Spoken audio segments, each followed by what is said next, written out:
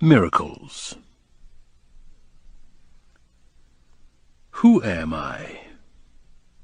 And how, I wonder, will this story end? The sun has come up, and I am sitting by a window that is foggy with the breath of a life gone by. I'm a sight this morning. 2 shirts, heavy pants, a scarf wrapped twice around my neck, and tucked into a thick sweater knitted by my daughter 30 birthdays ago.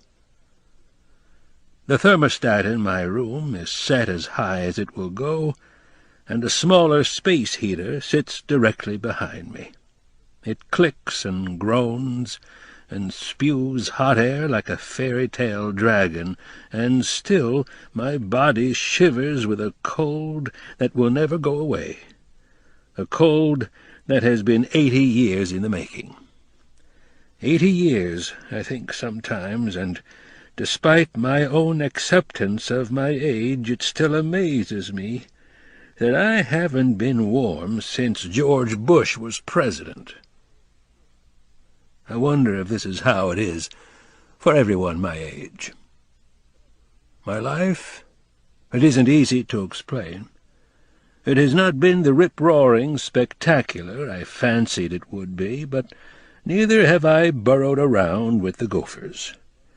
I suppose it has most resembled a blue-chip stock, fairly stable, more ups than downs, and gradually trending upward over time.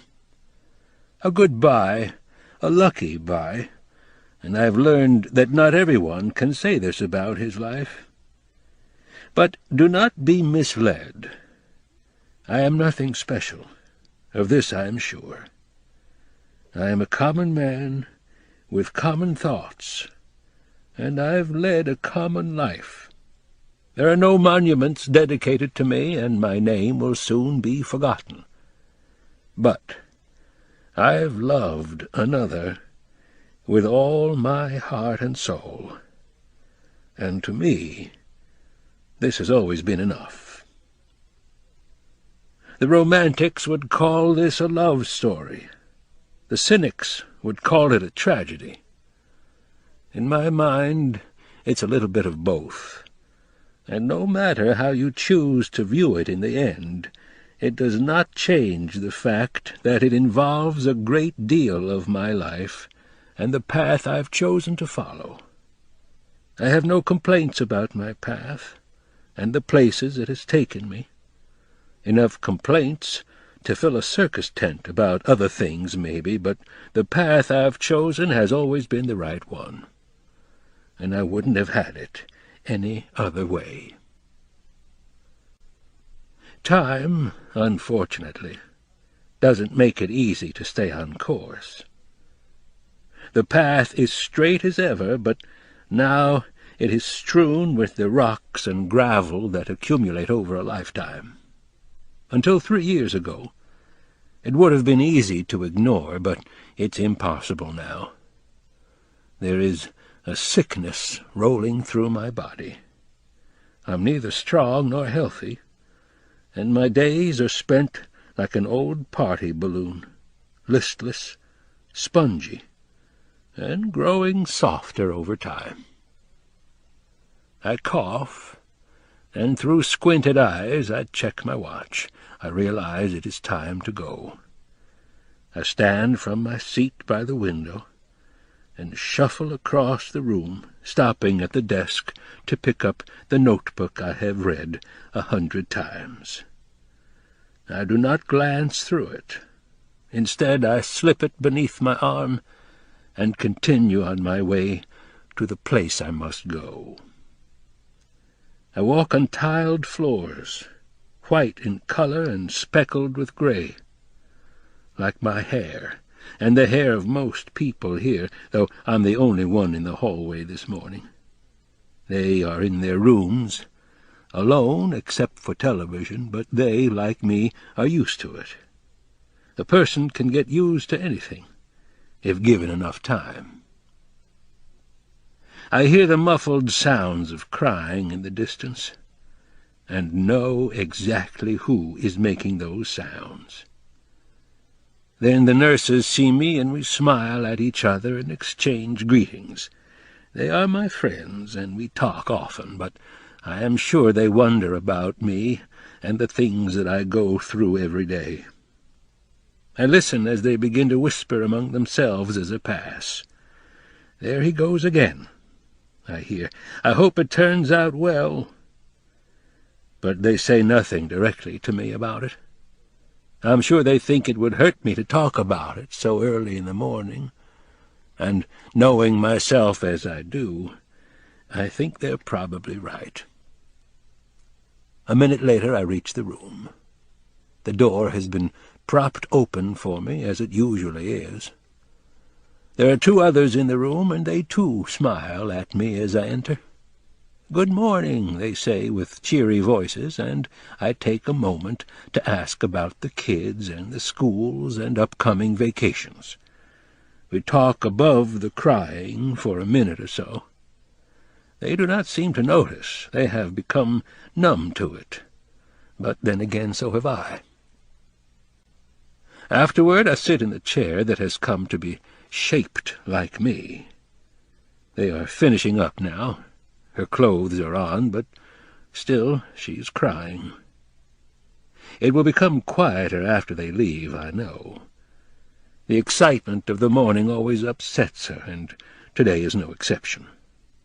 Finally the shade is opened, and the nurses walk out. Both of them touch me and smile as they walk by. I wonder what this means. I sit for just a second and stare at her, but she doesn't return the look. I understand, for she doesn't know who I am. I'm a stranger to her. Then, turning away, I bow my head and pray silently for the strength I know I will need. I have always been a firm believer in God and the power of prayer, though, to be honest, my faith has made for a list of questions I definitely want answered after I'm gone. Ready now. On go the glasses. Out of my pocket comes a magnifier. I put it on the table for a moment while I open the notebook. It takes 2 licks on my gnarled finger to get the well-worn cover open to the first page. Then I put the magnifier in place. There is always a moment right before I begin to read the story when my mind churns, and I wonder, will it happen today? I don't know, for I never know beforehand, and deep down it really doesn't matter. It's the possibility that keeps me going, not the guarantee. A sort of wager on my part. And though you may call me a dreamer, or fool, or any other thing, I believe that anything is possible. I realize the odds and science are against me. But science is not the total answer. This I know, this I have learned in my lifetime. And that leaves me with the belief that miracles, no matter how inexplicable or unbelievable, are real and can occur without regard to the natural order of things. So, once again, just as I do every day, I begin to read the notebook aloud, so that she can hear it, in the hope that the miracle that has come to dominate my life will once again prevail. And maybe, just maybe, it will. Ghosts. It was early October, 1946, and Noah Calhoun watched the fading sun sink lower from the wraparound porch of his plantation-style home. He liked to sit here in the evenings, especially after working hard all day, and let his thoughts wander without conscious direction. It was how he relaxed, a routine he'd learned from his father. He especially liked to look at the trees and their reflections in the river. North Carolina trees are beautiful in deep autumn. Greens, yellows, reds, oranges, every shade in between. Their dazzling colors glow with the sun. And for the 100th time, Noah Calhoun wondered if the original owners of the house had spent their evenings thinking the same things. The house was built in 1772, making it one of the oldest as well as largest homes in New Bern. Originally it was the main house on a working plantation, and he had bought it right after the war ended, and had spent the last 11 months and a small fortune repairing it. The reporter from the Raleigh paper had done an article on it a few weeks ago, and said it was one of the finest restorations he'd ever seen. At least the house was. The remaining property was another story, and that was where he'd spent most of the day. The home sat on 12 acres, adjacent to Bryce's Creek, and he'd worked on the wooden fence that lined the other 3 sides of the property, checking for dry rot or termites, replacing posts when he had to. He still had more work to do on it, especially on the west side, and as he'd put the tools away earlier, he'd made a mental note to call and have some more lumber delivered. He'd gone into the house, drunk a glass of sweet tea, then showered. He always showered at the end of the day, the water washing away both dirt and fatigue. Afterward, he'd combed his hair back, put on some faded jeans and a long-sleeved blue shirt, poured himself another glass of sweet tea, and gone to the porch, where he now sat, where he sat every day at this time. He stretched his arms above his head, then out to the sides, rolling his shoulders as he completed the routine. He felt good and clean now, fresh. His muscles were tired, and he knew he'd be a little sore tomorrow, but he was pleased that he had accomplished most of what he had wanted to do. Noah reached for his guitar, remembering his father as he did so, thinking how much he missed him. He strummed once, adjusted the tension on 2 strings, then strummed again. This time it sounded about right, and he began to play. Soft music. Quiet music. He hummed for a little while at first, then began to sing as night came down around him. He played and sang until the sun was gone and the sky was black. It was a little after 7 when he quit, and he settled back into his chair and began to rock. By habit he looked upward and saw Orion and the Big Dipper, Gemini and the Pole Star twinkling in the autumn sky. He started to run the numbers in his head, then stopped. He knew he'd spent almost his entire savings on the house and would have to find a job again soon, but he pushed the thought away and decided to enjoy the remaining months of restoration without worrying about it. It would work out for him, he knew. It always did. Besides, thinking about money usually bored him. Early on he'd learned to enjoy simple things, things that couldn't be bought, and he had a hard time understanding people who felt otherwise. It was another trait he got from his father. Clem, his hound dog, came up to him then and nuzzled his hand before lying down at his feet. "Hey, girl, how you doing?" he asked as he patted her head, and she whined softly, her soft, round eyes peering upward. A car accident had taken her leg, but she still moved well enough and kept him company on quiet nights like these. He was 31 now, not too old, but old enough to be lonely. He hadn't dated since he'd been back here, hadn't met anyone who remotely interested him. It was his own fault, he knew. There was something that kept a distance between him and any woman who started to get close, something he wasn't sure he could change even if he tried. and sometimes in the moments right before sleep came, he wondered if he was destined to be alone forever. The evening passed, staying warm, nice. Noah listened to the crickets and the rustling leaves, thinking that the sound of nature was more real and aroused more emotion than things like cars and planes. Natural things gave back more than they took, and their sounds always brought him back to the way man was supposed to be. There were times during the war, especially after a major engagement, when he had often thought about these simple sounds. "It'll keep you from going crazy," his father had told him the day he'd shipped out. "It's God's music, and it'll take you home." He finished his tea, went inside, found a book, then turned on the porch light on his way back out. After sitting down again, he looked at the book. It was old, the cover was torn, and the pages were stained with mud and water. It was Leaves of Grass by Walt Whitman, and he had carried it with him throughout the war. It had even taken a bullet for him once. He rubbed the cover, dusting it off just a little. Then he let the book open randomly, and read the words in front of him. "This is thy hour, O soul, thy free flight into the wordless, away from books, away from art, the day erased, the lesson done.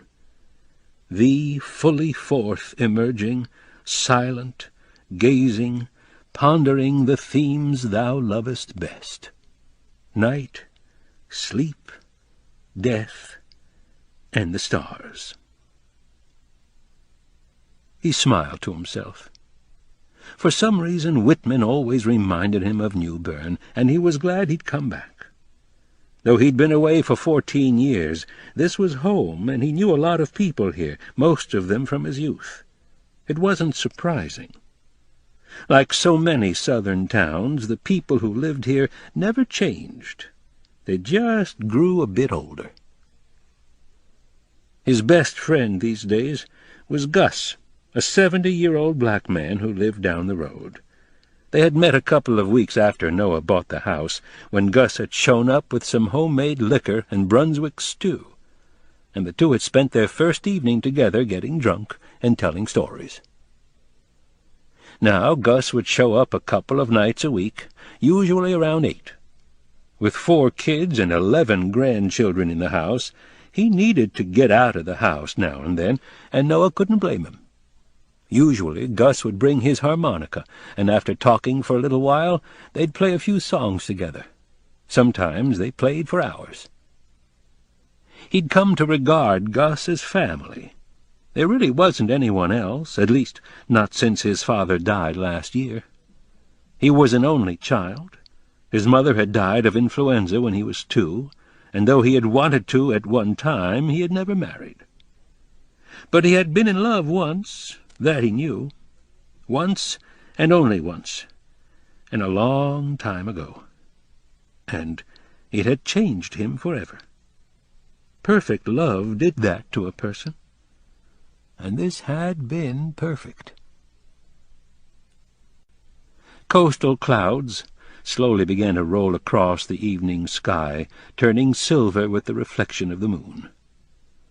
As they thickened, he leaned his head back and rested it against the rocking chair.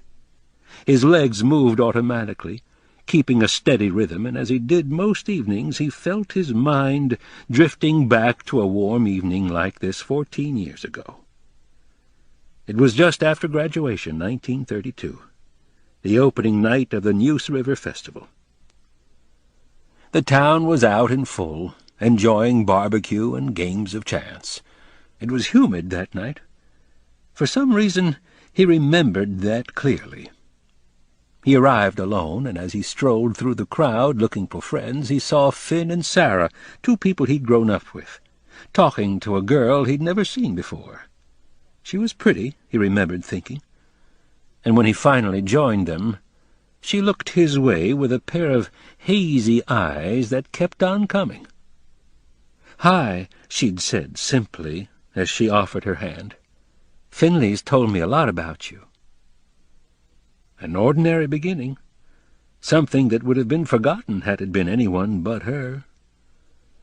But as he shook her hand and met those striking emerald eyes, he knew before he'd taken his next breath that she was the one he could spend the rest of his life looking for, but never find again. She seemed that good, that perfect, while a summer wind blew through the trees. From there, it went like a tornado wind. Finn told him she was spending the summer in New Bern with her family because her father worked for R.J. Reynolds, and though he only nodded, the way she was looking at him made his silence seem okay.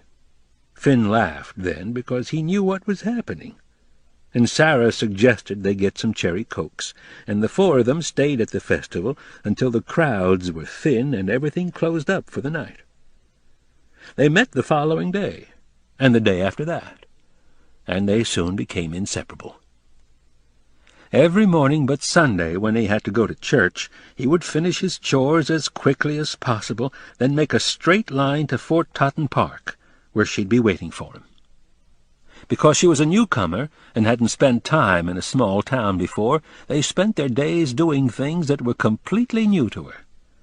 He taught her how to bait a line and fish the shallows for largemouth bass, and took her exploring through the backwoods of the Croatan forest. They rode in canoes and watched summer thunderstorms, and to him it seemed as though they'd always known each other. But he learned things as well. At the town dance in the tobacco barn, it was she who taught him how to waltz and do the Charleston. And though they stumbled through the first few songs, her patience with him eventually paid off, and they danced together until the music ended. He walked her home afterward, and when they paused on the porch after saying good night, he kissed her for the first time and wondered why he had waited as long as he had. Later in the summer he brought her to this house, looked past the decay, and told her that one day he was going to own it and fix it up. They spent hours together talking about their dreams, his of seeing the world, hers of being an artist. And on a humid night in August, they both lost their virginity. When she left 3 weeks later, she took a piece of him and the rest of summer with her. He watched her leave town on an early rainy morning, watched through eyes that hadn't slept the night before, and went home and packed a bag. He spent the next week alone on Harker's Island. Noah ran his hands through his hair and checked his watch. 8:12. He got up and walked to the front of the house and looked up the road. Gus wasn't in sight, and Noah figured he wouldn't be coming. He went back to his rocker and sat again. He remembered talking to Gus about her. The first time he mentioned her, Gus started to shake his head and laugh. "So that's the ghost you've been running from." When asked what he meant, Gus said, "You know, the ghost, the memory.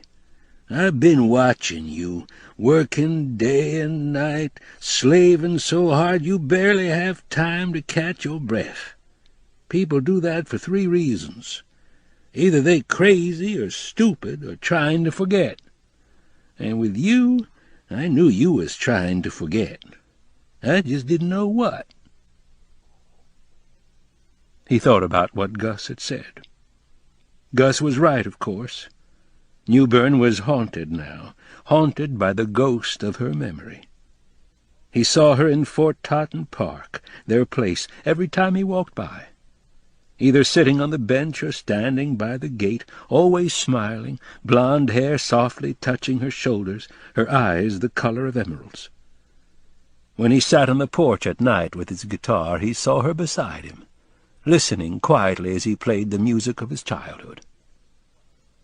He felt the same when he went to Gaston's drugstore or to the Masonic Theater, or even when he strolled downtown. Everywhere he looked, he saw her image, saw things that brought her back to life. It was odd, he knew that. He had grown up in New Bern, spent his first 17 years here. But when he thought about New Bern, he seemed to remember only the last summer, the summer they were together. Other memories were simply fragments, pieces here and there of growing up, and few, if any, evoked any feeling. He had told Gus about it one night, and not only had Gus understood, but he had been the first to explain why. He said simply, "My daddy used to tell me that the first time you fall in love, it changes your life forever. And no matter how hard you try, the feeling never goes away.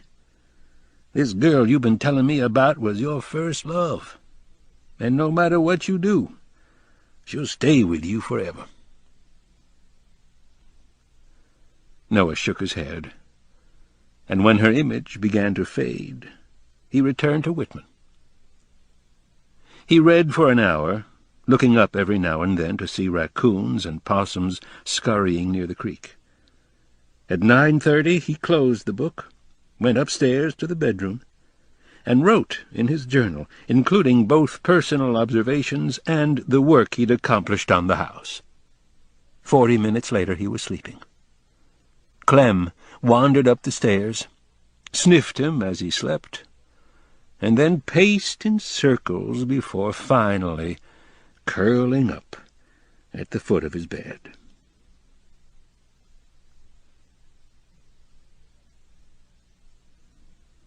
Earlier that evening, and 100 miles away, she sat alone on the porch swing of her parents' home, one leg crossed beneath her. The seat had been slightly damp when she sat down. Rain had fallen earlier, hard and stinging, but the clouds were fading now, and she looked past them toward the stars, wondering if she'd made the right decision.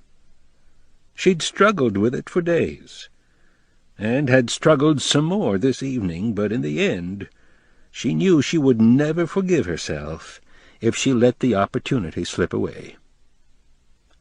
Lon didn't know the real reason she left the following morning.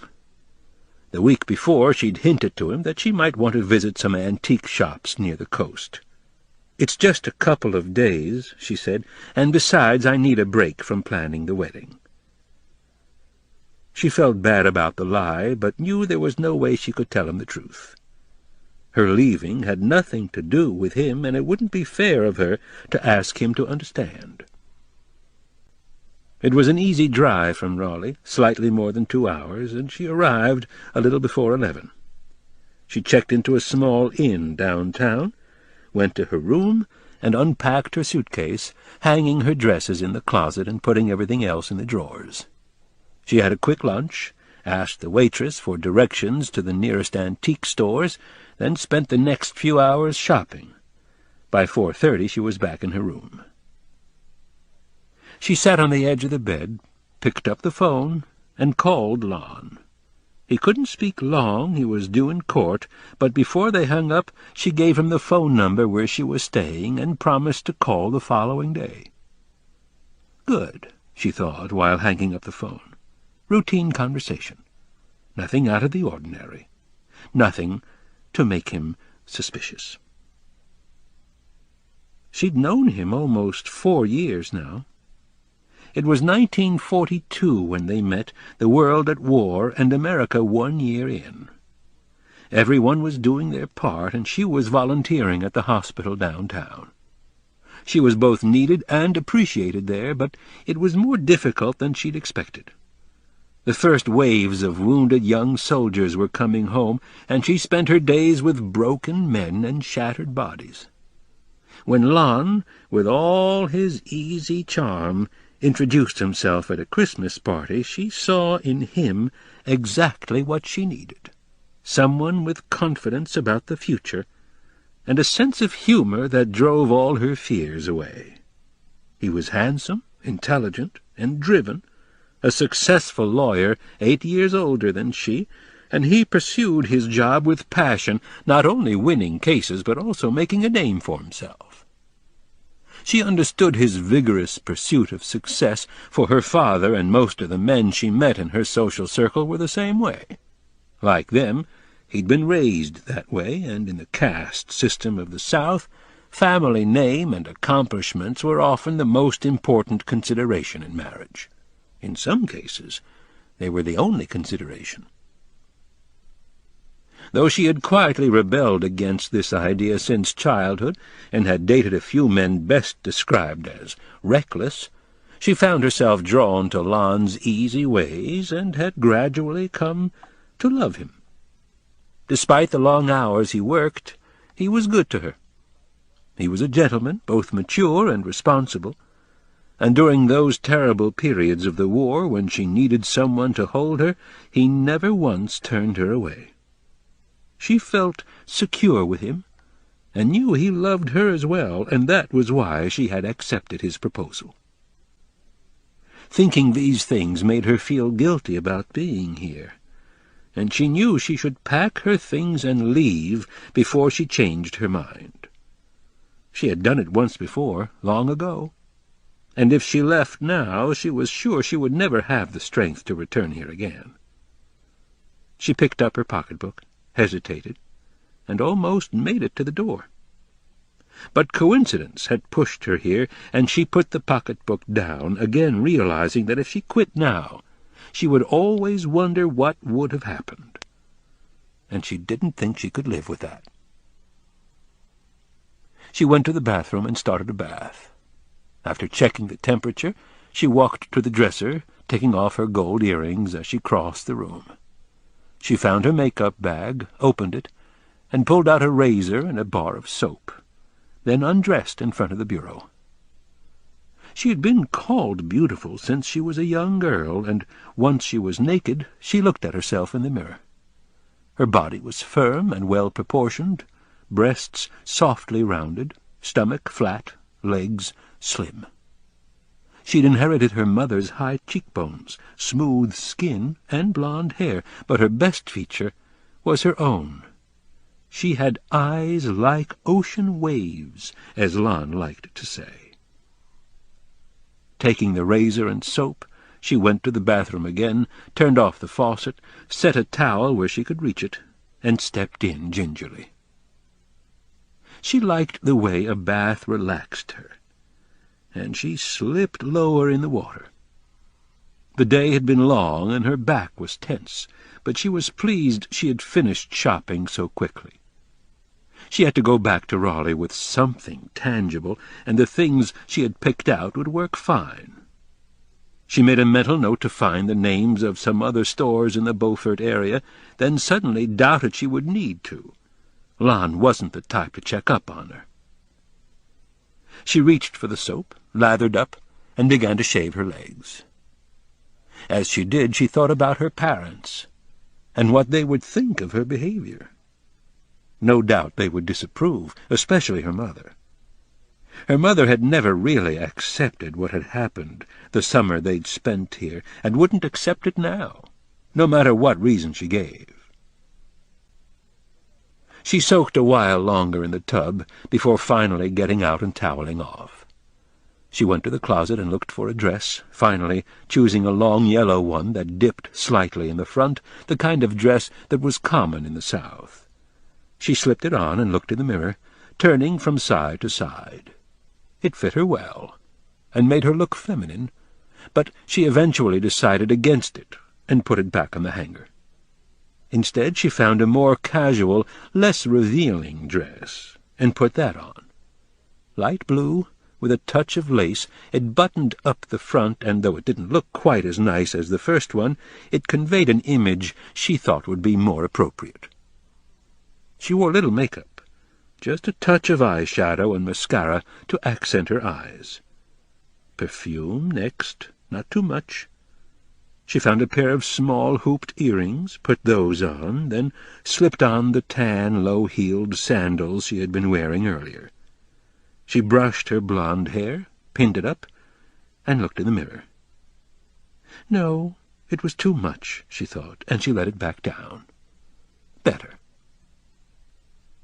When she was finished, she stepped back and evaluated herself. She looked good. Not too dressy, not too casual. She didn't want to overdo it. After all, she didn't know what to expect. It had been a long time, probably too long, and many different things could have happened, even things she didn't want to consider.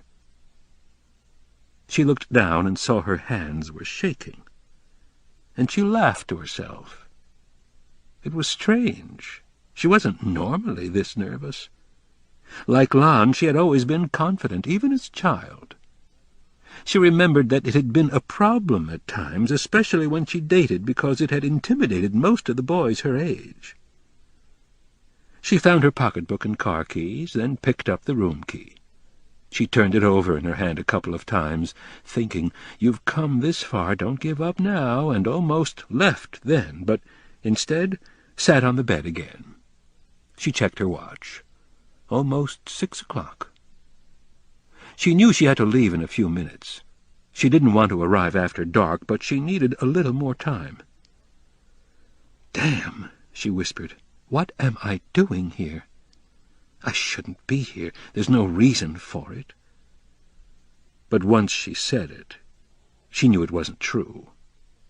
There was something here. If nothing else, she would have her answer. She opened her pocketbook and thumbed through it until she came to a folded-up piece of newspaper. After taking it out slowly, almost reverently, being careful not to rip it, she unfolded it and stared at it for a while. "This is why," she finally said to herself. "This is what it's all about." Noah got up at 5 and kayaked for an hour up Bryce's Creek, as he usually did. When he finished, he changed into his work clothes, warmed some biscuits from the day before, grabbed a couple of apples, and washed his breakfast down with 2 cups of coffee. He worked on the fencing again, repairing most of the posts that needed it. It was Indian summer, the temperature over 80 degrees, and by lunchtime he was hot and tired and glad for the break.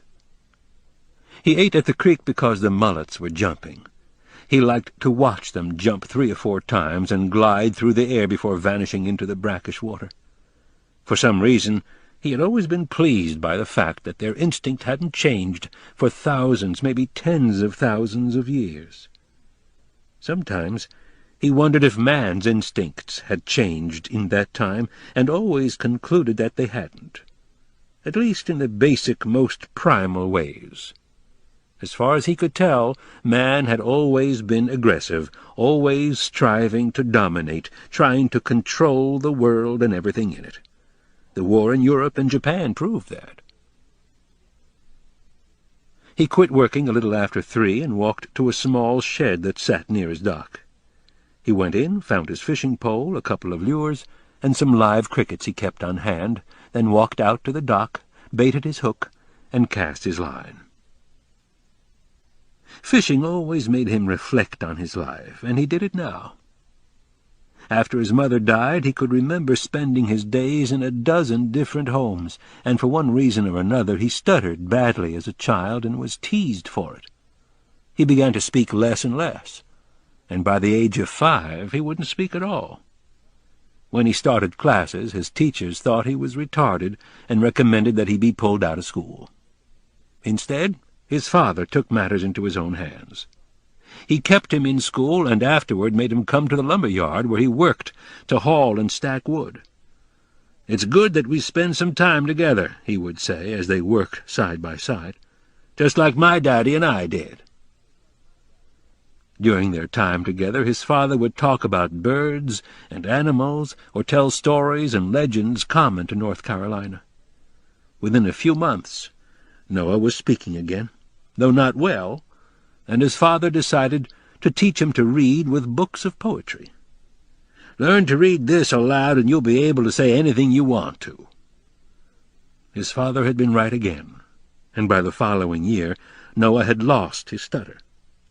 But he continued to go to the lumber yard every day simply because his father was there, and in the evenings he would read the works of Whitman and Tennyson aloud as his father rocked beside him. He had been reading poetry ever since. When he got a little older, he spent most of his weekends and vacations alone. He explored the Croatan forest in his first canoe, following Bryce's Creek for 20 miles until he could go no farther, then hiked the remaining miles to the coast. Camping and exploring became his passion, and he spent hours in the forest, sitting beneath blackjack oak trees, whistling quietly, and playing his guitar for beavers and geese and wild blue herons.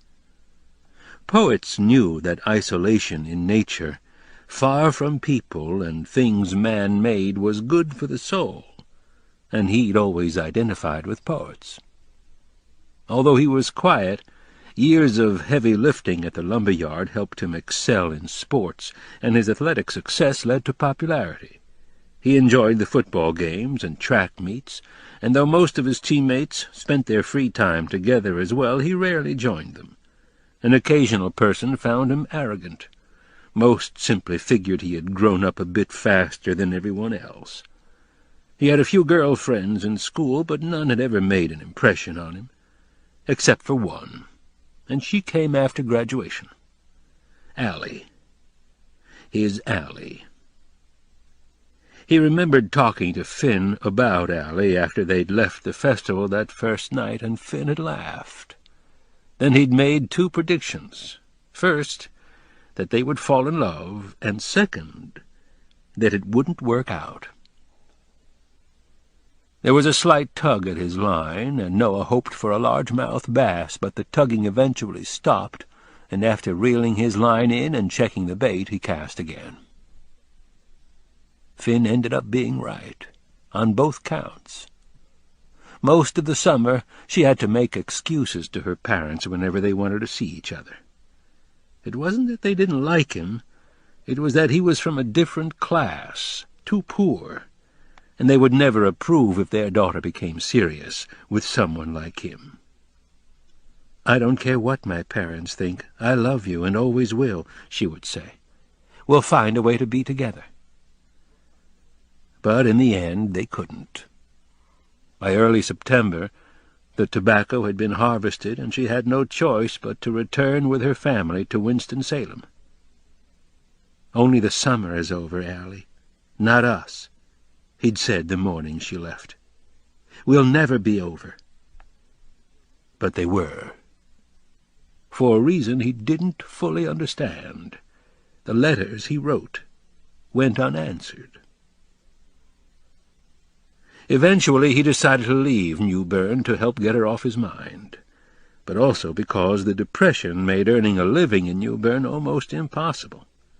He went first to Norfolk and worked at a shipyard for 6 months before he was laid off, then moved to New Jersey because he'd heard the economy wasn't so bad there. He eventually found a job in a scrap yard, separating scrap metal from everything else. The owner, a Jewish man named Morris Goldman, was intent on collecting as much scrap metal as he could, convinced that a war was going to start in Europe and that America would be dragged in again. Noah, though, didn't care about the reason. He was just happy to have a job. His years in the lumber yard had toughened him to this type of labor, and he worked hard. Not only did it help him keep his mind off Allie during the day, but it was something he felt he had to do. His daddy had always said, "Give a day's work for a day's pay. Anything less is stealing." That attitude pleased his boss. "It's a shame you aren't Jewish," Goldman would say. "You're such a fine boy in so many other ways." It was the best compliment Goldman could give. He continued to think about Allie, especially at night. He wrote her once a month, but never received a reply. Eventually he wrote a final letter, and forced himself to accept the fact that the summer they'd spent with one another was the only thing they'd ever share. Still, though, she stayed with him. 3 years after the last letter he went to Winston-Salem in the hope of finding her. He went to her house, discovered that she had moved, and after talking to some neighbors, finally called RJR. The girl who answered the phone was new and didn't recognize the name, but she poked around the personnel files for him. She found out that Allie's father had left the company and that no forwarding address was listed. That trip was the first and last time he ever looked for her. For the next 8 years he worked for Goldman. At first he was one of 12 employees, but as the years dragged on, the company grew and he was promoted. By 1940 he had mastered the business and was running the entire operation, brokering the deals and managing a staff of 30. The yard had become the largest scrap metal dealer on the East Coast. During that time he dated a few different women. He became serious with one, a waitress from the local diner with deep blue eyes and silky black hair. Although they dated for 2 years and had many good times together, he never came to feel the same way about her as he did about Allie. But neither did he forget her. She was a few years older than he was, and it was she who taught him the ways to please a woman, the places to touch and kiss, where to linger, the things to whisper. They would sometimes spend an entire day in bed, holding each other and making the kind of love that fully satisfied both of them. She had known they wouldn't be together forever. Toward the end of their relationship, she'd told him once, "I wish I could give you what you're looking for, but I don't know what it is. There's a part of you that you keep closed off from everyone, including me. It's as if I'm not the one you're really with. Your mind is on someone else." He tried to deny it, but she didn't believe him. "I'm a woman. I know these things. When you look at me sometimes, I know you're seeing someone else. It's like you keep waiting for her to pop out of thin air to take you away from all this." A month later she visited him at work and told him she'd met someone else. He understood. They parted as friends, and the following year he received a postcard from her saying she was married. He hadn't heard from her since. While he was in New Jersey, he would visit his father once a year around Christmas. They'd spend some time fishing and talking, and once in a while they'd take a trip to the coast, to go camping on the Outer Banks near Ocracoke. In December 1941, when he was 26, the war began, just as Goldman had predicted. Noah walked into his office the following month and informed Goldman of his intent to enlist, then returned to New Bern to say goodbye to his father. 5 weeks later he found himself in boot camp. While there, he received a letter from Goldman thanking him for his work, together with a copy of a certificate entitling him to a small percentage of the scrap yard if it ever sold. "I couldn't have done it without you," the letter said. "You're the finest young man who ever worked for me, even if you aren't Jewish." He spent his next 3 years with Patton's Third Army, tramping through deserts in North Africa and forests in Europe with 30 pounds on his back, his infantry unit never far from action. He watched his friends die around him, watched as some of them were buried thousands of miles from home. Once, while hiding in a foxhole near the Rhine, he imagined he saw Allie watching over him. He remembered the war ending in Europe, then a few months later in Japan. Just before he was discharged, he received a letter from a lawyer in New Jersey representing Morris Goldman. Upon meeting the lawyer, he found out that Goldman had died a year earlier and his estate liquidated. The business had been sold, and Noah was given a check for almost $70,000. For some reason he was oddly unexcited about it. The following week he returned to New Bern and bought the house. He remembered bringing his father around later, showing him what he was going to do, pointing out the changes he intended to make. His father seemed weak as he walked around, coughing and wheezing. Noah was concerned, but his father told him not to worry, assuring him that he had the flu. Less than 1 month later, his father died of pneumonia, and was buried next to his wife in the local cemetery. Noah tried to stop by regularly to leave some flowers. Occasionally he left a note, and every night, without fail, he took a moment to remember him, then said a prayer for the man who'd taught him everything that mattered. After reeling in the line, he put the gear away and went back to the house. His neighbor, Martha Shaw, was there to thank him, bringing 3 loaves of homemade bread and some biscuits in appreciation for what he'd done. Her husband had been killed in the war, leaving her with 3 children and a tired shack of a house to raise them in. Winter was coming, and he'd spent a few days at her place last week, repairing her roof, replacing broken windows and sealing the others, and fixing her wood stove. Hopefully it would be enough to get them through. Once she'd left, he got in his battered Dodge truck and went to see Gus. He always stopped there when he was going to the store because Gus's family didn't have a car. One of the daughters hopped up and rode with him, and they did their shopping at Capers General Store. When he got home, he didn't unpack the groceries right away. Instead, he showered, found a Budweiser and a book by Dylan Thomas, and went to sit on the porch.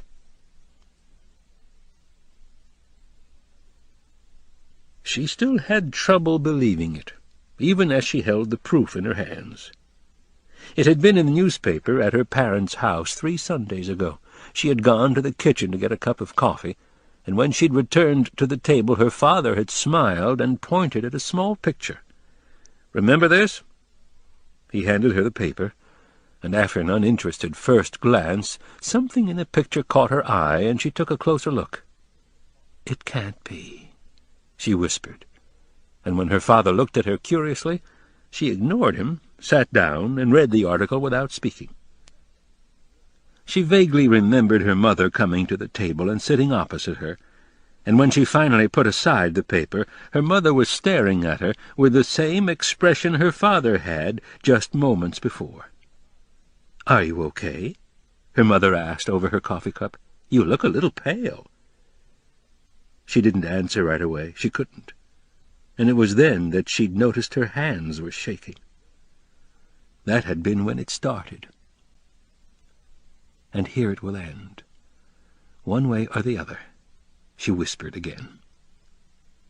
She refolded the scrap of paper and put it back, remembering that she had left her parents' home later that day with the paper so she could cut out the article. She read it again before she went to bed that night, trying to fathom the coincidence, and read it again the next morning as if to make sure the whole thing wasn't a dream. And now, after 3 weeks of long walks alone, after 3 weeks of distraction, it was the reason she'd come.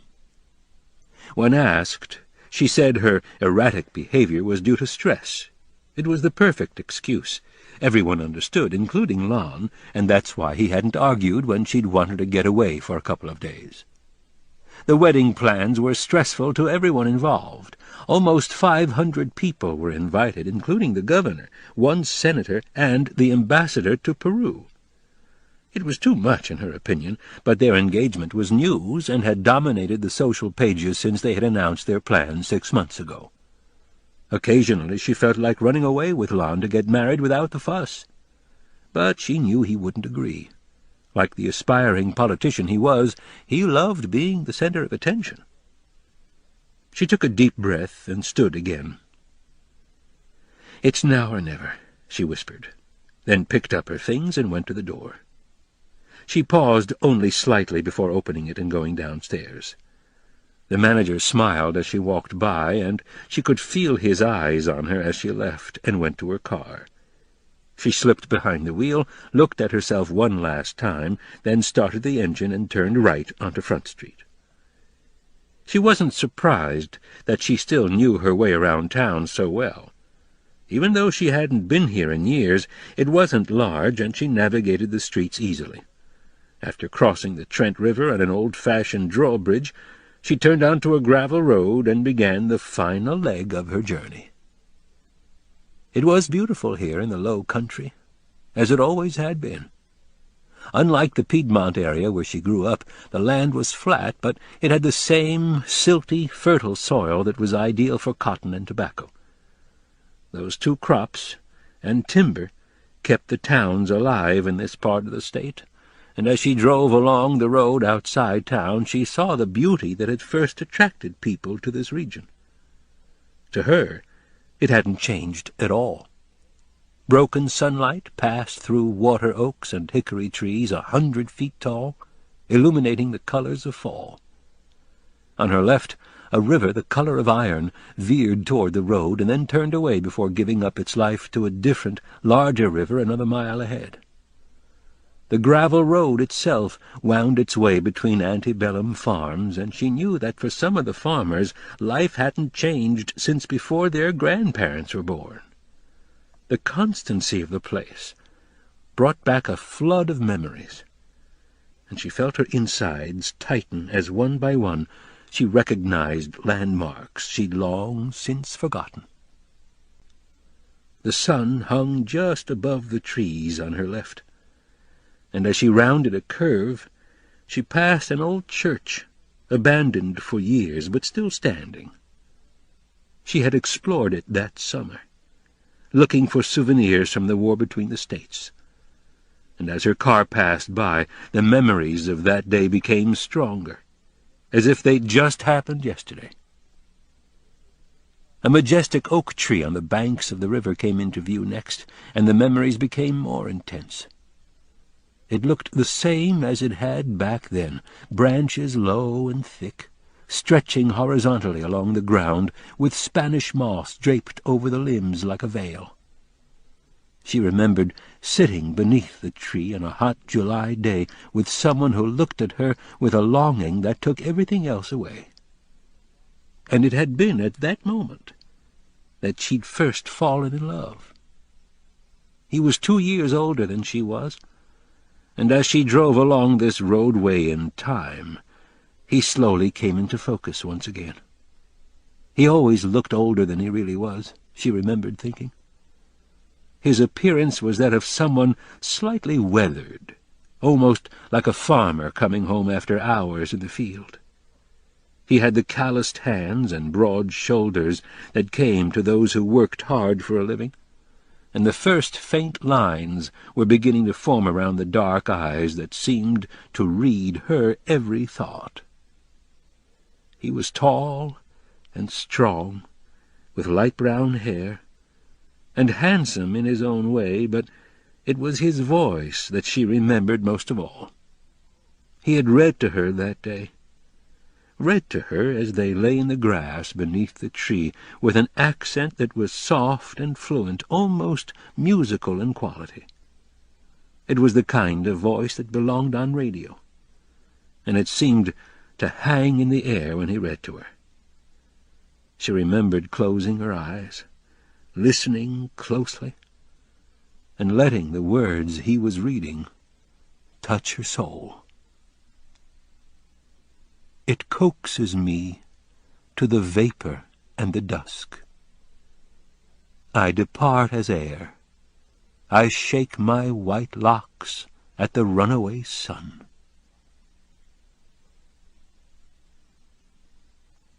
He thumbed through old books with dog-eared pages, books he'd read 100 times. He'd read for a while, then stop, and the two of them would talk. She would tell him what she wanted in her life, her hopes and dreams for the future, and he would listen intently and then promise to make it all come true. And the way he said it made her believe him, and she knew then how much he meant to her. Occasionally, when she asked, he would talk about himself, or explain why he had chosen a particular poem and what he thought of it, and at other times he just studied her in that intense way of his. They watched the sun go down and ate together under the stars. It was getting late by then, and she knew her parents would be furious if they knew where she was. At that moment, though, it really didn't matter to her. All she could think about was how special the day had been, how special he was. And as they started toward her house a few minutes later, he took her hand in his, and she felt the way it warmed her the whole way back. Another turn in the road, and she finally saw it in the distance. The house had changed dramatically from what she remembered. She slowed the car as she approached, turning into the long, tree-lined dirt drive that led to the beacon that had summoned her from Raleigh. She drove slowly, looking toward the house, and took a deep breath when she saw him on the porch, watching her car.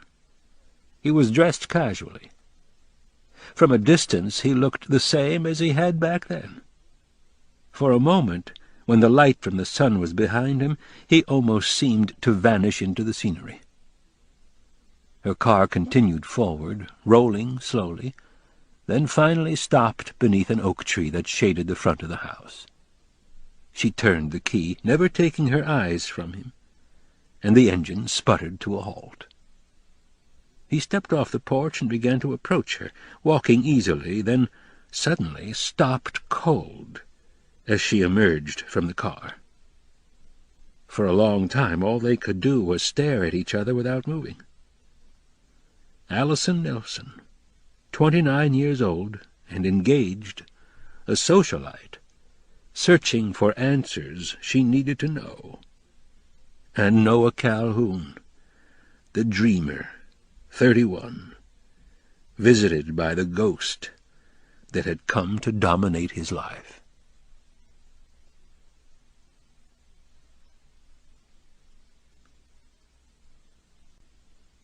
Reunion.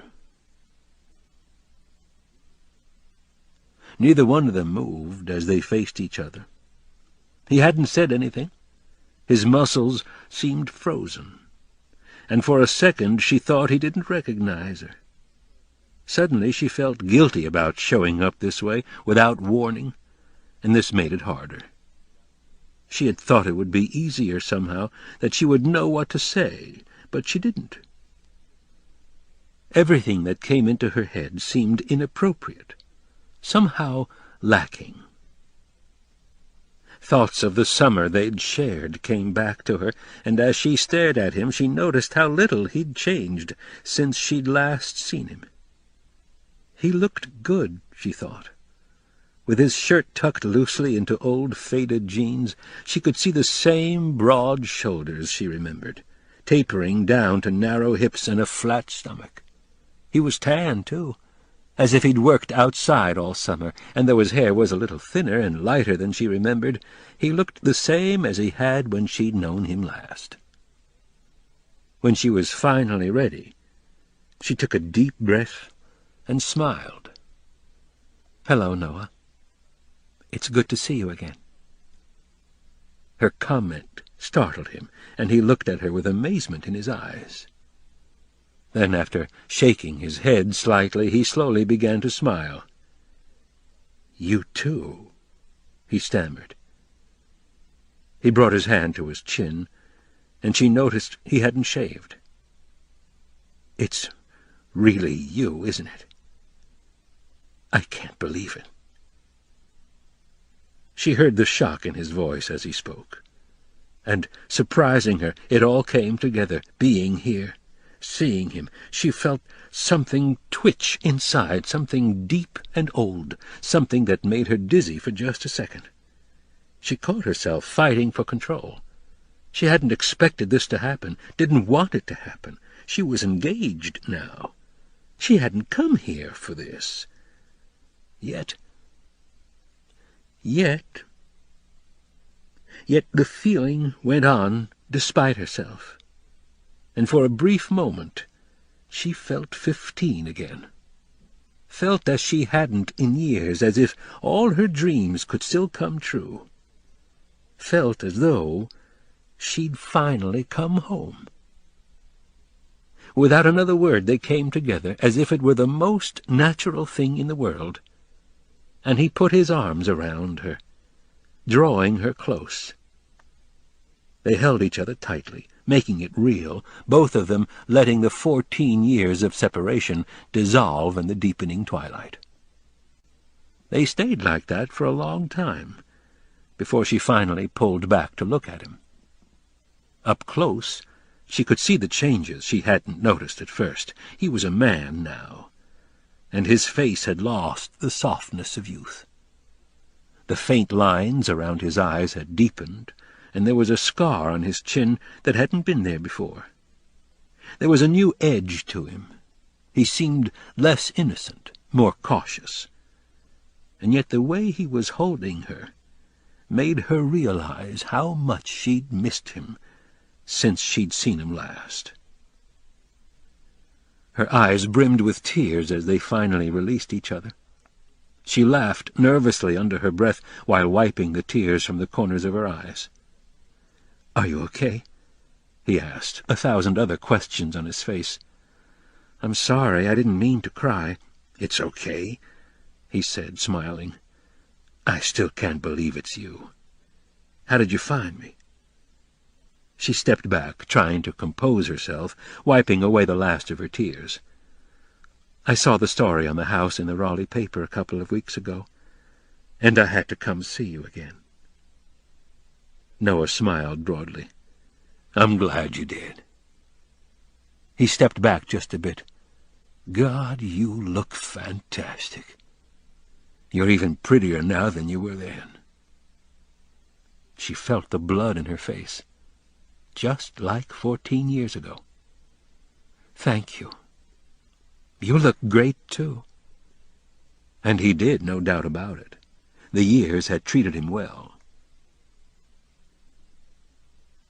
"So what have you been up to?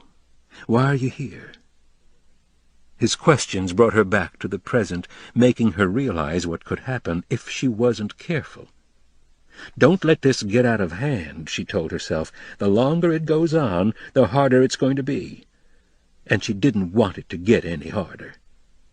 But God, those eyes, those soft, dark eyes. She turned away and took a deep breath, wondering how to say it. And when she finally started, her voice was quiet. "Noah, before you get the wrong idea, I did want to see you again, but there's more to it than just that." She paused for a second. "I came here for a reason. There's something I have to tell you." "What is it?" She looked away and didn't answer for a moment, surprised that she couldn't tell him just yet. In the silence, Noah felt a sinking feeling in his stomach. Whatever it was bad. "I don't know how to say it. I thought I did at first, but now I'm not so sure." The air was suddenly rattled by the sharp cry of a raccoon, and Clem came out from under the porch, barking gruffly. Both of them turned at the commotion, and Allie was glad for the distraction. "Is he yours?" she asked. Noah nodded, feeling the tightness in his stomach. "Actually, it's a she. Clementine's her name, but yeah, she's all mine." They both watched as Clem shook her head, stretched, then wandered toward the sounds. Allie's eyes widened just a bit when she saw her limp away. "What happened to her leg?" she asked, stalling for time. "Hit by a car a few months back. Doc Harrison, the vet, called me to see if I wanted her because her owner didn't anymore. After I saw what had happened, I guess I just couldn't let her be put down." "You were always nice like that," she said, trying to relax. She paused, then looked past him toward the house. "You did a wonderful job restoring it. It looks perfect, just like I knew it would someday." He turned his head in the same direction as hers while he wondered about the small talk and what she was holding back. "Thanks, that's nice of you. It was quite a project, though. I don't know if I would do it again." "Of course you would," she said. She knew exactly how he felt about this place, but then she knew how he felt about everything. Or at least she had a long time ago. And with that thought, she realized how much had changed since then. They were strangers now. She could tell by looking at him. Could tell that 14 years apart was a long time, too long. "What is it, Allie?" He turned to her, compelling her to look, but she continued to stare at the house. "I'm being rather silly, aren't I?" she asked, trying to smile. "What do you mean?" "This whole thing.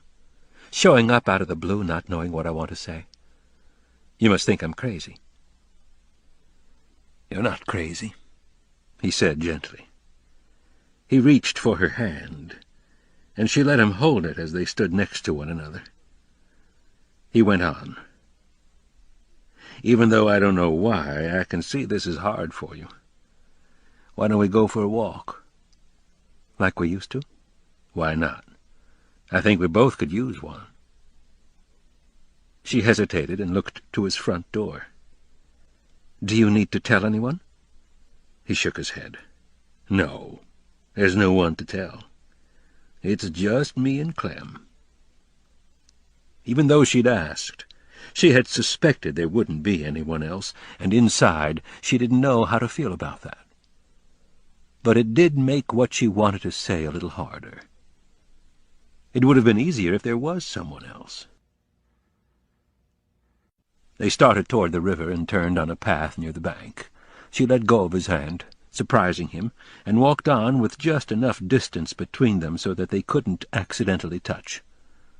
He looked at her. She was pretty still, with thick hair and soft eyes, and she moved so gracefully that it almost seemed as though she were gliding. He'd seen beautiful women before, though, women who caught his eye, but to his mind they usually lacked the traits he found most desirable. Traits like intelligence, confidence, strength of spirit, passion, traits that inspired others to greatness, traits he aspired to himself. Allie had those traits, he knew, and as they walked now he sensed them once again lingering beneath the surface. A living poem had always been the words that came to mind when he tried to describe her to others. "How long have you been back here?" she asked as the path gave way to a small grass hill. "Since last December. I worked up north for a while, then spent the last 3 years in Europe." She looked at him with questions in her eyes. "The war?" He nodded, and she went on. "I thought you might be there. I'm glad you made it out okay." "Me too," he said. "Are you glad to be back home?" "Yeah, my roots are here. This is where I'm supposed to be." He paused. "But what about you?" He asked the question softly, suspecting the worst. It was a long moment before she answered. "I'm engaged." He looked down when she said it, suddenly feeling just a bit weaker. So that was it. That's what she needed to tell him. "Congratulations," he finally said, wondering how convincing he sounded. "When's the big day?" 3 weeks from Saturday. Lon wanted a November wedding." "Lon?" "Lon Hammond, Jr., my fiance." He nodded, not surprised. The Hammonds were one of the most powerful and influential families in the state. Cotton money. Unlike that of his own father, the death of Lon Hammond Sr. had made the front page of the newspaper. "I've heard of them. His father built quite a business. Did Lon take over for him?" She shook her head. "No, he's a lawyer. He has his own practice downtown." "With his name he must be busy." "He is. He works a lot." He thought he heard something in her tone, and the next question came automatically. "Does he treat you well?" She didn't answer right away, as if she were considering the question for the first time. Then, "Yes. He's a good man, Noah. You would like him." Her voice was distant when she answered, or at least he thought it was. Noah wondered if it was just his mind playing tricks on him. "How's your daddy doing?" she asked. Noah took a couple of steps before answering. "He passed on earlier this year, right after I got back." "I'm sorry," she said softly, knowing how much he had meant to Noah. He nodded, and the two walked in silence for a moment. They reached the top of the hill and stopped. The oak tree was in the distance, with the sun glowing orange behind it. Allie could feel his eyes on her as she stared in that direction. "A lot of memories there, Allie." She smiled. "I know. I saw it when I came in." "Do you remember the day we spent there?" "Yes," he answered, volunteering no more. "Do you ever think about it?" "Sometimes," he said. "Usually when I'm working out this way. It sits on my property now." "You bought it?" "I just couldn't bear to see it turned into kitchen cabinets." She laughed under her breath, feeling strangely pleased about that. Do you still read poetry? He nodded. Yeah, I never stopped. I guess it's in my blood. Do you know you're the only poet I've ever met? I'm no poet. I read, but I can't write a verse. I've tried. You're still a poet, Noah Taylor Calhoun. Her voice softened. I still think about it a lot.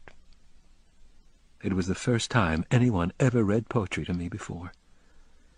In fact, it's the only time. Her comment made both of them drift back and remember as they slowly circled back to the house, following a new path that passed near the dock. As the sun dropped a little lower and the sky turned orange, he asked, "So, how long are you staying?" "I don't know. Not long. Maybe until tomorrow or the next day." "Is your fiance here on business?" She shook her head. "No. He's still in Raleigh." Noah raised his eyebrows. "Does he know you're here?" She shook her head again and answered slowly, "No. I told him I was looking for antiques.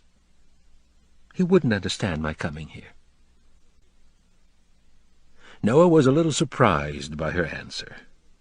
It was one thing to come and visit, but it was an entirely different matter to hide the truth from her fiancé.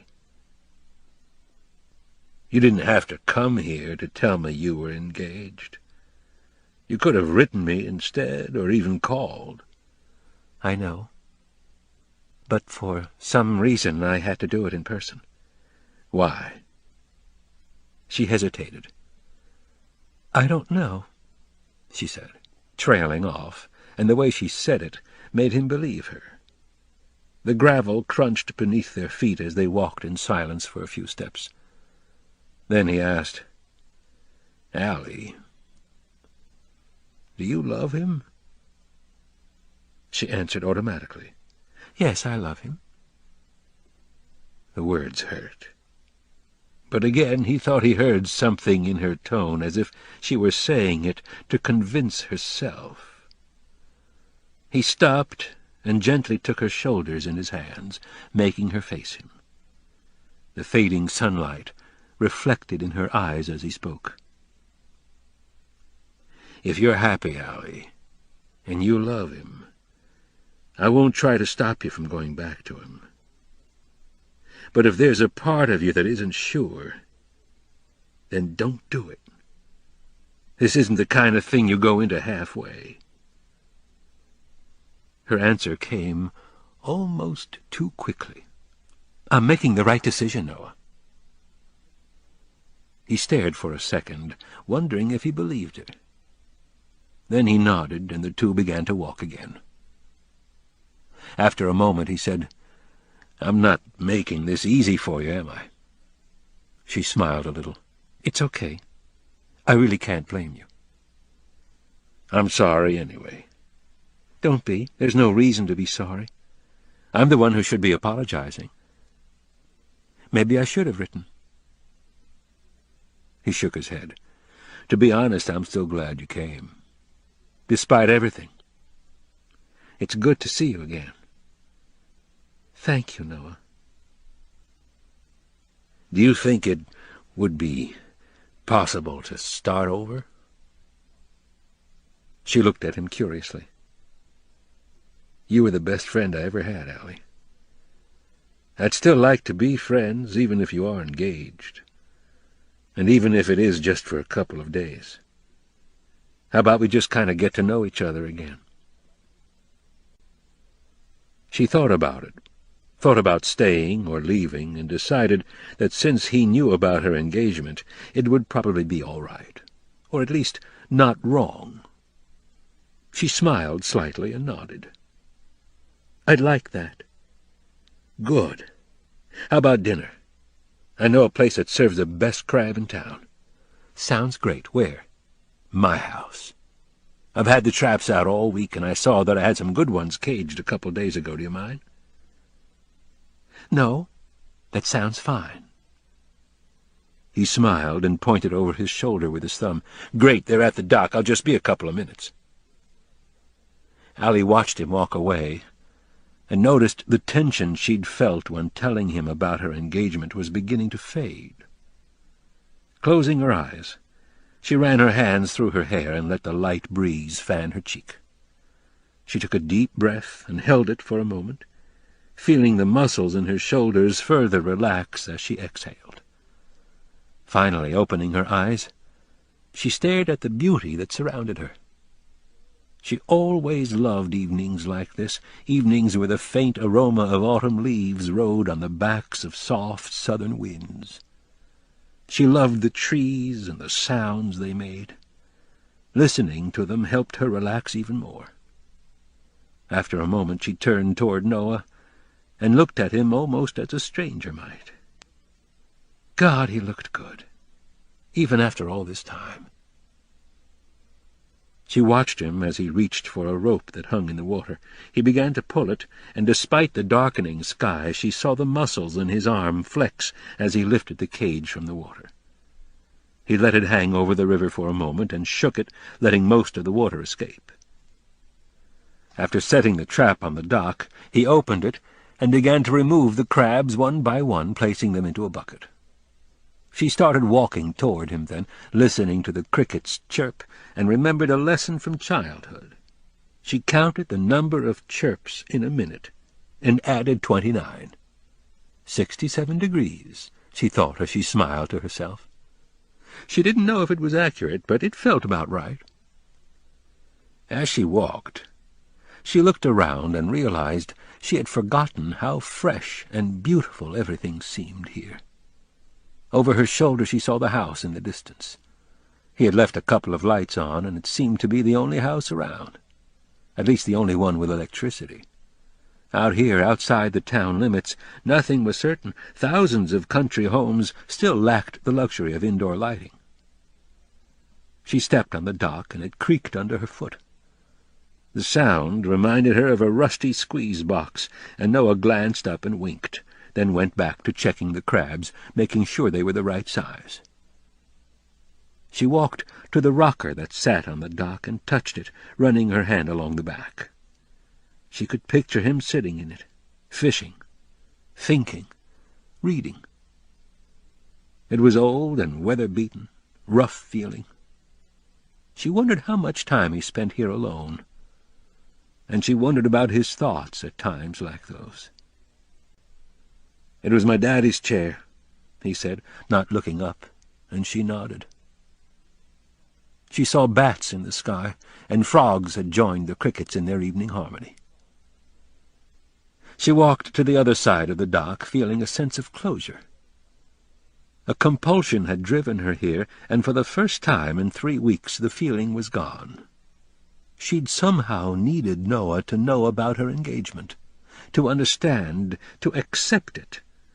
She was sure of that now.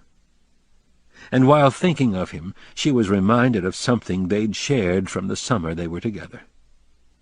With head down, she paced around slowly, looking for it, until she found it.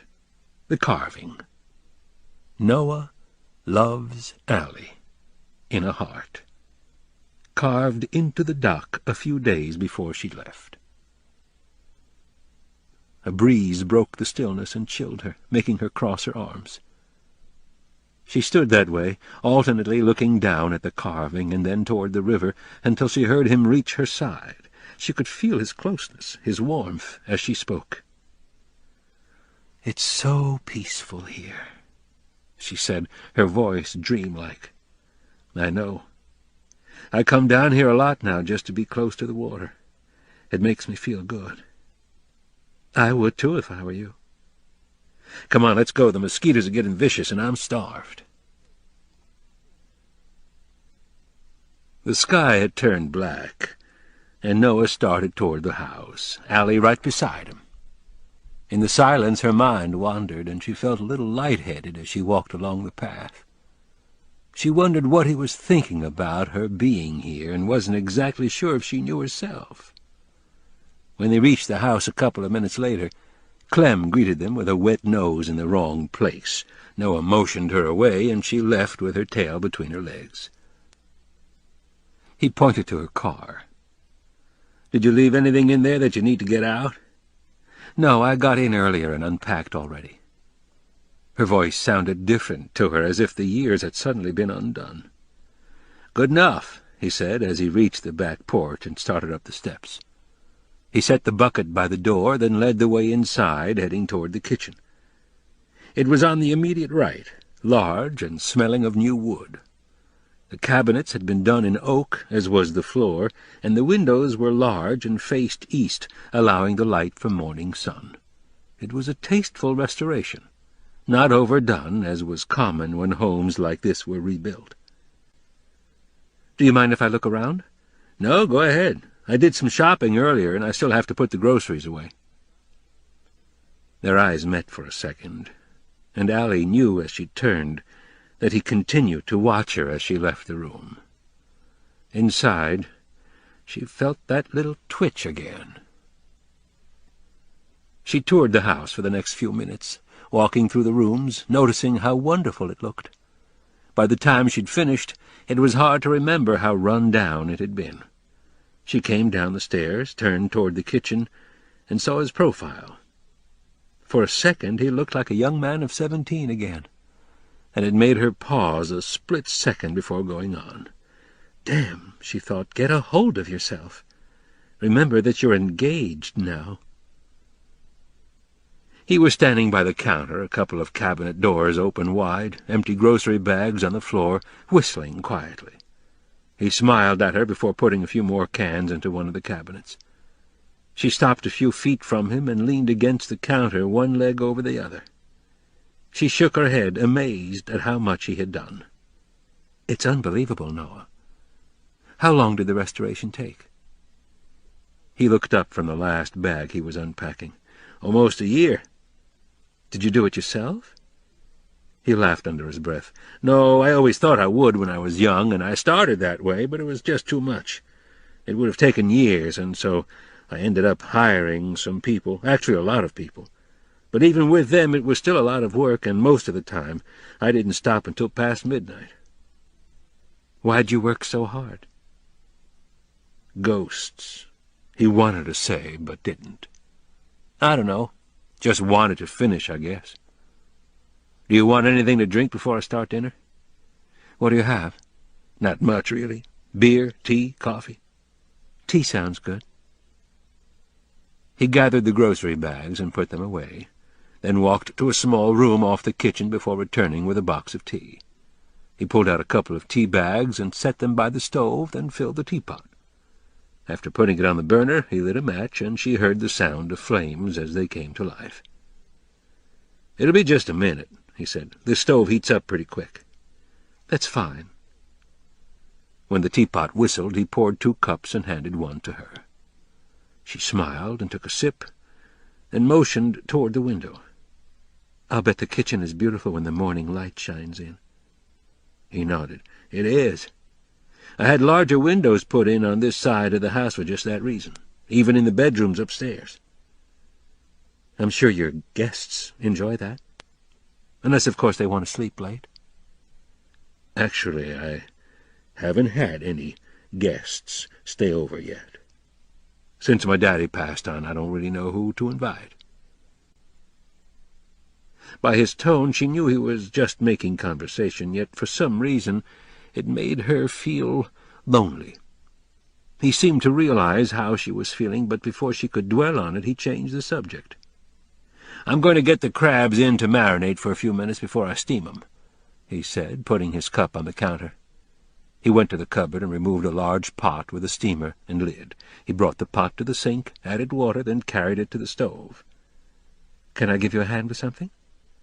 He answered over his shoulder. "Sure, how about cutting up some vegetables for the fryer? There's plenty in the icebox, and you can find a bowl over there." He motioned to the cabinet near the sink, and she took another sip of tea before setting her cup on the counter and retrieving the bowl. She carried it to the icebox and found some okra, zucchini, onions, and carrots on the bottom shelf. Noah joined her in front of the open door, and she moved to make room for him. She could smell him as he stood next to her. Clean, familiar, distinctive, and felt his arm brush against her as he leaned over and reached inside. He removed a beer and a bottle of hot sauce, then returned to the stove. Noah opened the beer and poured it in the water, then added the hot sauce and some other seasoning as well. After stirring the water to make sure the powders were dissolved, he went to the back door to get the crabs. He paused for a moment before going back inside and stared at Allie, watching her cut the carrots. As he did that, he wondered again why she had come, especially now that she was engaged. None of this seemed to make much sense to him. But then, Allie had always been surprising. He smiled to himself, remembering back to the way she had been, fiery, spontaneous, passionate, as he imagined most artists to be. And she was definitely that. Artistic talent like hers was a gift. He remembered seeing some paintings in the museums in New York and thinking that her work was just as good as what he had seen there. She had given him a painting before she'd left that summer. It hung above the fireplace in the living room. She'd called it a picture of her dreams, and to him it had seemed extremely sensual. When he looked at it, and he often did late in the evening, he could see desire in the colors and the lines, and if he focused carefully, he could imagine what she had been thinking with every stroke. A dog barked in the distance, and Noah realized he had been standing with the door open a long time. He quickly closed it, turning back to the kitchen. And as he walked, he wondered if she had noticed how long he'd been gone.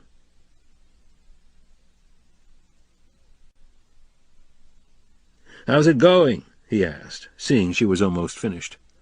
"Good, I'm almost done here. Anything else for dinner?" "I have some homemade bread that I was planning on." "Homemade?" "From a neighbor," he said as he put the pail in the sink. He started the faucet and began to rinse the crabs, holding them under the water, then letting them scurry around the sink while he rinsed the next one. Allie picked up her cup and came over to watch him. "Aren't you afraid they'll pinch you when you grab them?" "No, just grab them like this," he said, demonstrating, and she smiled. "I forget you've done this your whole life." "Newburn's small, but it does teach you how to do the things that matter." She leaned against the counter, standing close to him, and emptied her cup.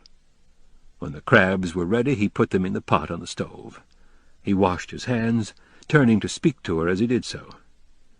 "You want to sit on the porch for a few minutes? I'd like to let them soak for a half-hour." "Sure," she said. He wiped his hands, and together they went to the back porch. Noah flipped on the light as they went outside, and he sat in the older rocker, offering the newer one to her. When he saw her cup was empty, he went inside for a moment and emerged with another cup of tea and a beer for himself. He held out the cup, and she took it, sipping again before she set it on the table beside the chairs. "You were sitting out here when I came, weren't you?" He answered as he made himself comfortable. "Yeah, I sit out here every night. It's a habit now." "I can see why," she said as she looked around. "So, what is it you do these days?" "Actually, I don't do anything but work on the house right now. It satisfies my creative urges." "How can you, Morris Goldman." "Excuse me?" He smiled. "My old boss from up north. His name was Morris Goldman. He offered me a part of the business just as I enlisted, and died before I got home. When I got back to the States, his lawyers gave me a check big enough to buy this place and fix it up." She laughed under her breath. "You always told me you'd find a way to do it." They both sat quietly for a moment, thinking back again. Allie took another sip of tea. "Do you remember sneaking over here the night you first told me about this place?" He nodded, and she went on. "I got home a little late that evening, and my parents were furious when I finally came in. I can still picture my daddy standing in the living room smoking a cigarette, my mother on the sofa staring straight ahead. I swear they looked as if a family member had died. That was the first time my parents knew I was serious about you. And my mother had a long talk with me later that night. She said to me, I'm sure you think that I don't understand what you're going through, but I do. It's just that sometimes our future is dictated by what we are as opposed to what we want. I remember being really hurt when she said that. You told me about it the next day. It hurt my feelings, too. I liked your parents, and I had no idea they didn't like me. It wasn't that they didn't like you. They didn't think you deserved me. There's not much difference. There was a sadness in his voice when he responded, and she knew he was right to feel that way. She looked toward the stars while she ran her hand through her hair, pulling back the strands that had fallen onto her face. I know that. I always did. Maybe that's why my mother and I always seem to have a distance between us when we talk. How do you feel about it now? The same as I did back then. That it's wrong. That it isn't fair. It was a terrible thing for a girl to learn. That status is more important than feelings. Noah smiled softly at her answer, but said nothing. I've thought about you. Ever since that summer, she said. You have? Why wouldn't you think so? She seemed genuinely surprised. You never answered my letters. You wrote? Dozens of letters. I wrote you for 2 years without receiving a single reply. She slowly shook her head before lowering her eyes. I didn't know, she finally said quietly. And he knew it must have been her mother, checking the mail, removing the letters without her knowledge. It was what he had always suspected, and he watched as Allie came to the same realization. It was wrong of her to do that, Noah. And I'm sorry she did, but try to understand. Once I left, she probably thought it would be easier for me to just let it go. She never understood how much you meant to me. And to be honest, I don't even know if she ever loved my father the way I loved you. In her mind, she was just trying to protect my feelings, and she probably thought the best way to do that was to hide the letters you sent. That wasn't her decision to make, he said quietly. I know.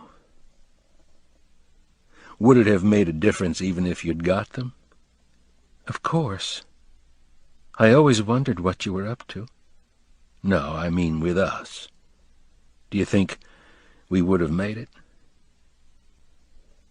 It took a moment for her to answer. I don't know, Noah. I really don't, and you don't either. We're not the same people we were then. We've changed. We've grown, both of us. She paused. He didn't respond, and in the silence she looked toward the creek. She went on. But yes, Noah, I think we would have. At least I'd like to think we would have. He nodded, looked down, then turned away. What's Lon like? She hesitated, not expecting the question. Bringing up Lon's name brought slight feelings of guilt to the surface, and for a moment she didn't know how to answer. She reached for her cup, took another sip of tea, and listened as a woodpecker tapped in the distance. She spoke quietly. Lon's handsome, charming, and successful, and most of my friends are insanely jealous. They think he's perfect, and in a lot of ways he is. He's kind to me, he makes me laugh, and I know he loves me in his own way. She paused for a moment, collecting her thoughts. But there's always going to be something missing in our relationship. She surprised herself with her answer, but knew it was true nonetheless.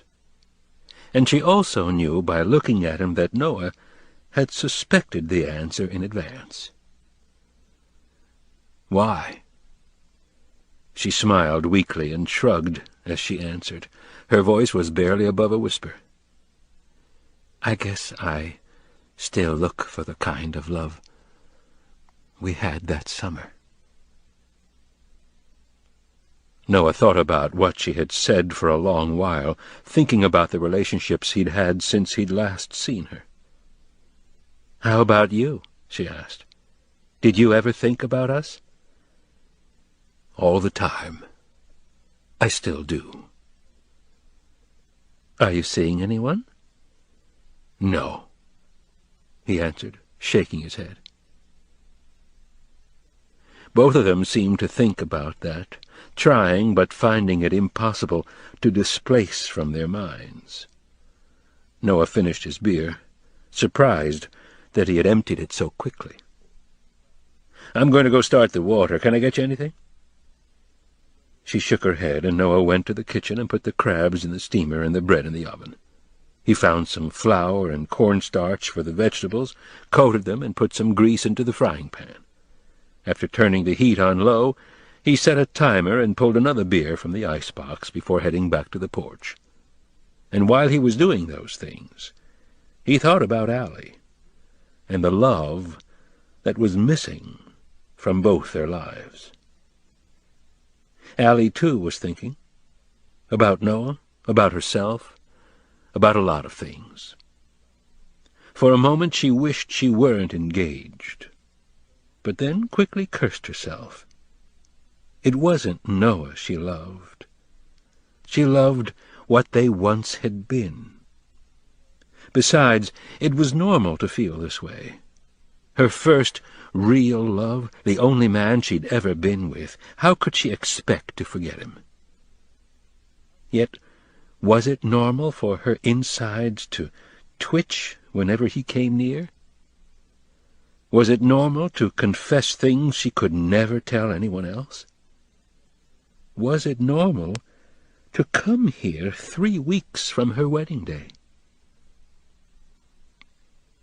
"No, it's not," she finally whispered to herself as she looked to the evening sky. "There's nothing normal about any of this."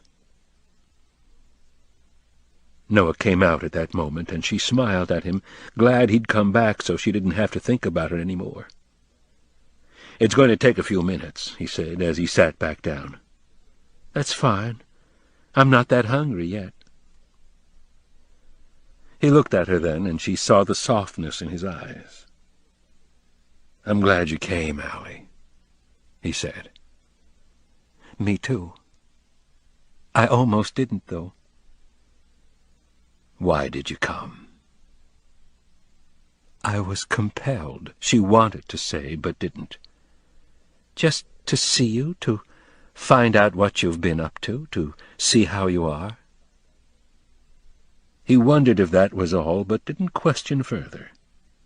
Instead, he changed the subject. "By the way, I've been meaning to ask, do you still paint?" She shook her head. "Not any more." He was stunned. "Why not? You have so much talent."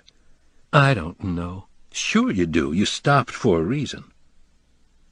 He was right. She'd had a reason. "It's a long story." "I've got all night," he answered. "Did you really think I was talented?" she asked quietly. "Come on," he said, reaching for her hand. "I want to show you something." She got up and followed him through the door to the living room.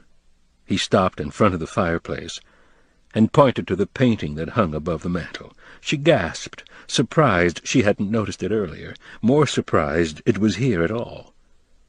"You kept it?" "Of course I kept it. It's wonderful." She gave him a skeptical look, and he explained. "It makes me feel alive when I look at it. Sometimes I have to get up and touch it. It's just so real, the shapes, the shadows, the colors. I even dream about it sometimes. It's incredible, Allie. I can stare at it for hours." "You're serious?" she said, shocked. As serious as I've ever been. She didn't say anything. You mean to tell me no one has ever told you that before? My professor did, she finally said. But I guess I didn't believe him. He knew there was more. Allie looked away before continuing. I've been drawing and painting since I was a child. I guess that once I got a little older, I began to think I was good at it. I enjoyed it, too. I remember working on this painting that summer, adding to it every day, changing it as our relationship changed. I don't even remember how it started or what I wanted it to be, but somehow it evolved into this. I remember being unable to stop painting after I went home that summer. I think it was my way of avoiding the pain I was going through. Anyway, I ended up majoring in art in college because it was something I had to do. I remember spending hours in the studio all by myself and enjoying every minute. I loved the freedom I felt when I created, the way it made me feel inside to make something beautiful. Just before I graduated, my professor, who happened to also be the critic for the paper, told me I had a lot of talent. He told me I should try my luck as an artist, but I didn't listen to him. She stopped there, gathering her thoughts. My parents didn't think it was proper for someone like me to paint for a living. I just stopped after a while. I haven't touched a brush in years. She stared at the painting. Do you think you'll ever paint again? I'm not sure if I can anymore. It's been a long time.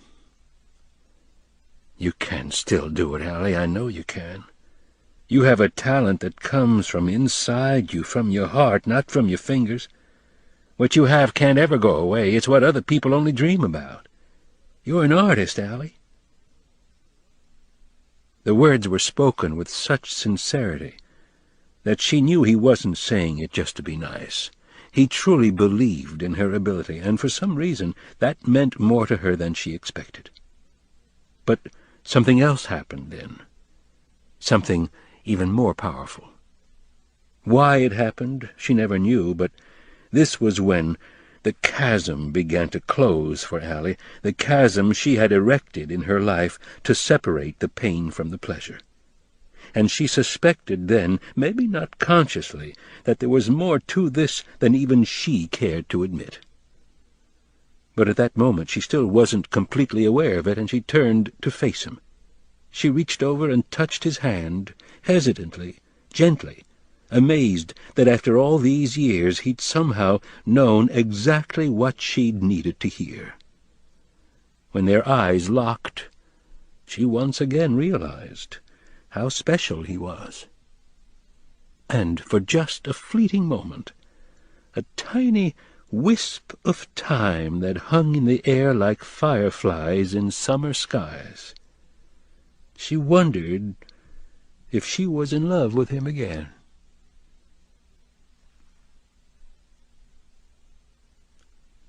The timer went off in the kitchen, a small ding, and Noah turned away, breaking the moment, strangely affected by what had just happened between them. Her eyes had spoken to him and whispered something he longed to hear. Yet he couldn't stop the voice inside his head, her voice that had told him of her love for another man. He silently cursed the timer as he walked to the kitchen and removed the bread from the oven. He almost burned his fingers, dropped the loaf on the counter, and saw that the frying pan was ready. He added the vegetables and heard them begin to crackle. Then, muttering to himself, he got some butter out of the icebox, spread some on the bread, and melted a bit more for the crabs. Allie had followed him into the kitchen and cleared her throat. "Can I get the table ready?" Noah used the bread knife as a pointer. "Sure, plates are over there. Utensils and napkins there. Make sure you get plenty. Crabs can be messy, so we'll need 'em." He couldn't look at her as he spoke. He didn't want to realize he'd been mistaken about what had just happened between them. He didn't want it to be a mistake. Allie, too, was wondering about the moment and feeling warm as she thought of it. The words he'd spoken replayed in her head as she found everything she needed for the table: plates, place settings, salt and pepper. Noah handed her the bread as she was finishing the table, and their fingers touched briefly. He turned his attention back to the frying pan and turned the vegetables. He lifted the lid of the steamer, saw the crabs still had a minute, and let them cook some more. He was more composed now, and returned to small talk, easy conversation. "Have you ever had a crab before?" "A couple of times, but only in salads." He laughed. "Then you're in for an adventure. Hold on a second." He disappeared upstairs for a moment, then returned with a navy-blue button-down shirt. He held it open for her. "Here, put this on. I don't want you to stain your dress." Allie put it on and smelled the fragrance that lingered in the shirt. His smell, distinctive, natural. "Don't worry," he said, seeing her expression. "It's clean." She laughed. "I know. It just reminds me of our first real date. You gave me your jacket that night, remember?" He nodded. "Yeah, I remember. Finn and Sarah were with us. Finn kept elbowing me the whole way back to your parents' house, trying to get me to hold your hand." "You didn't, though." "No," he answered, shaking his head. "Why not?" "Shy, maybe, or afraid, I don't know. It just didn't seem like the right thing to do at the time." "Come to think of it, you were kind of shy, weren't you?" "I prefer the words quiet confidence," he answered with a wink, and she smiled. The vegetables and crabs were ready about the same time. "Be careful, they're hot," he said as he handed them to her, and they sat across from each other at the small wooden table. Then, realizing the tea was still on the counter, Allie stood and brought it over. After putting some vegetables and bread on their plates, Noah added a crab, and Allie sat for a moment, staring at it. "It looks like a bug." "A good bug, though," he said. "Here, let me show you how it's done." He demonstrated quickly, making it look easy. Removing the meat and putting it on her plate. Allie crushed the legs too hard the first time, and the time after that, and had to use her fingers to get the shells away from the meat.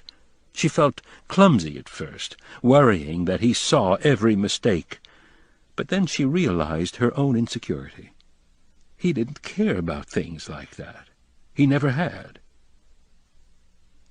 "So whatever happened to Finn?" she asked.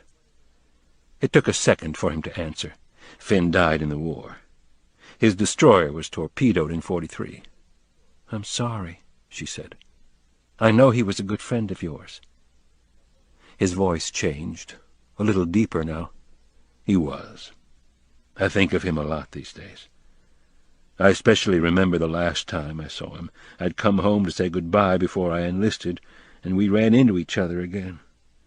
He was a banker here, like his daddy was, and he and I spent a lot of time together over the next week. Sometimes I think I talked him into joining. I don't think he would have, except that I was going too. "That's not fair," she said, sorry she'd brought up the subject. "You're right.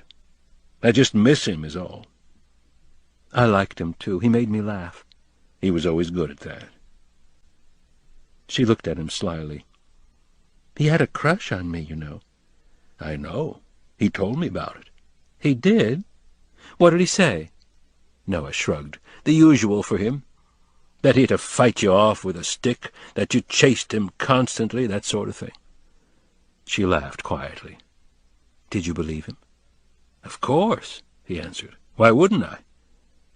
"You men always stick together," she said as she reached across the table, poking his arm with her finger. She went on. "So tell me everything you've been up to since I saw you last." They started to talk then, making up for lost time. Noah talked about leaving New Bern, about working in the shipyard and at the scrap yard in New Jersey. He spoke fondly of Morris Goldman and touched on the war a little, avoiding most of the details, and told her about his father and how much he missed him. Allie talked about going to college, painting, and her hours spent volunteering at the hospital. She talked about her family and friends and the charities she was involved with. Neither of them brought up anybody they had dated since they'd last seen each other. Even Lon was ignored, and though both of them noticed the omission, neither mentioned it. Afterward, Allie tried to remember the last time she and Lon had talked this way. Although he listened well and they seldom argued, he was not the type of man to talk like this. Like her father, he wasn't comfortable sharing his thoughts and feelings. She'd tried to explain that she needed to be closer to him, but it had never seemed to make a difference. But sitting here now, she realized what she'd been missing.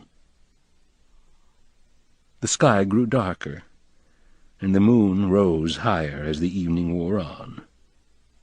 And without either of them being conscious of it, they began to regain the intimacy, the bond of familiarity they had once shared.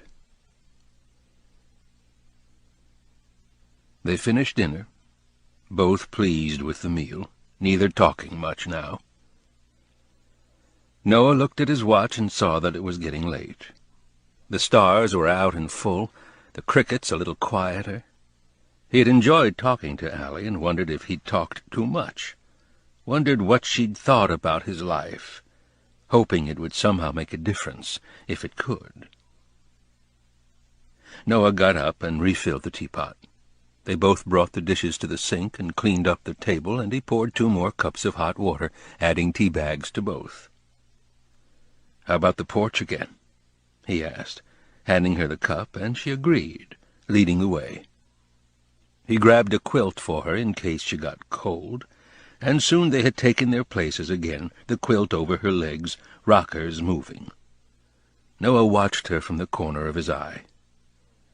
"God, she's beautiful," he thought, and inside he ached. For something had happened during dinner. Quite simply, he had fallen in love again. He knew that now, as they sat next to one another. Fallen in love with a new Allie, not just her memory. But then he had never really stopped, and this, he realized, was his destiny. "It's been quite a night," he said, his voice softer now. "Yes, it has," she said. "A wonderful night." Noah turned to the stars, their twinkling lights reminding him that she would be leaving soon, and he felt almost empty inside. This was a night he wanted never to end. How should he tell her? What could he say that would make her stay? He didn't know. And thus the decision was made to say nothing. And he realized then that he had failed. The rockers moved in quiet rhythm. Bats again over the river. Moths kissing the porch light. Somewhere he knew there were people making love. "Talk to me," she finally said, her voice sensual. Or was his mind playing tricks? "What should I say?" "Talk like you did to me under the oak tree." And he did, reciting distant passages, toasting the night. Whitman and Thomas because he loved the images, Tennyson and Browning because their themes felt so familiar. She rested her head against the back of the rocker, closing her eyes, growing just a bit warmer by the time he'd finished. It wasn't just the poems or his voice that did it, it was all of it. The whole greater than the sum of the parts. She didn't try to break it down, didn't want to, because it wasn't meant to be listened to that way. Poetry, she thought, wasn't written to be analyzed. It was meant to inspire without reason, to touch without understanding. Because of him, she'd gone to a few poetry readings offered by the English department while in college.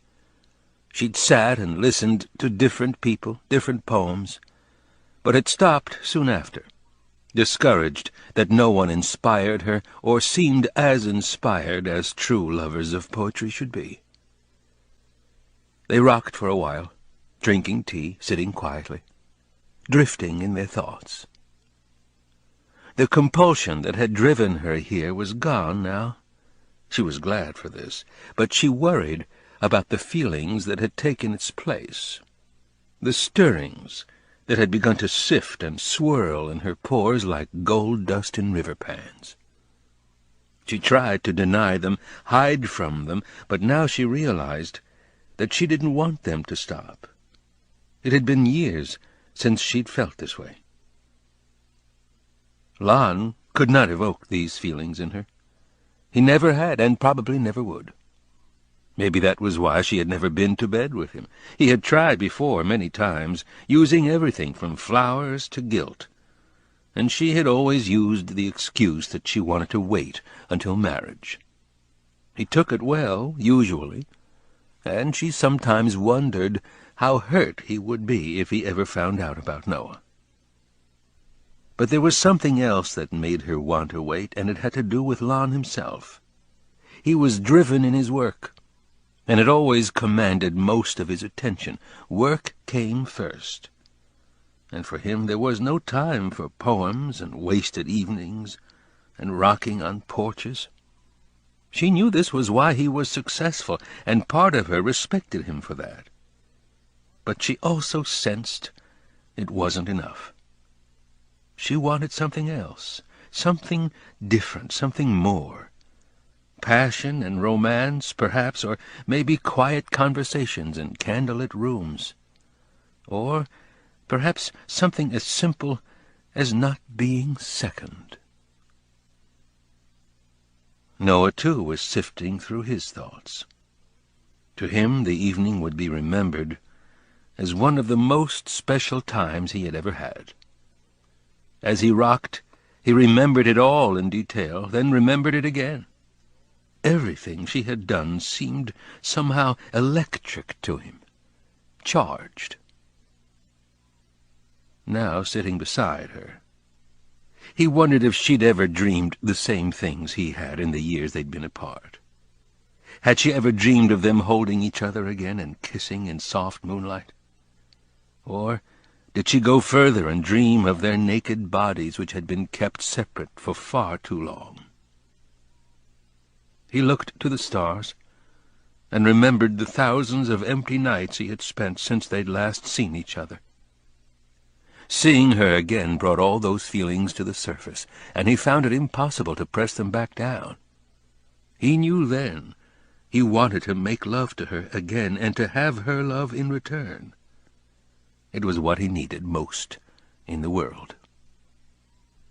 But he also realized it could never be, now that she was engaged. Allie knew by his silence that he was thinking about her, and found that she reveled in it.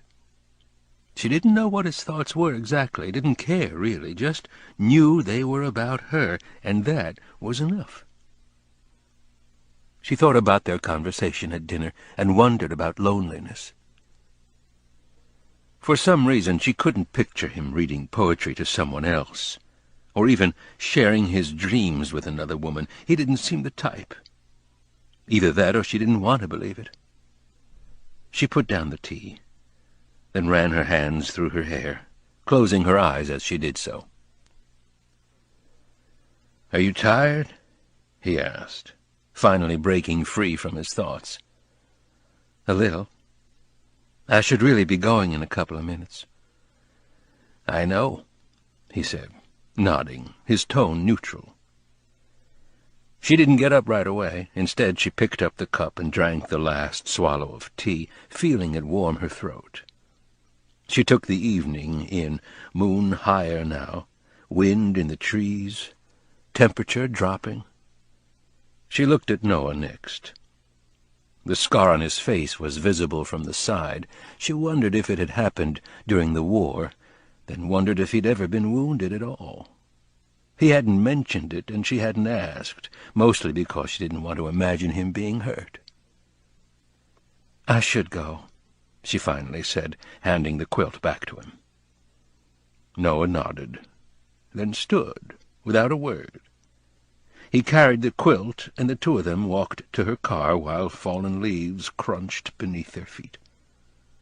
She started to take off the shirt he'd loaned her as he opened the door, but he stopped her. "Keep it," he said. "I want you to have it." She didn't ask why, because she wanted to keep it too. She readjusted it and crossed her arms afterward to ward off the chill. For some reason, as she stood there, she was reminded of standing on her front porch after a high school dance, waiting for a kiss. "I had a great time tonight," he said. "Thank you for finding me." "I did too," she answered. He summoned his courage. "Will I see you tomorrow?" A simple question. She knew what the answer should be, especially if she wanted to keep her life simple. "I don't think we should," was all she had to say. And it would end right here and now. But for a second she didn't say anything. The demon of choice confronted her then, teased her, challenged her. Why couldn't she say it? She didn't know, but as she looked in his eyes to find the answer she needed, she saw the man she'd once fallen in love with, and suddenly it all came clear. "I'd like that." Noah was surprised. He hadn't expected her to answer this way. He wanted to touch her then, to take her in his arms, but he didn't. "Can you be here about noon?" "Sure. What do you want to do?" "You'll see," he answered. "I know just the place to go." "Have I ever been there before?" "No, but it's a special place." "Where is it?" "It's a surprise." "Will I like it?" "You'll love it," he said. She turned away before he could attempt a kiss. She didn't know if he would try, but knew for some reason that if he did, she would have a hard time stopping him.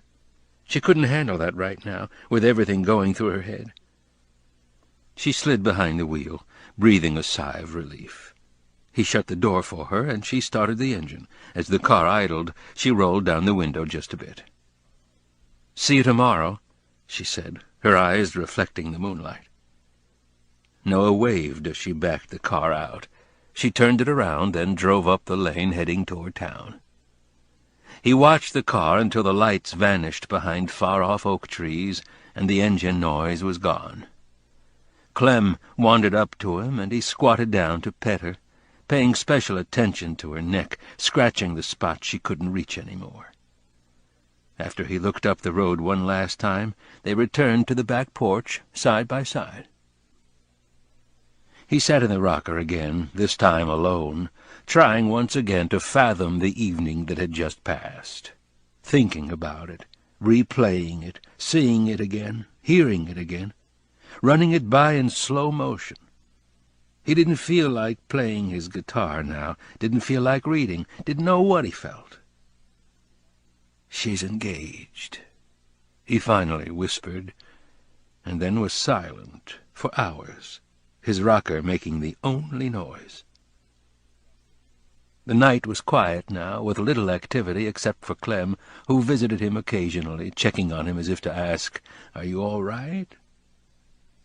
And sometime after midnight, on that clear October evening, it all rushed inward, and Noah was overcome with longing. And if anyone had seen him, they would have seen what looked like an old man, someone who'd aged a lifetime in just a couple of hours, someone bent over in his rocker, with his face in his hands, and tears in his eyes. He didn't know how to stop them.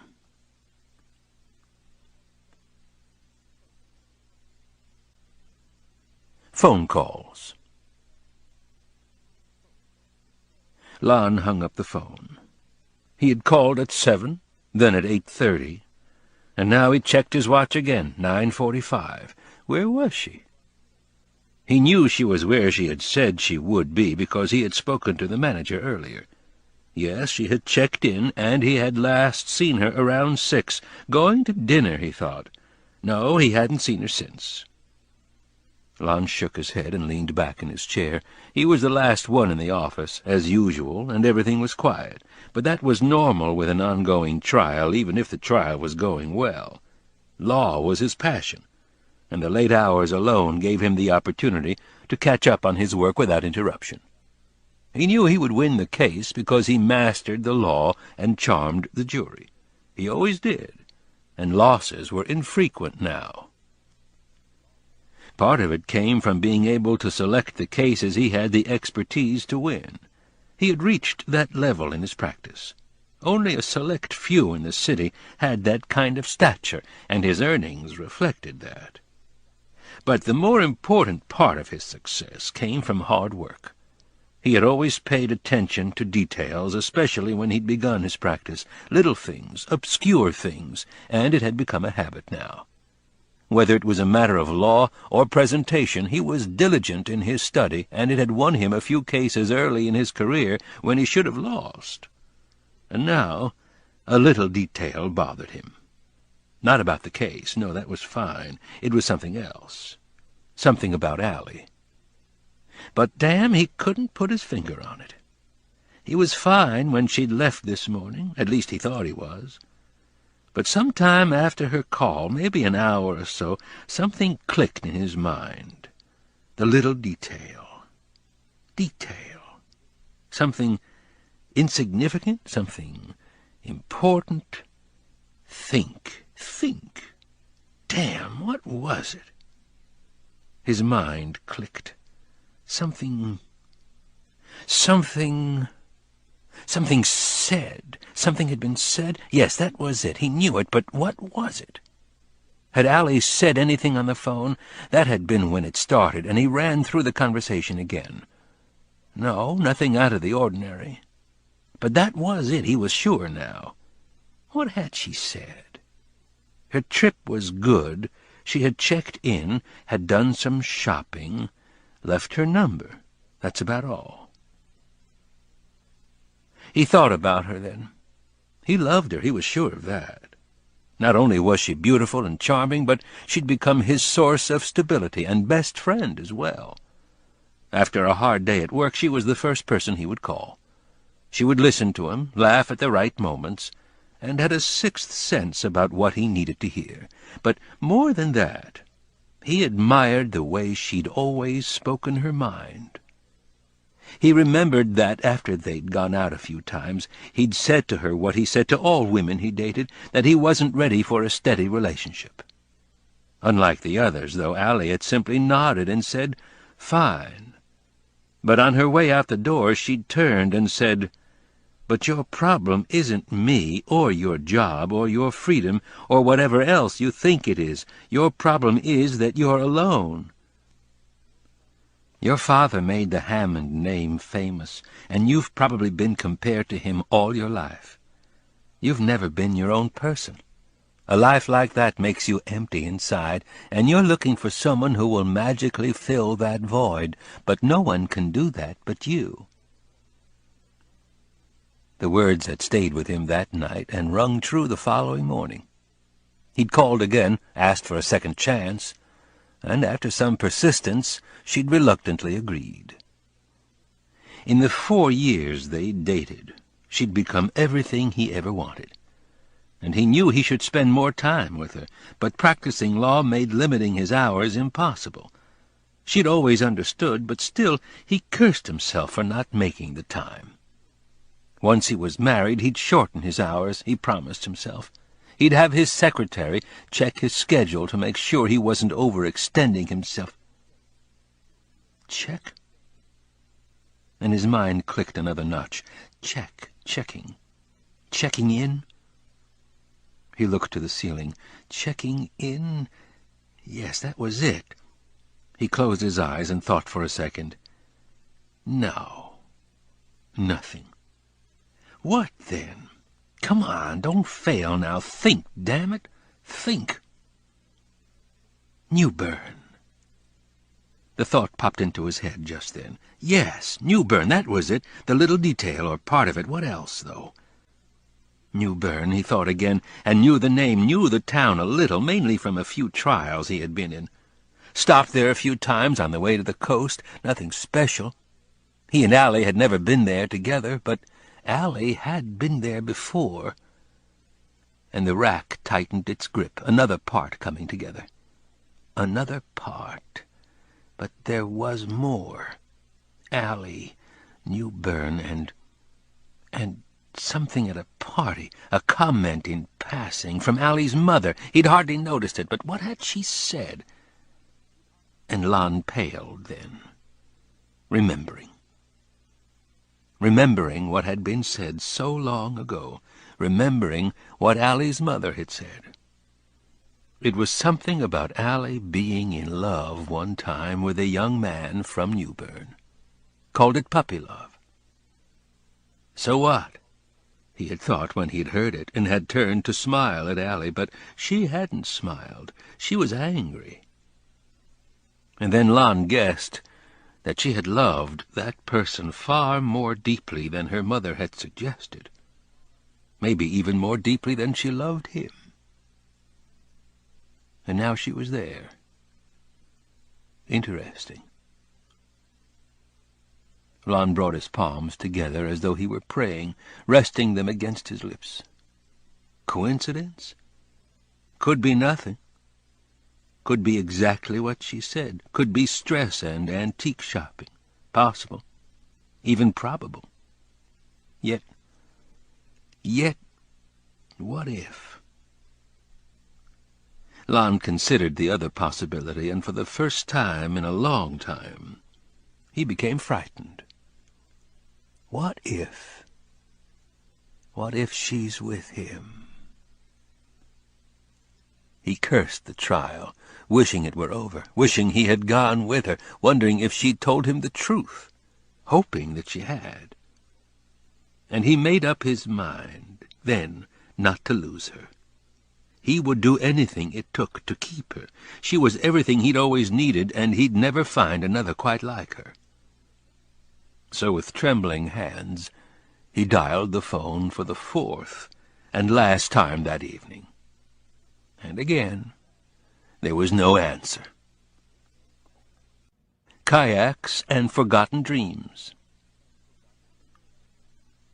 Allie woke early the next morning, forced by the incessant chirping of starlings, and rubbed her eyes, feeling the stiffness in her body. She hadn't slept well, waking after every dream, and she remembered seeing the hands of the clock in different positions during the night, as if verifying the passage of time. She'd slept in the soft shirt he'd given her, and she smelled him once again while thinking about the evening they'd spent together. The easy laughter and conversation came back to her, and she especially remembered the way he'd talked about her painting. It was so unexpected, yet uplifting, and as the words began to replay in her mind, she realized how sorry she would have been had she decided not to see him again. She looked out the window and watched the chattering birds search for food in early light. Noah, she knew, had always been a morning person who greeted dawn in his own way. She knew he liked to kayak or canoe, and she remembered the one morning she'd spent with him in his canoe, watching the sun come up. She'd had to sneak out her window to do it because her parents wouldn't allow it, but she hadn't been caught, and she remembered how Noah had slipped his arm around her and pulled her close as dawn began to unfold. "Look there," he'd whispered, and she'd watched her first sunrise, with her head on his shoulder, wondering if anything could be better than what was happening at that moment. And as she got out of bed to take her bath, feeling the cold floor beneath her feet, she wondered if he'd been on the water this morning, watching another day begin, thinking somehow he probably had. She was right.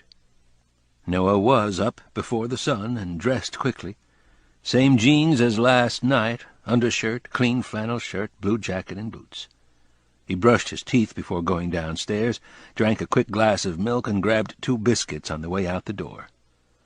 After Clem greeted him with a couple of sloppy licks, he walked to the dock where his kayak was stored. He liked to let the river work its magic, loosening up his muscles, warming his body, clearing his mind. The old kayak, well used and river-stained, hung on 2 rusty hooks attached to his dock just above the waterline to keep off the barnacles. He lifted it free from the hooks and set it at his feet, inspected it quickly, then took it to the bank.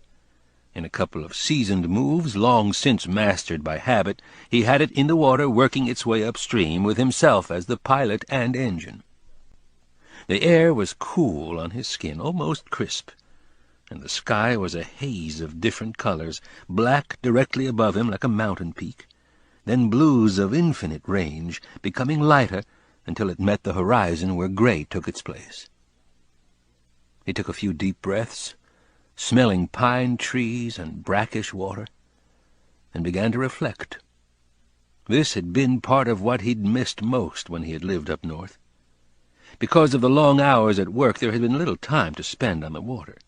Camping, hiking, paddling on rivers, dating, working, something had had to go. For the most part, he'd been able to explore New Jersey's countryside on foot whenever he'd had extra time, but in 14 years he hadn't canoed or kayaked once. It had been one of the first things he'd done when he returned. There's something special, almost mystical, about spending dawn on the water, he thought to himself. And he did it almost every day now. Sunny and clear or cold and bitter, it never mattered as he paddled in rhythm to music in his head, working above water the color of iron.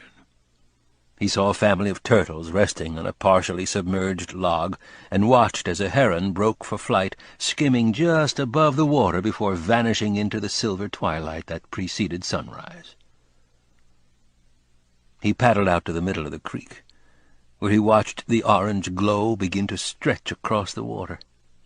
He stopped paddling hard, giving just enough effort to keep him in place, staring until light began to break through the trees. He always liked to pause at daybreak. There was a moment when the view was spectacular, as if the world were being born again. Afterward he began to paddle hard, working off the tension, preparing for the day. While he did that, questions danced in his mind like water drops in a frying pan. He wondered about Lon and what type of man he was, wondered about their relationship. Most of all, though, he wondered about Allie and why she had come. By the time he reached home, he felt renewed.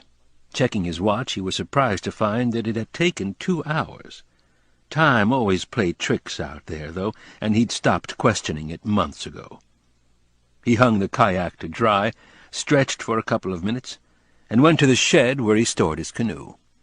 He carried it to the bank, leaving it a few feet from the water, and as he turned toward the house he noted that his legs were still a little stiff.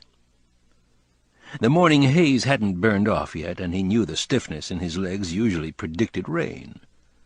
He looked to the western sky and saw storm clouds, thick and heavy, far off but definitely present. The winds weren't blowing hard, but they were bringing the clouds closer. From the looks of them, he didn't want to be outside when they got here. Damn. How much time did he have? A few hours, maybe more, maybe less. He showered, put on new jeans, a red shirt and black cowboy boots, brushed his hair, and went downstairs to the kitchen. He did the dishes from the night before, picked up a little around the house, made himself some coffee, and went to the porch. The sky was darker now, and he checked the barometer. Steady, but it would start dropping soon. The western sky promised that. He'd learned long ago to never underestimate the weather, and he wondered if it was a good idea to go out. The rain he could deal with. Lightning was a different story, especially if he was on the water. A canoe was no place to be when electricity sparked in humid air. He finished his coffee, putting off the decision until later. He went to the tool shed and found his axe. After checking the blade by pressing his thumb to it, he sharpened it with a whetstone until it was ready. A dull axe is more dangerous than a sharp one, his daddy used to say. He spent the next 20 minutes splitting and stacking logs. He did it easily, his strokes efficient, and didn't break a sweat. He set a few logs off to the side for later, and brought them inside when he was finished, putting them by the fireplace. He looked at Allie's painting again, and reached out to touch it, bringing back the feelings of disbelief at seeing her again. God, what was it about her that made him feel this way, even after all these years? What sort of power did she have over him? He finally turned away, shaking his head, and went back to the porch. He checked the barometer again. It hadn't changed. Then he looked at his watch. Allie should be here soon. Allie had finished her bath and was already dressed. Earlier she'd opened the window to check the temperature. It wasn't cold outside, and she'd decided on a cream-colored spring dress with long sleeves and a high neck. It was soft and comfortable, maybe a little snug, but it looked good, and she had selected some white sandals that matched. She spent the morning walking around downtown. The depression had taken its toll here, but she could see the signs of prosperity beginning to work their way back. The Masonic Theater, the oldest active theater in the country, looked a little more run down, but was still operating with a couple of recent movies. Fort Totten Park looked exactly the same as it had 14 years ago, and she assumed the kids who played on the swings after school looked the same as well.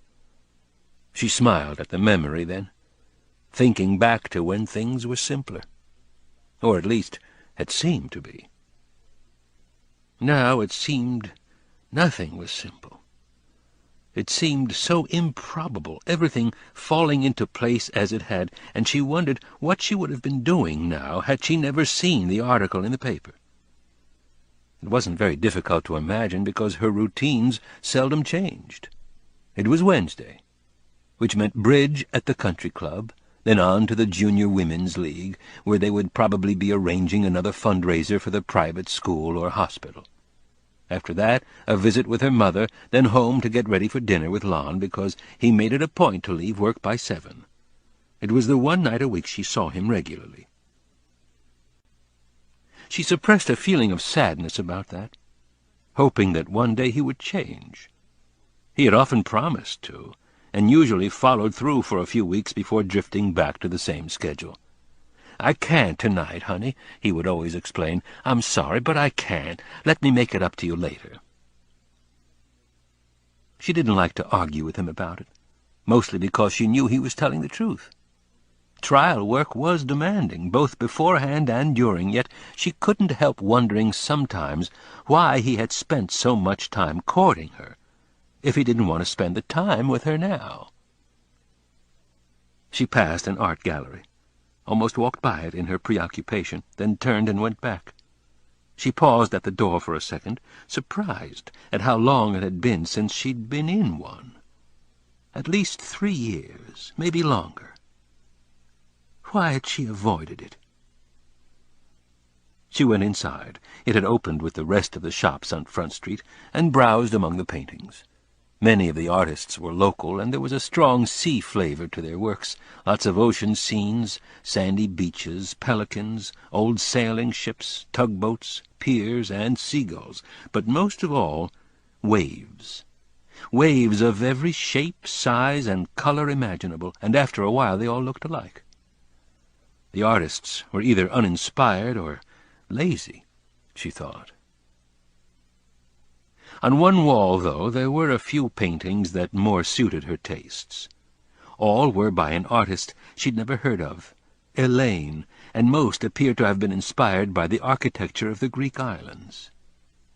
In the painting she liked the best, she noted the artist had purposely exaggerated the scene with smaller-than-life figures, wide lines, and heavy sweeps of color, as if not completely focused. Yet the colors were vivid and swirling, drawing the eye in, almost directing what it should see next. It was dynamic, dramatic. The more she thought about it, the more she liked it, and she considered buying it before she realized that she liked it because it reminded her of her own work. She examined it more closely and thought to herself that maybe Noah was right. Maybe she should start painting again. At 9:30, Allie left the gallery and went to Hoffman Lane, a department store downtown. It took a few minutes to find what she was looking for, but it was there, in the school supply section, paper, drawing chalk, and pencils, not high quality, but good enough. It wasn't painting, but it was a start, and she was excited by the time she got back to her room. She sat at the desk and started working. Nothing specific, just getting the feel of it again, letting shapes and colors flow from the memory of her youth. After a few minutes of abstraction, she did a rough sketch of the street scene, a scene from her room, amazed at how easily it came. It was almost as if she'd never stopped. She examined it when she was finished, pleased with the effort.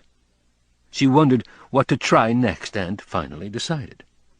Since she didn't have a model, she visualized it in her head before starting. And though it was harder than the street scene, it came naturally and began to take form. Minutes passed quickly. She worked steadily, but checked the time frequently so she wouldn't be late, and she finished it a little before noon. It had taken almost 2 hours, but the end result surprised her. It looked as though it had taken a great deal longer. After rolling it up, she put it in a bag and collected the rest of her things. On her way out the door, she looked at herself in the mirror, feeling oddly relaxed, not exactly sure why. Down the stairs again and out the door. As she left, she heard a voice behind her. "Miss?" She turned, knowing it was directed at her. The manager, same man as yesterday, a curious look on his face. "Yes?" "You had some calls last night." She was shocked. "I did?" "Yes, all from a Mr. Hammond." Oh, God. "Lon called?" "Yes, ma'am, 4 times. I talked to him when he called the second time. He was rather concerned about you. He said he was your fiance." She smiled weakly, trying to hide what she was thinking. 4 times? 4? What could that mean? What if something had happened back home? "Did he say anything? Is it an emergency?" He shook his head quickly. "He really didn't say, miss, but he didn't mention anything. Actually, he sounded more concerned about you, though." Good, she thought. That's good. And then just as suddenly, a pang in her chest. Why the urgency? Why so many calls? Had she said anything yesterday? Why would he be so persistent? It was completely unlike him. Is there any way he could have found out? No, that was impossible, unless someone saw her here yesterday and called. But they would have had to follow her out to Noah's. No one would have done that. She had to call him now. No way to get around it, but she didn't want to, strangely. This was her time, and she wanted to spend it doing what she wanted. She hadn't planned on speaking to him until later, and for some reason she felt almost as if talking to him now would spoil the day. Besides, what was she going to say? How could she explain being out so late? A late dinner and then a walk? Maybe. Or a movie, or... "Miss?" Almost noon, she thought. Where would he be? His office, probably. No, in court, she suddenly realized, and immediately felt as if she'd been released from shackles. There was no way she could talk to him, even if she wanted to. She was surprised by her feelings. She shouldn't feel this way, she knew, and yet it didn't bother her. She looked at her watch. Acting now. "Is it really almost 12? The manager nodded after looking at the clock. "Yes, 1:15, actually." "Unfortunately," she started, "he's in court right now, and I can't reach him. If he does call again, could you tell him I'm shopping and that I'll try to call him later?" "Of course," he answered. She could see the question in his eyes, though.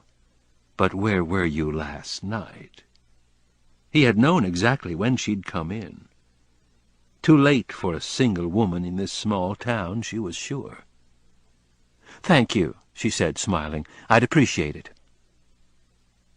2 minutes later she was in her car, driving to Noah's, anticipating the day, largely unconcerned about the phone calls. Yesterday she would have been, and she wondered what that meant. As she was driving over the drawbridge, less than 4 minutes after she'd left the inn, Lon called from the courthouse.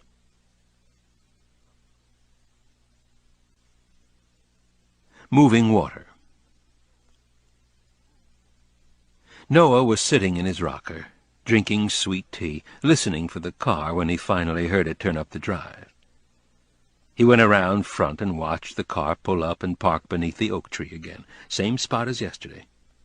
Clem barked a greeting at her car door, tail wagging, and he saw Allie wave from inside the car.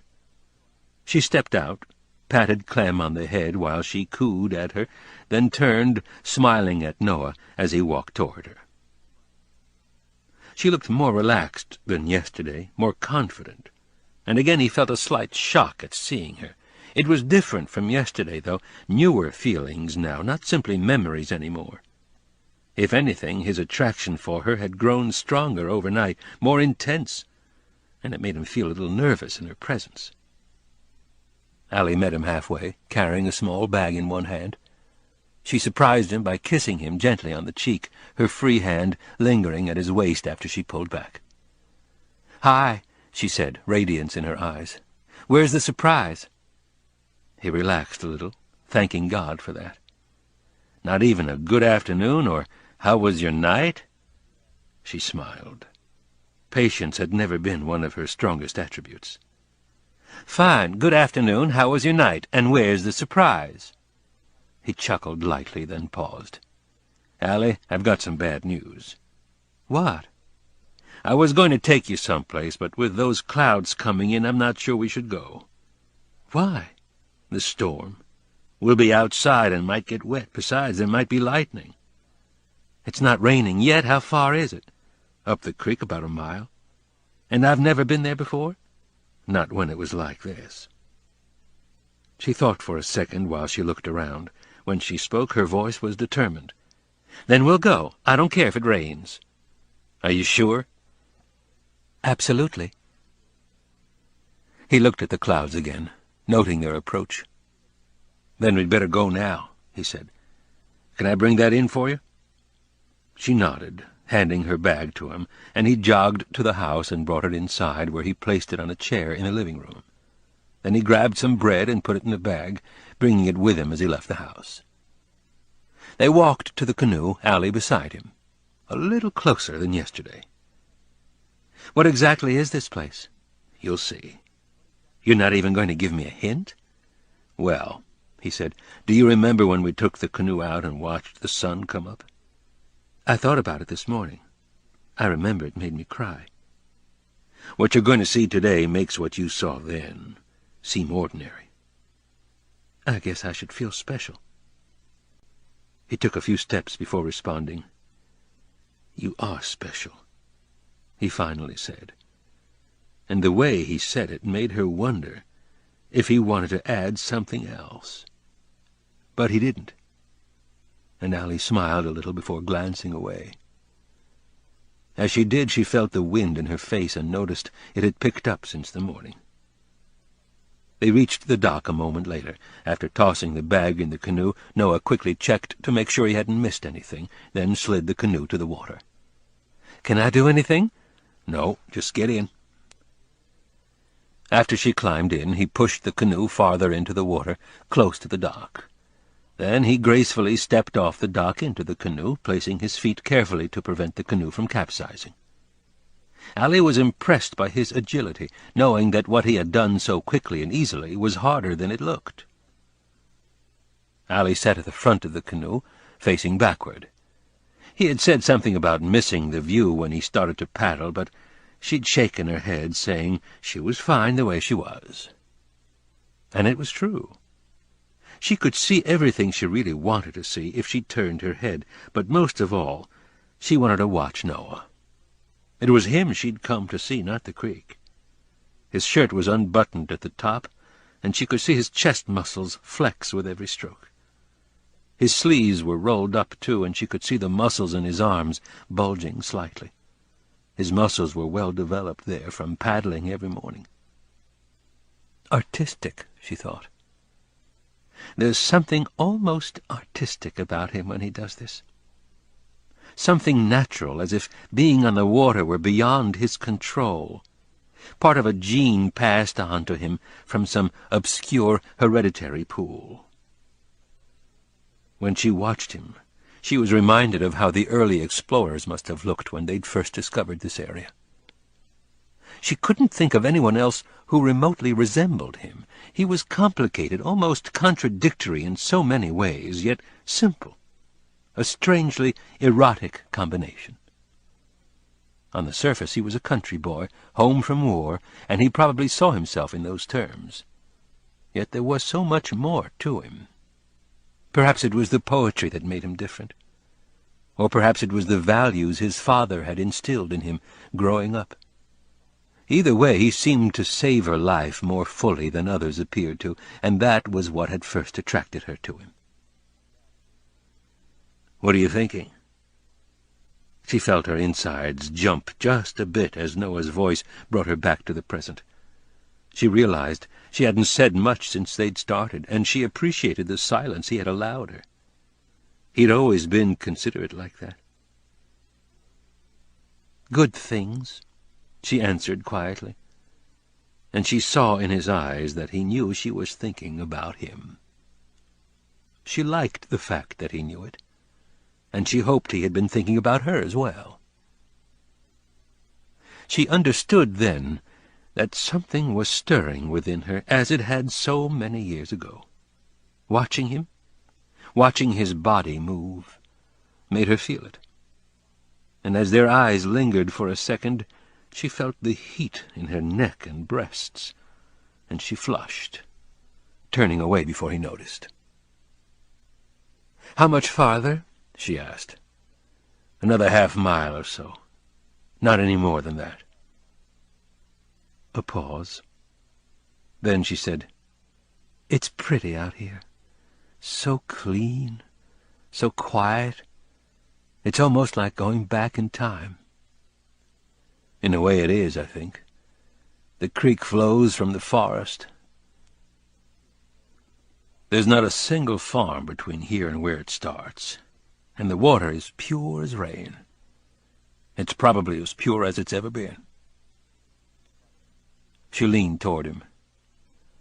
"Tell me, Noah, what do you remember most from the summer we spent together?" "All of it." "Anything in particular?" "No," he said. "You don't remember?" He answered after a moment, quietly, seriously. "No, it's not that. It's not what you're thinking. I was serious when I said all of it. I can remember every moment we were together, and in each of them there was something wonderful. I can't really pick any one time that meant more than any other. The entire summer was perfect, the kind of summer everyone should have. How could I pick one moment over another? Poets often describe love as an emotion that we can't control, one that overwhelms logic and common sense. That's what it was like for me. I didn't plan on falling in love with you, and I doubt if you planned on falling in love with me. But once we met, it was clear that neither of us could control what was happening to us. We fell in love, despite our differences, and once we did, something rare and beautiful was created. For me, love like that has happened only once, and that's why every minute we spent together has been seared in my memory. I'll never forget a single moment of it." Allie stared at him. No one had ever said anything like that to her before, ever. She didn't know what to say, and stayed silent, her face hot. "I'm sorry if I made you feel uncomfortable, Allie.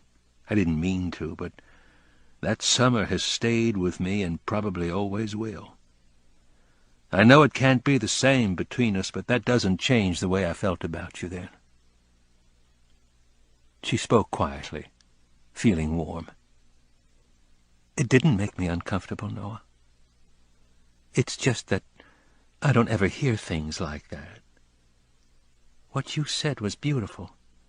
It takes a poet to talk the way you do, and like I said, you're the only poet I've ever met." Peaceful silence descended on them. An osprey cried somewhere in the distance. A mullet splashed near the bank. The paddle moved rhythmically, causing baffles that rocked the boat ever so slightly. The breeze had stopped, and the clouds grew blacker as the canoe moved toward some unknown destination. Allie noticed it all, every sound, every thought. Her senses had come alive, invigorating her, and she felt her mind drifting through the last few weeks. She thought about the anxiety coming here had caused her, the shock at seeing the article, the sleepless nights, her short temper during daylight. Even yesterday she had been afraid and wanted to run away. The tension was gone now, every bit of it, replaced by something else, and she was glad about that as she rowed in silence in the old red canoe. She felt strangely satisfied that she'd come, pleased that Noah had turned into the type of man she'd thought he would, pleased that she would live forever with that knowledge. She had seen too many men in the past few years destroyed by war or time or even money. It took strength to hold on to inner passion, and Noah had done that. This was a worker's world, not a poet's, and people would have a hard time understanding Noah. America was in full swing now. All the papers said so, and people were rushing forward, leaving behind the horrors of war. She understood the reasons, but they were rushing, like Lon, toward long hours and profits, neglecting the things that brought beauty to the world. Who did she know in Raleigh who took time off to fix a house, or read Whitman or Eliot, finding images in the mind, thoughts of the spirit, or hunted dawn from the bow of a canoe? These weren't the things that drove society, but she felt they shouldn't be treated as unimportant. They made living worthwhile. To her it was the same with art, though she had realized it only upon coming here. Or rather remembered it. She had known it once before, and again she cursed herself for forgetting something as important as creating beauty. Painting was what she was meant to do. She was sure of that now. Her feelings this morning had confirmed it, and she knew that whatever happened, she was going to give it another shot, a fair shot, no matter what anyone said. Would Lon encourage her painting? She remembered showing him one of her paintings a couple of months after they had first started going out. It was an abstract painting and was meant to inspire thought. In a way it resembled the painting above Noah's fireplace, the one Noah understood completely, though it may have been a touch less passionate.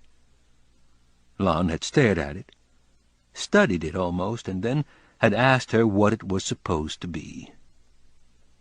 She hadn't bothered to answer. She shook her head then, knowing she wasn't being completely fair. She loved Lon, and always had, for other reasons. Though he wasn't Noah, Lon was a good man, the kind of man she'd always known she would marry. With Lon there would be no surprises, and there was comfort in knowing what the future would bring. He would be a kind husband to her, and she would be a good wife. She would have a home near friends and family, children, a respectable place in society. It was the kind of life she'd always expected to live, the kind of life she wanted to live. And though she wouldn't describe theirs as a passionate relationship, she had convinced herself long ago that this wasn't necessary to be fulfilled in a relationship, even with the person she intended to marry. Passion would fade in time, and things like companionship and compatibility would take its place. She and Lon had this, and she had assumed this was all she needed. But now, as she watched Noah rowing, she questioned this basic assumption. He exuded sexuality in everything he did, everything he was, and she caught herself thinking about him in a way that an engaged woman shouldn't. She tried not to stare and glanced away often, but the easy way he moved his body made it hard to keep her eyes from him for long. "Here we are," Noah said as he guided the canoe toward some trees near the bank. Allie looked around, not seeing anything. "Where is it?" "Here," he said again, pointing the canoe at an old tree that had fallen over, obscuring an opening almost completely hidden from view. He guided the canoe around the tree, and both of them had to lower their heads to keep from bumping them. "Close your eyes," he whispered. And Allie did, bringing her hands to her face. She heard the baffles of the water and felt the movement of the canoe as he propelled it forward, away from the pull of the creek. "Okay," he finally said after he'd stopped paddling. "You can open them now."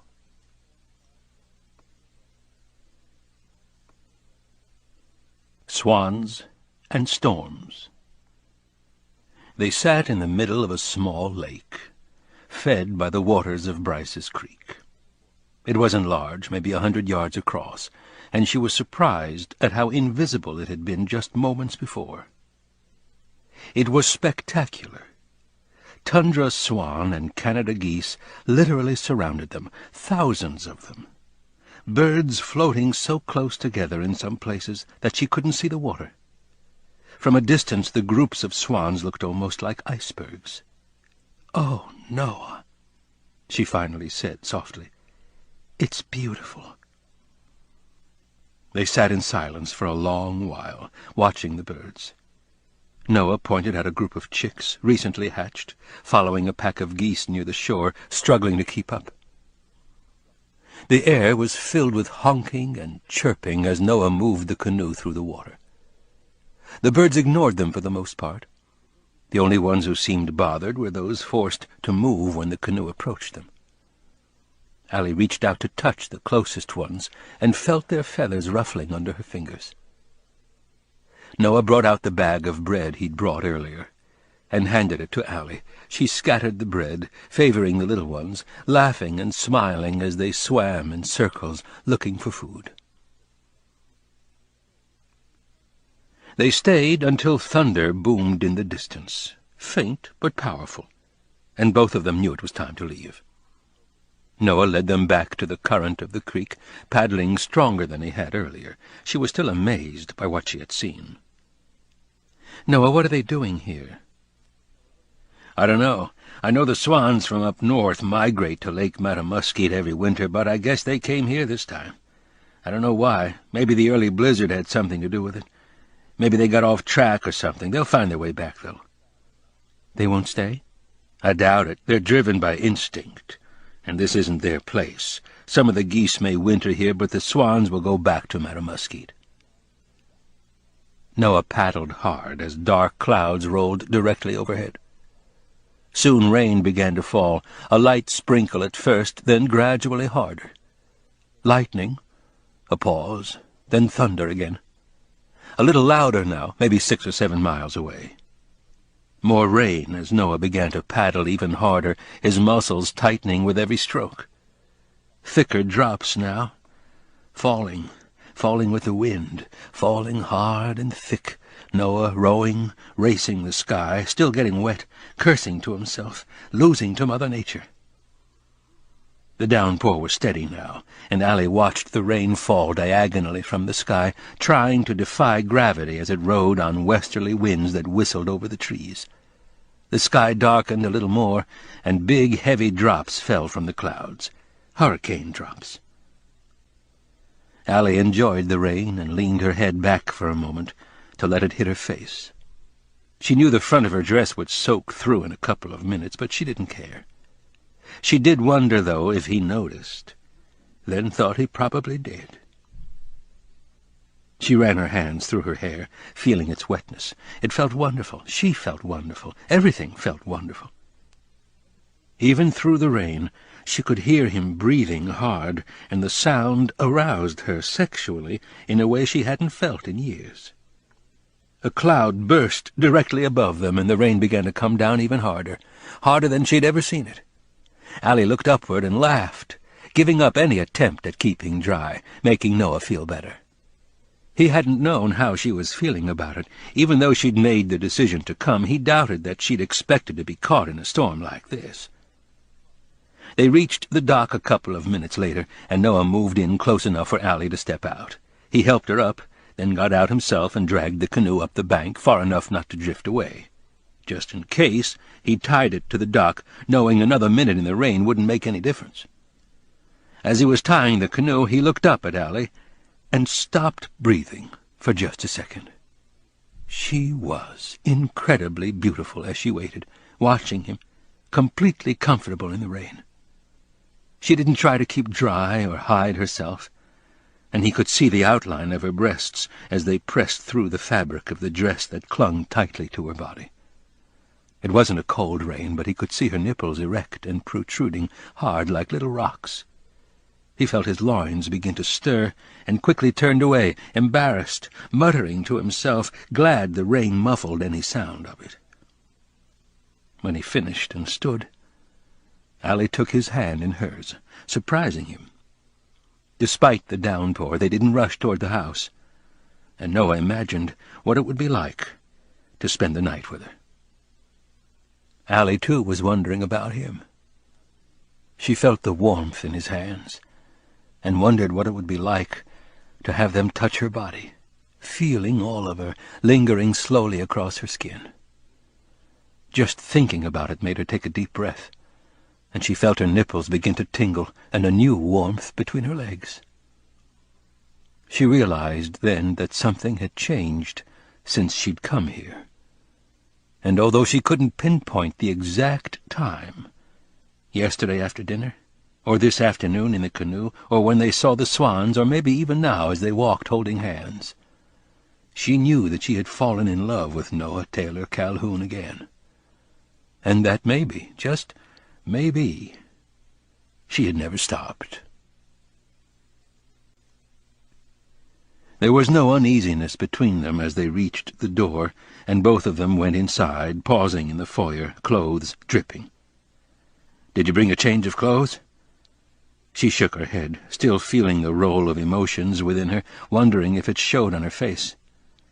"I think I can find something here for you so you can get out of those clothes. It might be a little big, but it's warm." "Anything," she said. "I'll be back in a second." Noah slipped off his boots, then ran up the stairs, descending a minute later. He had a pair of cotton pants and a long-sleeved shirt under one arm, and some jeans with a blue shirt in the other. "Here," he said, handing her the cotton pants and shirt. "You can change in the bedroom upstairs. There's a bathroom and towel up there, too, if you want to shower." She thanked him with a smile and went up the stairs, feeling his eyes on her as she walked. She entered the bedroom and closed the door, then set the pants and shirt on his bed, and peeled everything off.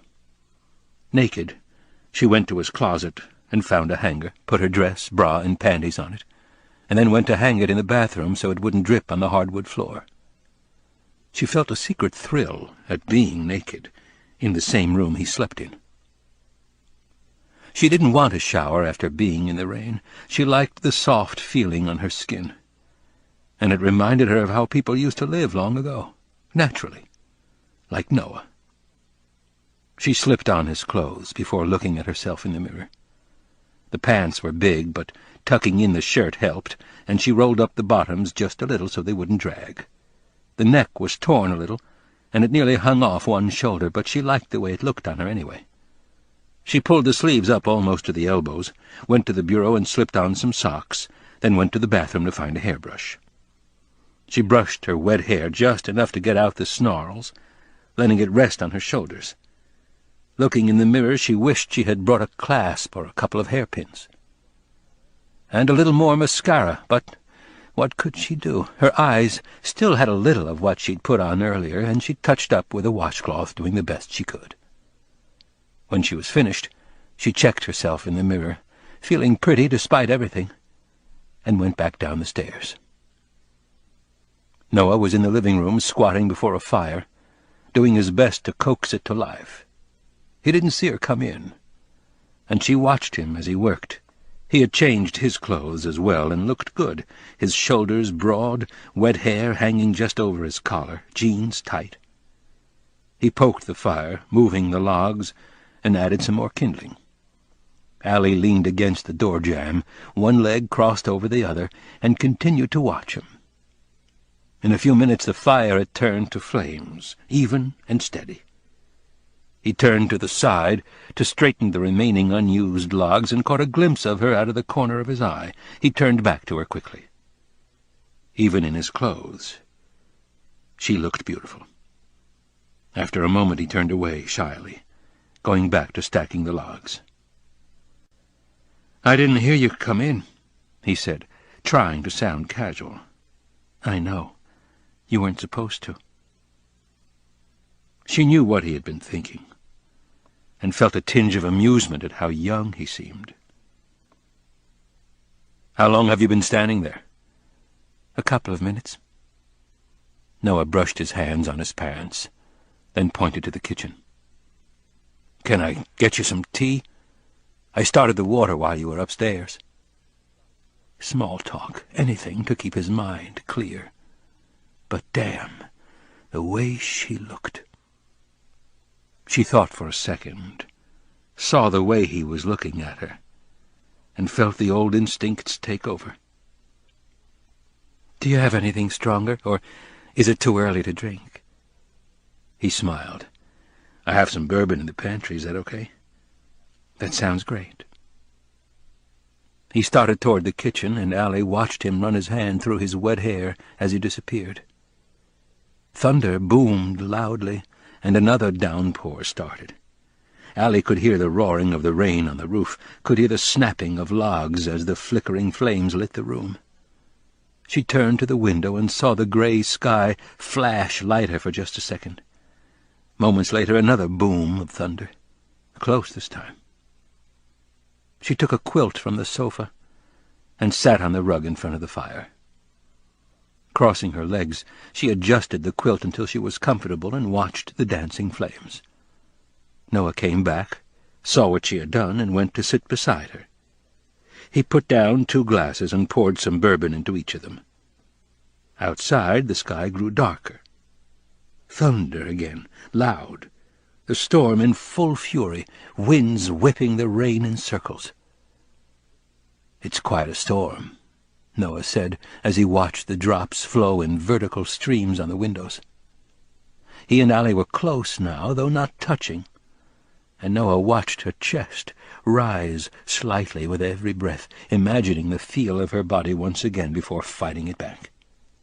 "I like it," she said, taking a sip. "I've always liked thunderstorms, even as a young girl." "Why?"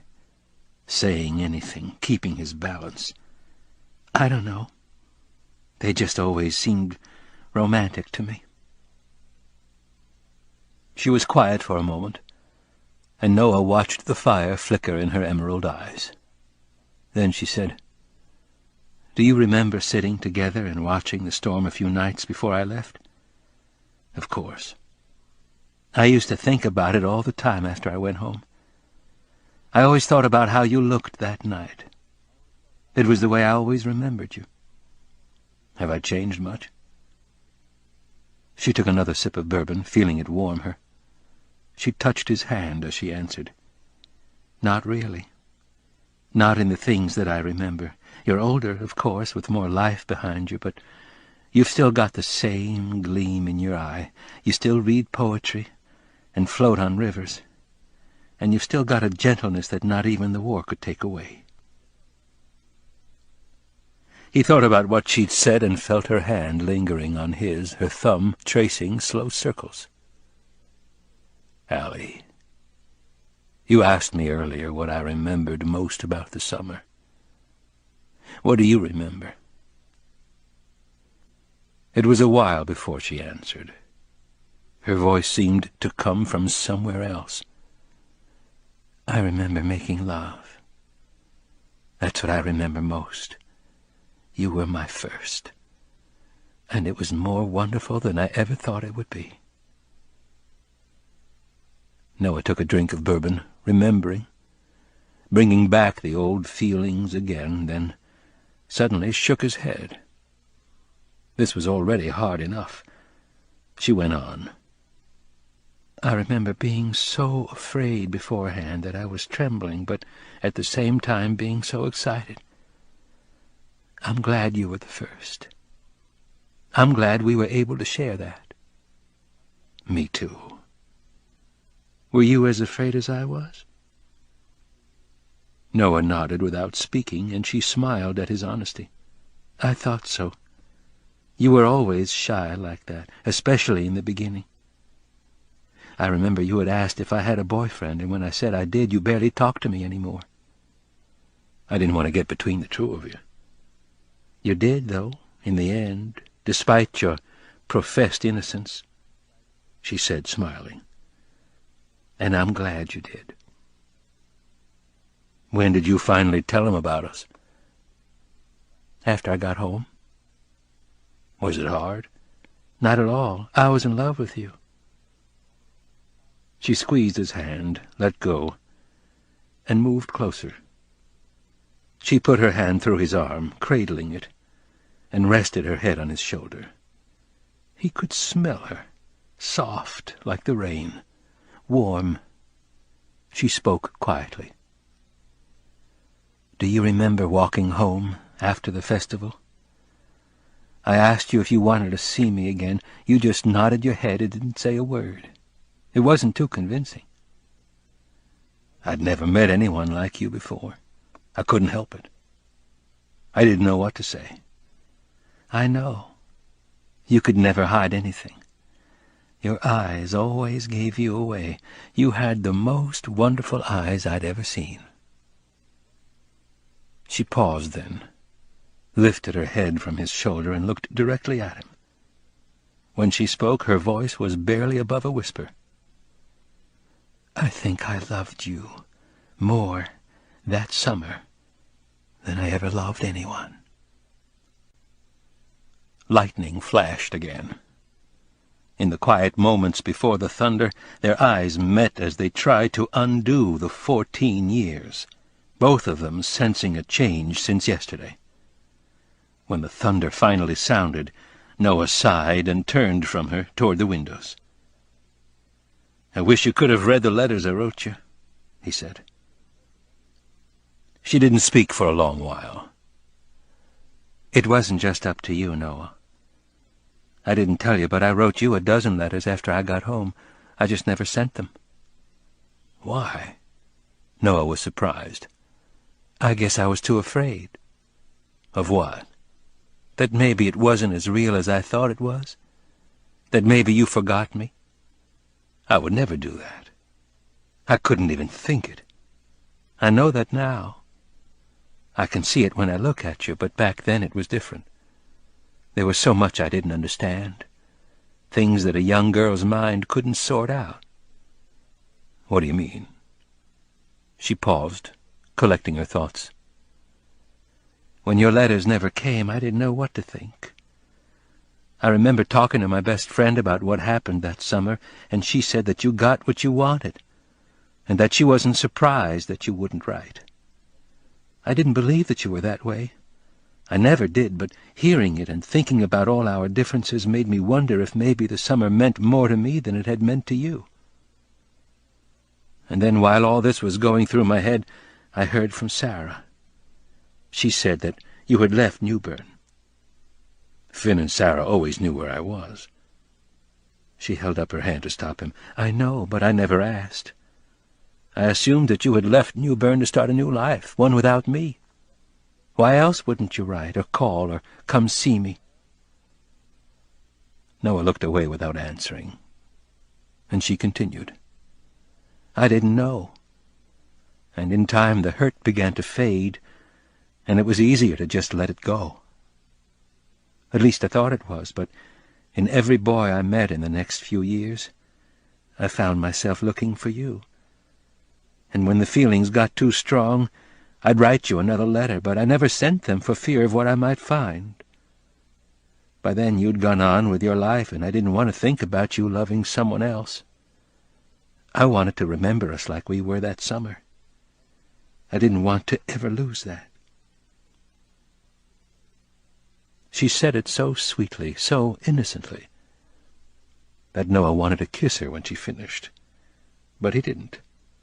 Instead, he fought the urge and pushed it back, knowing it wasn't what she needed. Yet she felt so wonderful to him, touching him. "The last letter I wrote was a couple of years ago, after I met Lon. I wrote to your daddy to find out where you were, but it had been so long since I'd seen you I wasn't even sure he'd still be there, and with the war—" She trailed off, and they were quiet for a moment, both of them lost in thought. Lightning lit the sky again before Noah finally broke the silence. "I wish you would have mailed it anyway." "Why?" "Just to hear from you. To hear what you've been up to." "You might have been disappointed. My life isn't too exciting. Besides, I'm not exactly what you remembered." "You're better than I remembered, Allie." "You're sweet, Noah." He almost stopped there, knowing that if he kept the words inside him he could somehow keep control, the same control he had kept the past 14 years. But something else had overtaken him now, and he gave in to it, hoping somehow, in some way, it would take them back to what they'd had so long ago. "I'm not saying it because I'm sweet. I'm saying it because I love you now, and I always have. More than you can imagine." A log snapped, sending sparks up the chimney, and both of them noticed the smoldering remains almost burned through. The fire needed another log, but neither of them moved. Allie took another sip of bourbon and began to feel its effects, but it wasn't just the alcohol that made her hold Noah a little tighter and feel his warmth against her. Glancing out the window, she saw the clouds were almost black. "Let me get the fire going again," Noah said, needing to think, and she released him. He went to the fireplace, opened the screen, and added a couple of logs. He used the poker to adjust the burning wood, making sure the new wood could catch easily. The flame began to spread again, and Noah returned to her side. She snuggled up against him again, resting her head on his shoulder as she had before, not speaking, rubbing her hand lightly against his chest. Noah leaned closer and whispered in her ear, "This reminds me of how we once were, when we were young." She smiled, thinking the same thing, and they watched the fire and smoke, holding each other. "Noah, you've never asked, but I want you to know something." "What is it?" Her voice was tender. "There's never been another, Noah. You weren't just the first. You're the only man I've ever been with. I don't expect you to say the same thing, but I wanted you to know." Noah was silent as he turned away. She felt warmer as she watched the fire. Her hand ran over the muscles beneath his shirt, hard and firm as they leaned against each other. She remembered when they'd held each other like this for what they'd thought would be the last time. They were sitting on a seawall designed to hold back the waters of the Neuse River. She was crying because they might never see each other again, and she wondered how she could ever be happy again. Instead of answering, he pressed a note into her hand, which she read on the way home. She had saved it, occasionally reading all of it or sometimes just a part.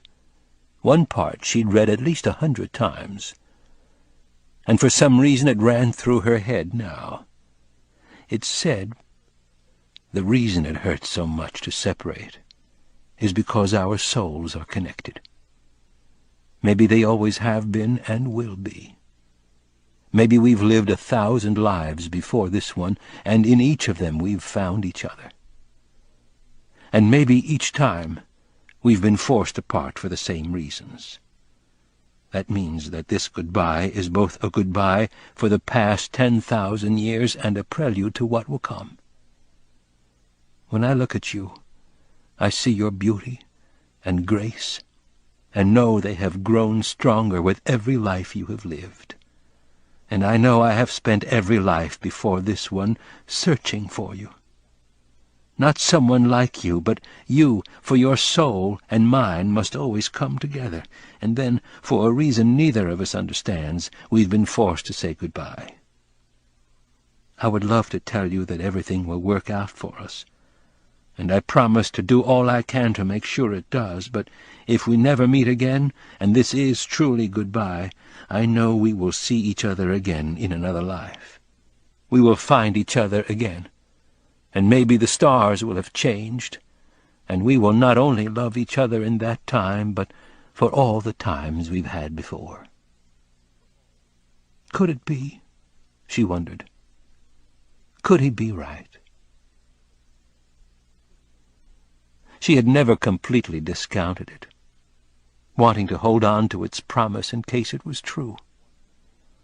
The idea had helped her through many hard times, but sitting here now seemed to test the theory that they were destined to always be apart. Unless the stars had changed since they were last together. And maybe they had, but she didn't want to look. Instead, she leaned into him and felt the heat between them, felt his body, felt his arm tight around her. And her body began to tremble with the same anticipation she had felt the first time they were together. It felt so right to be here. Everything felt right. The fire, the drinks, the storm. It couldn't have been more perfect. Like magic, it seemed.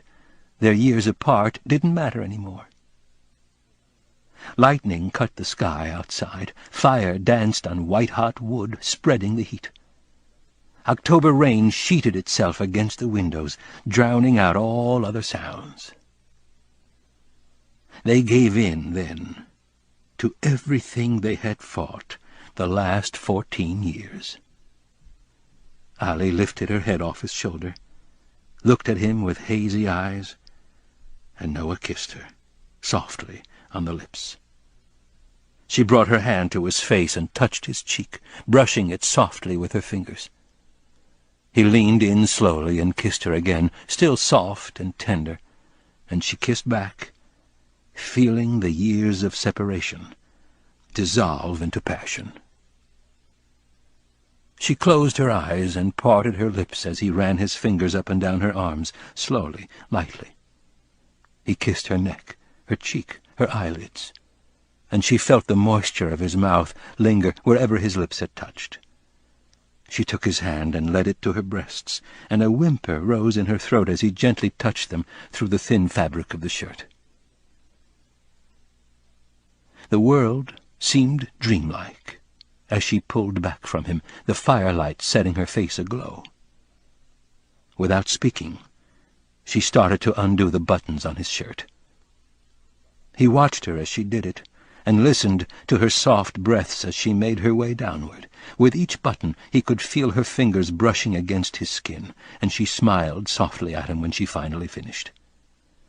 He felt her slide her hands inside, touching him as lightly as possible, letting her hands explore his body. He was hot, and she ran her hand over his slightly wet chest, feeling his hair between her fingers. Leaning in, she kissed his neck gently as she pulled the shirt over his shoulders, locking his arms behind his back. She lifted her head and allowed him to kiss her as he rolled his shoulders, freeing himself from the sleeves. With that, he slowly reached for her. He lifted her shirt and ran his finger slowly across her belly before raising her arms and slipping it off. She felt short of breath as he lowered his head and kissed between her breasts, and slowly ran his tongue up to her neck. His hands gently caressed her back, her arms, her shoulders, and she felt their heated bodies press together, skin to skin. He kissed her neck and nibbled gently as she lifted her hips and allowed him to pull off her bottoms. She reached for the snap on his jeans, undid it, and watched as he slipped them off as well. It was almost slow motion as their naked bodies finally came together, both of them trembling with the memory of what they had once shared together. He ran his tongue along her neck while his hands moved over the smooth, hot skin of her breasts, down her belly, past her navel, and up again. He was struck by her beauty. Her shimmering hair trapped the light and made it sparkle. Her skin was soft and beautiful, almost glowing in the firelight. He felt her hands on his back, beckoning him. They lay back, close to the fire, and the heat made the air seem thick. Her back was slightly arched as he rolled atop her in one fluid motion. He was on all fours above her, his knees astride her hips. She lifted her head and kissed his chin and neck, breathing hard, licking his shoulders and tasting the sweat that lingered on his body. She ran her hands through his hair as he held himself above her, his arm muscles hard from the exertion. With a little tempting frown she pulled him closer, but he resisted. Instead, he lowered himself and lightly rubbed his chest against her, and she felt her body respond with anticipation. He did this slowly, over and over, kissing every part of her body, listening as she made soft, whimpering sounds while he moved above her. He did this until she couldn't take it any more, and when they finally joined as one, she cried aloud and pressed her fingers hard into his back. She buried her face in his neck and felt him deep inside her, felt his strength and gentleness, felt his muscle and his soul. She moved rhythmically against him, allowing him to take her wherever he wanted, to the place she was meant to be. She opened her eyes and watched him in the firelight, marveling at his beauty as he moved above her. She saw his body glisten with crystal sweat, and watched as beads rolled down his chest and fell onto her like the rain outside. And with every drop, with every breath, she felt herself, every responsibility, every facet of her life, slipping away. Their bodies reflected everything given, everything taken, and she was rewarded with a sensation she never knew existed. It went on, tingling throughout her body and warming her before finally subsiding, and she struggled to catch her breath while she trembled beneath him. But the moment it was over, another one started to build again, and she started to feel them in long sequences, one right after the next. By the time the rain had stopped and the sun had set, her body was exhausted, but unwilling to stop the pleasure between them. They spent the day in each other's arms, alternately making love by the fire and then holding each other as they watched the flames curl around the wood. Sometimes he recited one of his favorite poems as she lay beside him, and she would listen with her eyes closed and almost feel the words. Then, when they were ready, they would join again, and he murmured words of love between kisses as they wrapped their arms around one another. They went on throughout the evening, making up for their years apart, and slept in each other's arms that night. Occasionally he would wake up and look at her body spent and radiant, and feel as if everything were suddenly right in this world. Once, when he was looking at her in the moments before daybreak, her eyes fluttered open, and she smiled and reached up to touch his face. He put his fingers to her lips, gently, to keep her from speaking, and for a long time they just looked at one another. When the lump in his throat subsided, he whispered to her, "You are the answer to every prayer I've offered. You are a song, a dream, a whisper, and I don't know how I could have lived without you for as long as I have. I love you, Allie, more than you can ever imagine. I always have, and I always will." "Oh, no," she said, pulling him to her. She wanted him, needed him now more than ever, like nothing she'd ever known.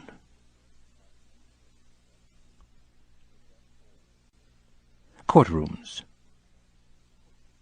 Later that morning, 3 men, 2 lawyers and the judge, sat in chambers while Lon finished speaking. It was a moment before the judge answered. "It's an unusual request," he said, pondering the situation. "It seems to me the trial could very well end today. Are you saying this urgent matter can't wait until later this evening or tomorrow?" "No, Your Honor, it can't," Lon answered, almost too quickly. "Stay relaxed," he told himself. "Take a deep breath." "And it has nothing to do with this case?" "No, Your Honor, it's of a personal nature. I know it's out of the ordinary, but I really need to take care of it." "Good. Better." The judge leaned back in his chair, evaluating him for a moment. "Mr. Bates, how do you feel about this?" He cleared his throat. "Mr. Hammond called me this morning, and I've already spoken to my clients. They're willing to postpone until Monday." "I see," the judge said. "And do you believe it is in your client's best interests to do this?" "I believe so," he said. "Mr. Hammond has agreed to reopen discussion on a certain matter not covered by this proceeding." The judge looked hard at both of them and thought about it. "I don't like it," he finally said. "Not at all. But Mr. Hammond has never made a similar request before, and I assume the matter is very important to him." He paused for effect, then looked to some papers on his desk. "I'll agree to adjourn until Monday, 9 o'clock sharp." "Thank you, Your Honor," Lon said. 2 minutes later, he was leaving the courthouse. He walked to the car he had parked directly across the street, got in, and began the drive to New Bern, his hands shaking. An unexpected visitor. Noah made breakfast for Allie while she slept in the living room. Bacon, biscuits, and coffee, nothing spectacular. He set the tray beside her as she woke up, and as soon as they had finished eating, they made love again. It was relentless, a powerful confirmation of what they had shared the day before. Allie arched her back and cried out fiercely in the final tidal wave of sensations, then wrapped her arms around him as they breathed in unison, exhausted. They showered together, and afterward Allie put on her dress, which had dried overnight. She spent the morning with Noah. Together they fed Clem and checked the windows to make sure no damage had been done in the storm. 2 pine trees had blown over, though neither had caused much damage, and a few shingles had blown off the shed, but other than that the property had escaped pretty much unscathed.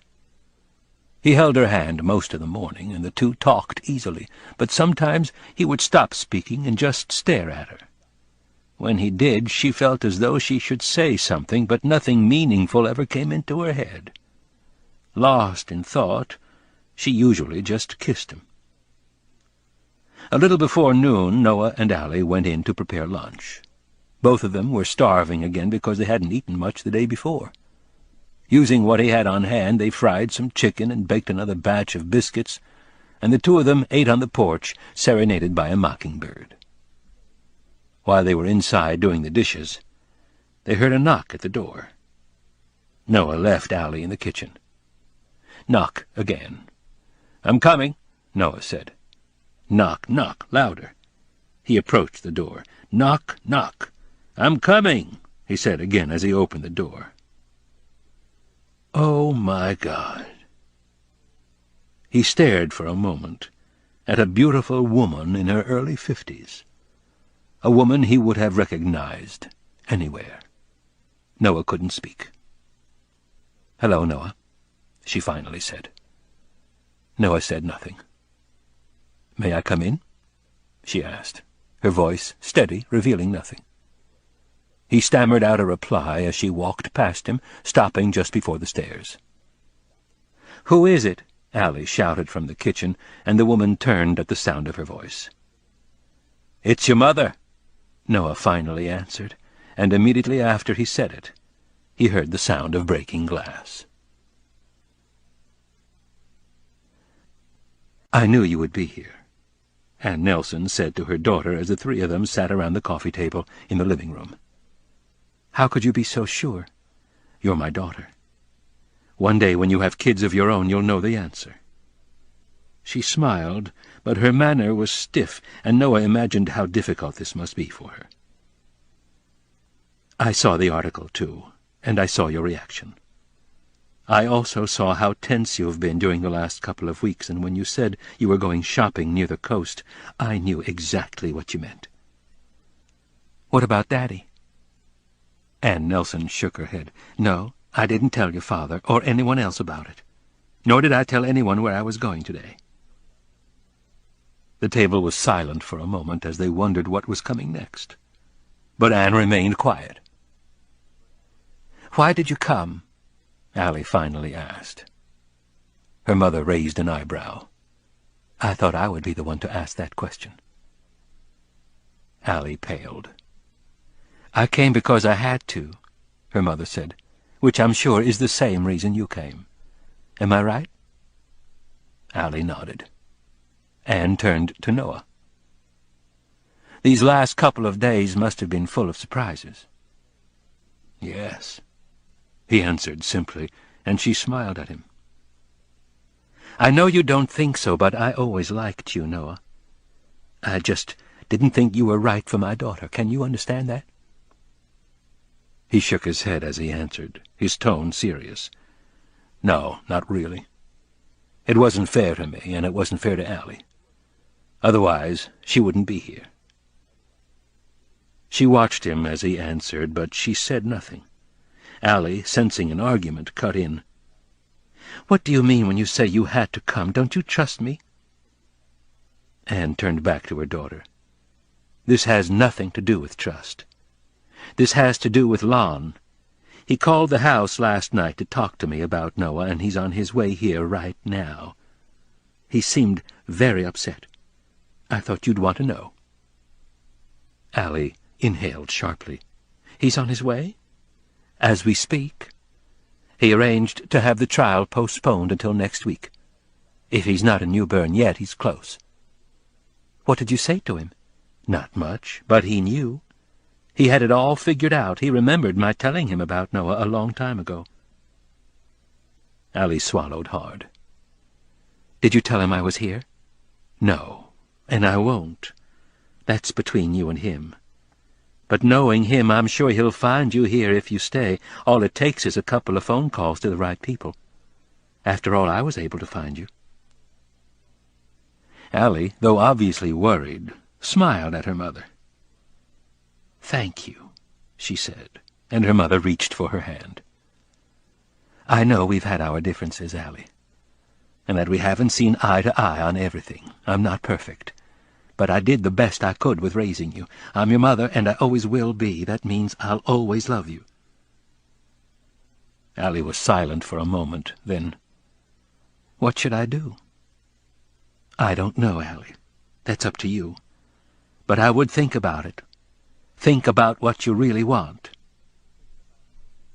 Allie turned away, her eyes reddening. A moment later a tear drifted down her cheek. "I don't know." She trailed off, and her mother squeezed her hand. Anne looked at Noah, who had been sitting with his head down, listening carefully. As if on cue, he returned her gaze, nodded, and left the room. When he was gone, Anne whispered, "Do you love him?" "Yes, I do," Allie answered softly. "Very much." "Do you love Lon?" "Yes, I do. I love him, too, dearly, but in a different way. He doesn't make me feel the way Noah does." "No one will ever do that," her mother said, and she released Allie's hand. "I can't make this decision for you, Allie. This one's all yours. I want you to know, though, that I love you, and I always will. I know that doesn't help, but it's all I can do." She reached in her pocketbook and removed a bundle of letters, held together with string, the envelopes old and slightly yellowed. "These are the letters that Noah wrote you. I never threw them away, and they haven't been opened. I know I shouldn't have kept them from you, and I'm sorry for that, but I was just trying to protect you. I didn't realize—" Allie took them and ran her hand over them, shocked. "I should go, Allie. You've got some decisions to make, and you don't have much time. Do you want me to stay in town?" Allie shook her head. "No, this is up to me." Anne nodded and watched her daughter for a moment, wondering. Finally she stood, went around the table, leaned over, and kissed her daughter on the cheek. She could see the question in her daughter's eyes as Allie stood from the table and embraced her. "What are you going to do?" her mother asked, pulling back. There was a long pause. "I don't know," Allie finally answered. They stood together for another minute, just holding each other. "Thanks for coming," Allie said. "I love you." "I love you, too." On her way out the door, Allie thought that she heard her mother whisper, "Follow your heart." But she couldn't be sure.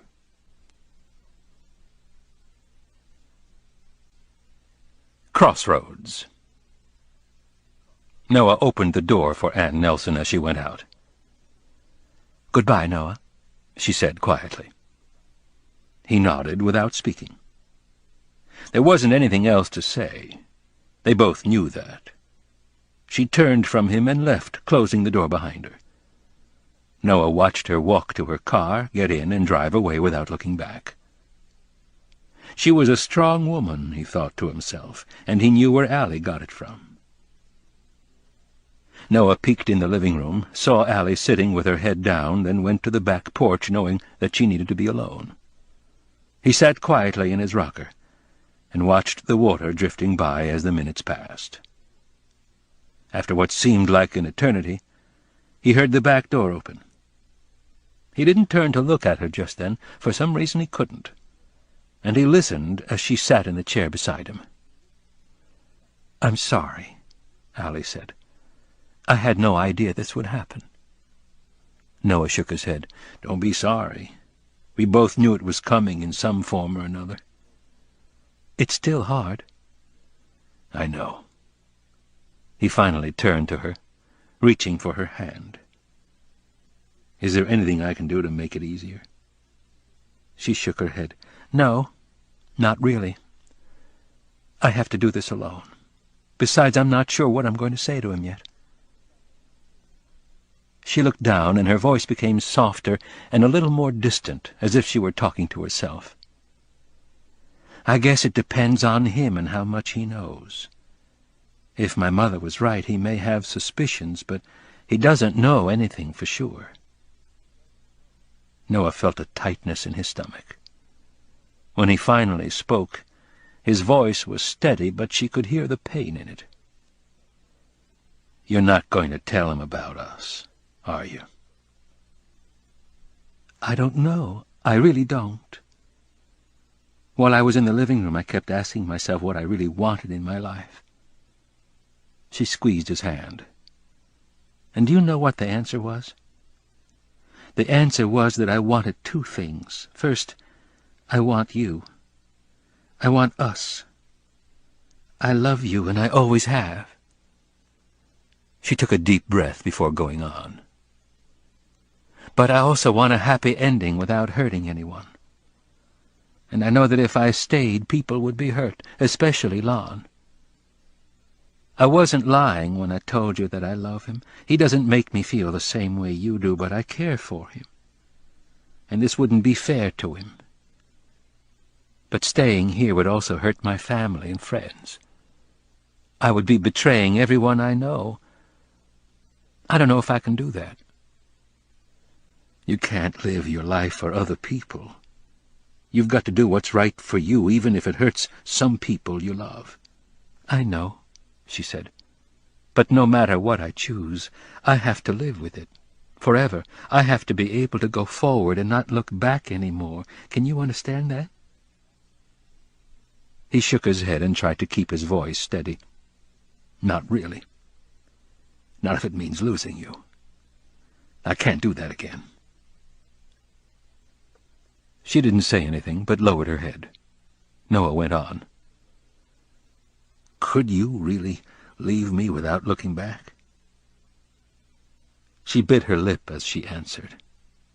Her voice was beginning to crack. "I don't know. Probably not."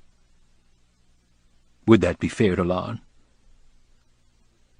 She didn't answer right away. Instead, she stood, wiped her face, and walked to the edge of the porch where she leaned against the post. She crossed her arms and watched the water before answering quietly. "No." "It doesn't have to be like this, Allie," he said. "We're adults now. We have the choice we didn't have before. We're meant to be together. We always have been." He walked to her side and put his hand on her shoulder. "I don't want to live the rest of my life thinking about you and dreaming of what might have been. Stay with me, Allie."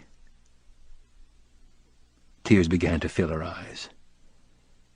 "I don't know if I can," she finally whispered. "You can. Allie, I can't live my life happily knowing you're with someone else. That would kill a part of me. What we have is rare. It's too beautiful to just throw it away." She didn't respond. After a moment he gently turned her toward him, took her hands, and stared at her, willing her to look at him. Allie finally faced him with moist eyes. After a long silence, Noah brushed the tears from her cheeks with his fingers, a look of tenderness on his face. His voice caught as he saw what her eyes were telling him. "You're not going to stay, are you?" He smiled weakly. "You want to, but you can't." "Oh, Noah," she said as the tears began again. "Please, try to understand." He shook his head to stop her. "I know what you're trying to say. I can see it in your eyes. But I don't want to understand it, Allie. I don't want it to end this way. I don't want it to end at all, but if you leave, we both know we'll never see each other again." She leaned into him and began to cry harder as Noah fought back his own tears. He wrapped his arms around her. "Allie, I can't force you to stay with me, but no matter what happens in my life, I'll never forget these last couple of days with you. I've been dreaming about this for years." He kissed her gently, and they embraced as they had when she first got out of her car 2 days ago. Finally, Allie let him go and wiped her tears. "I have to get my things, Noah." He didn't go inside with her. Instead, he sat down in the rocker, spent. He watched her go into the house and listened as the sound of her movements faded into nothing. She emerged from the house minutes later with everything she'd brought and walked toward him with her head down. She handed him the drawing she had done yesterday morning. As he took it, he noticed that she hadn't stopped crying. "Here, Noah, I made this for you." Noah took the drawing and unrolled it slowly, careful not to tear it. There were dual images, one overlapping the other.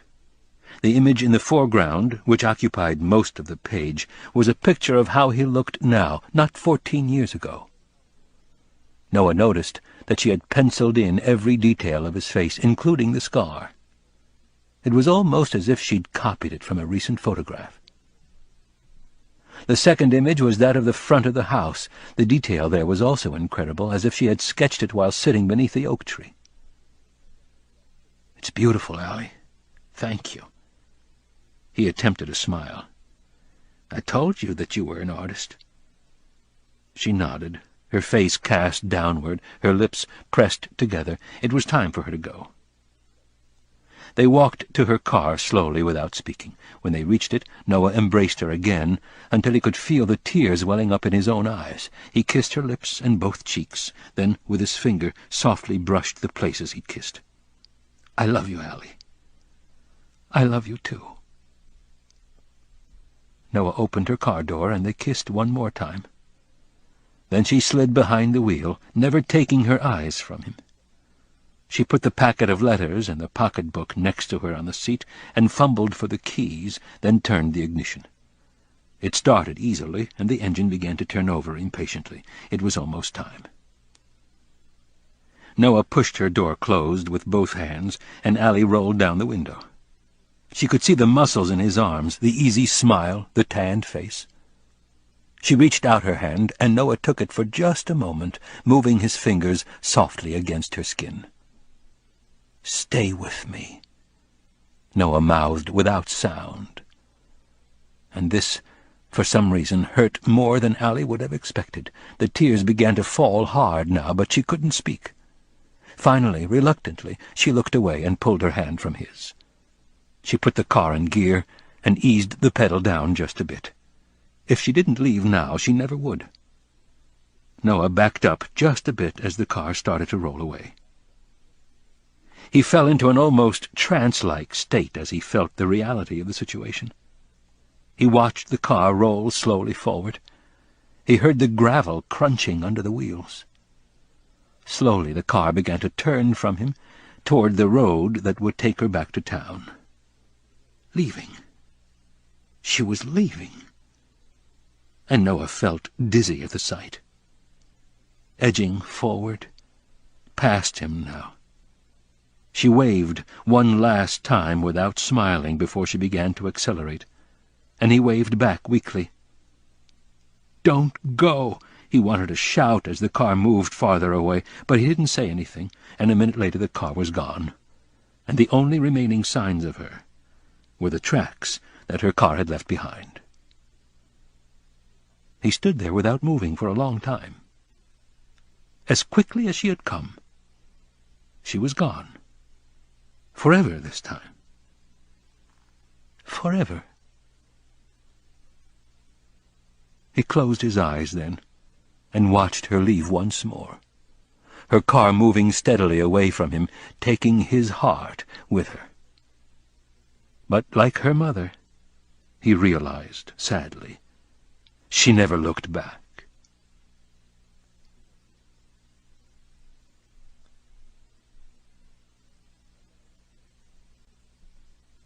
A letter from yesterday. Driving with tears in her eyes was difficult, but she went on anyway, hoping that instinct would take her back to the inn. She kept the window rolled down, thinking the fresh air might help clear her mind. But it didn't seem to help. Nothing would help. She was tired, and she wondered if she would have the energy she needed to talk to Lon. And what was she going to say? She still had no idea, but hoped that something would come to her when the time came. It would have to. By the time she reached the drawbridge that led to Front Street, she had herself a little more under control. Not completely, but well enough, she thought, to talk to Lon. At least, she hoped so. Traffic was light, and she had time to watch strangers going about their business as she drove through Newbern. At a gas station, a mechanic was looking under the hood of a new automobile, while a man, presumably its owner, stood beside him. 2 women were pushing baby carriages just outside Hoffman Lane, chatting between themselves while they window shopped. In front of Hearn's Jewelers, a well-dressed man walked briskly, carrying a briefcase. She made another turn and saw a young man unloading groceries from a truck that blocked part of the street. Something about the way he held himself, or the way he moved, reminded her of Noah harvesting crabs at the end of the dock. She saw the inn just up the street while she was stopped at a red light. She took a deep breath when the light turned green, and drove slowly until she reached the parking lot that the inn shared with a couple of other businesses. She turned in, and saw Lon's car sitting in the first spot. Although the one next to it was open, she passed it and picked a spot a little farther from the entrance. She turned the key and the engine stopped promptly.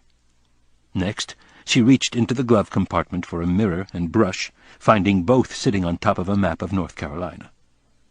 Looking at herself, she saw her eyes were still red and puffy. Like yesterday after the rain, as she examined her reflection, she was sorry she didn't have any makeup, though she doubted it would help much now. She tried pulling her hair back on one side, tried both sides, then, finally, gave up. She reached for her pocketbook, opened it, and once again looked at the article that had brought her here. So much had happened since then. It was hard to believe it had been only 3 weeks. It felt impossible to her that she had arrived only the day before yesterday. It seemed like a lifetime since her dinner with Noah. Starlings chirped in the trees around her. The clouds had begun to break up now, and Allie could see blue in between patches of white. The sun was still shaded, but she knew it would only be a matter of time. It was going to be a beautiful day. It was the kind of day she would have liked to spend with Noah, and as she was thinking about him, she remembered the letters her mother had given her and reached for them. She untied the packet and found the first letter he had written her. She began to open it, then stopped, because she could imagine what was in it. Something simple, no doubt. Things he'd done, memories of the summer, perhaps some questions. After all, he probably expected an answer from her. Instead, she reached for the last letter he'd written, the one on the bottom of the stack. The goodbye letter. This one interested her far more than the others. How had he said it? How would she have said it? The envelope was thin, 1, maybe 2 pages. Whatever he had written wasn't too long.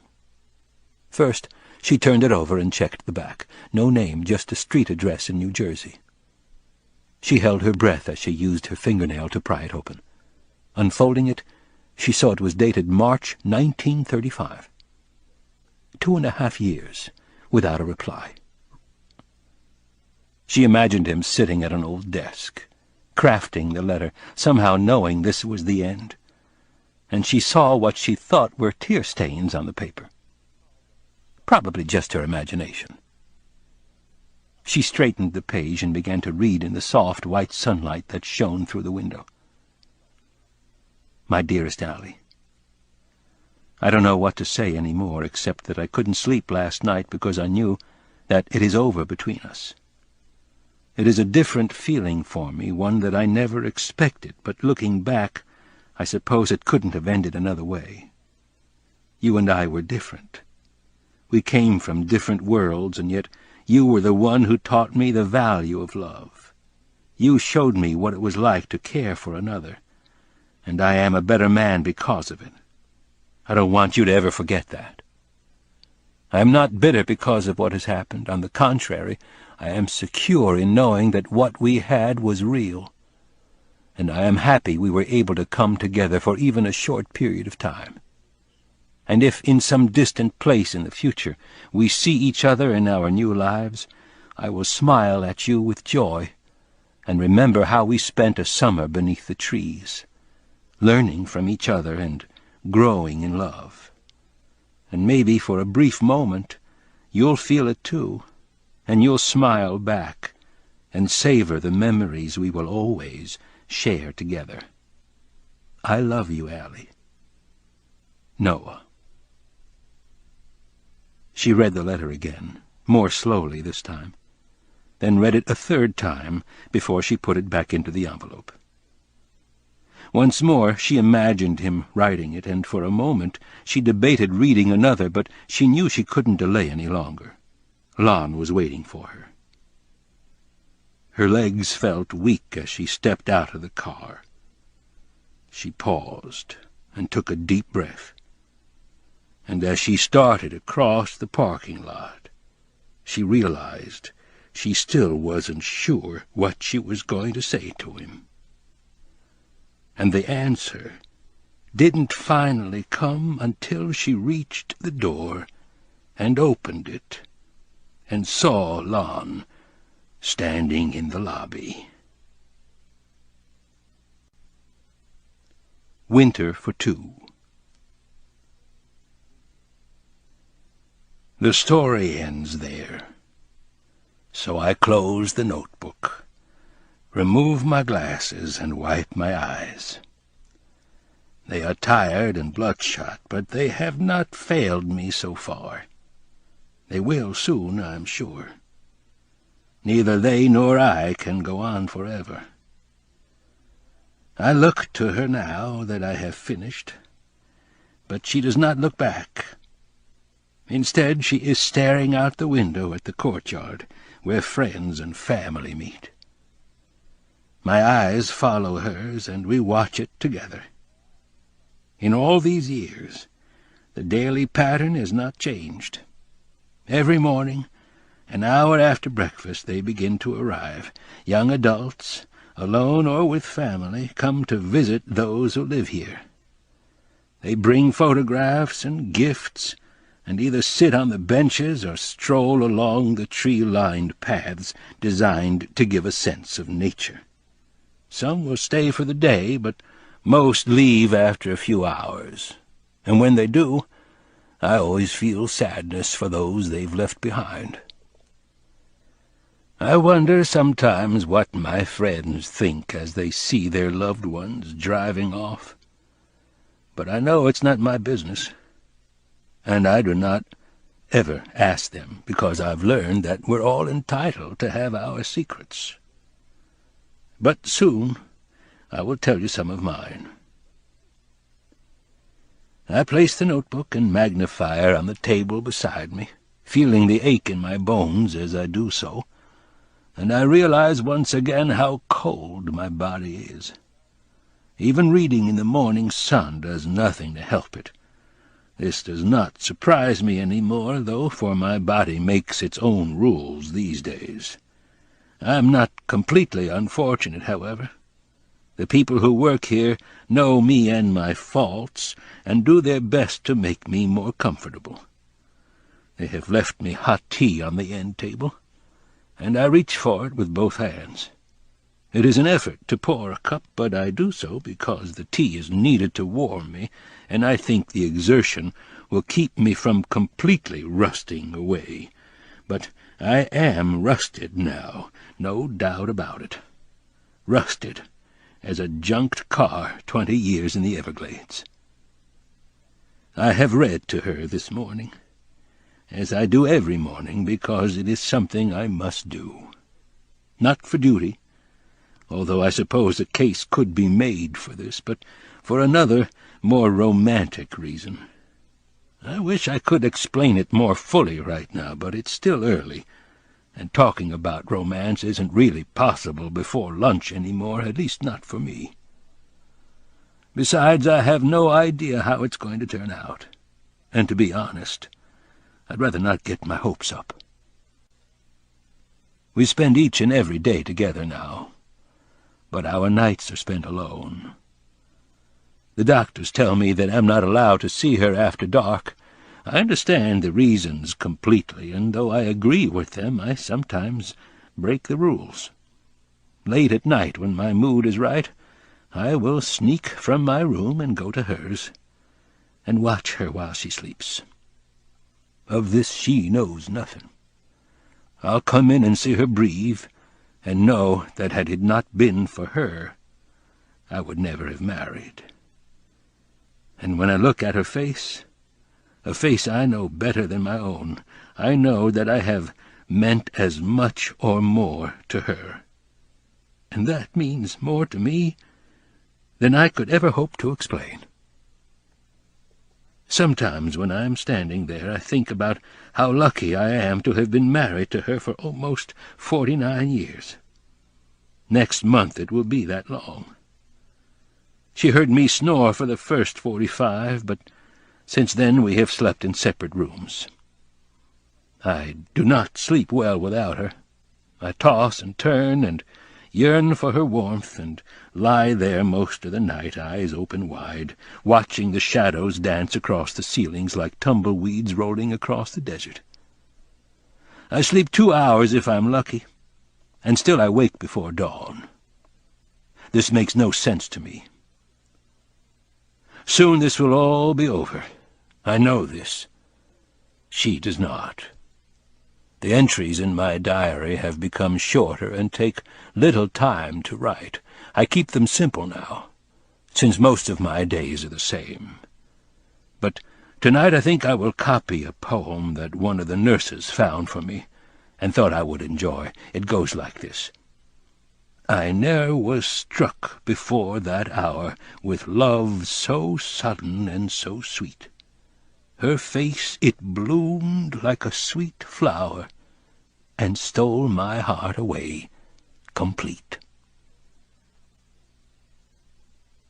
Because our evenings are our own, I have been asked to visit the others. Usually I do, for I am the reader, and I am needed, or so I am told.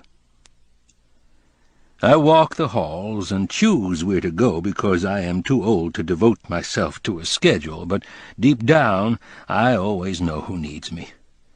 They are my friends, and when I push open their doors I see rooms that look like mine, always semi-darkened, illuminated only by the lights of Wheel of Fortune and Vanna's Teeth. The furniture is the same for everyone, and the TVs blare because no one can hear well anymore. Men or women, they smile at me when I enter, and speak in whispers as they turn off their sets. "I'm so glad you've come," they say. And then they ask about my wife. Sometimes I tell them. I might tell them of her sweetness and her charm, and describe how she taught me to see the world for the beautiful place it is. Or I tell them of our early years together, and explain how we had all we needed when we held each other under starry southern skies. On special occasions, I whisper of our adventures together, of art shows in New York and Paris, or the rave reviews from critics writing in languages I do not understand. Mostly, though, I smile, and I tell them that she is the same, and they turn from me, for I know they do not want me to see their faces. It reminds them of their own mortality. So I sit with them and read to lessen their fears. Be composed, be at ease with me. Not till the sun excludes you do I exclude you. Not till the waters refuse to glisten for you, and the leaves to rustle for you, do my words refuse to glisten and rustle for you. And I read to let them know who I am. I wander all night in my vision, bending with open eyes over the shut eyes of sleepers, wandering and confused, lost to myself, ill-assorted, contradictory, pausing, gazing, bending, and stopping. If she could, my wife would accompany me on my evening excursions, for one of her many loves was poetry. Thomas, Whitman, Eliot, Shakespeare, and King David of the Psalms.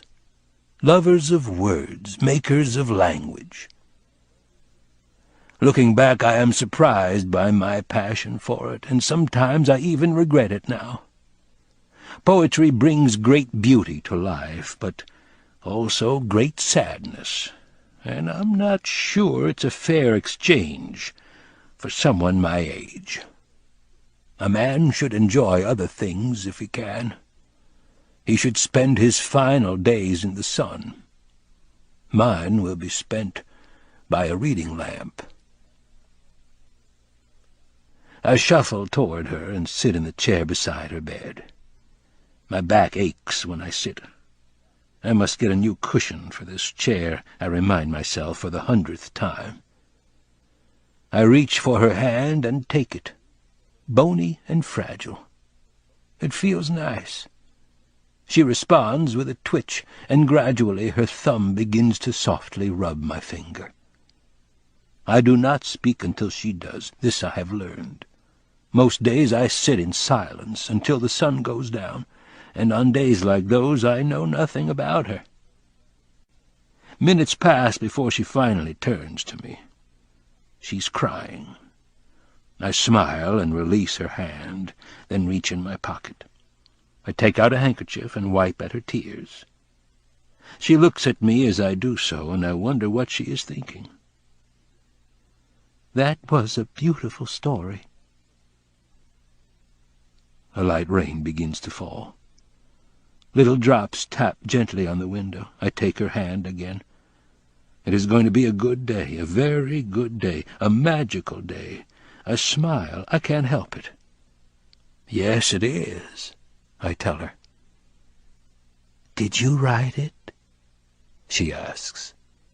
Her voice is like a whisper, a light wind flowing through the leaves. Yes, I answer. She turns toward the nightstand. Her medicine is in a little cup, mine too, little pills, colors like a rainbow, so we won't forget to take them.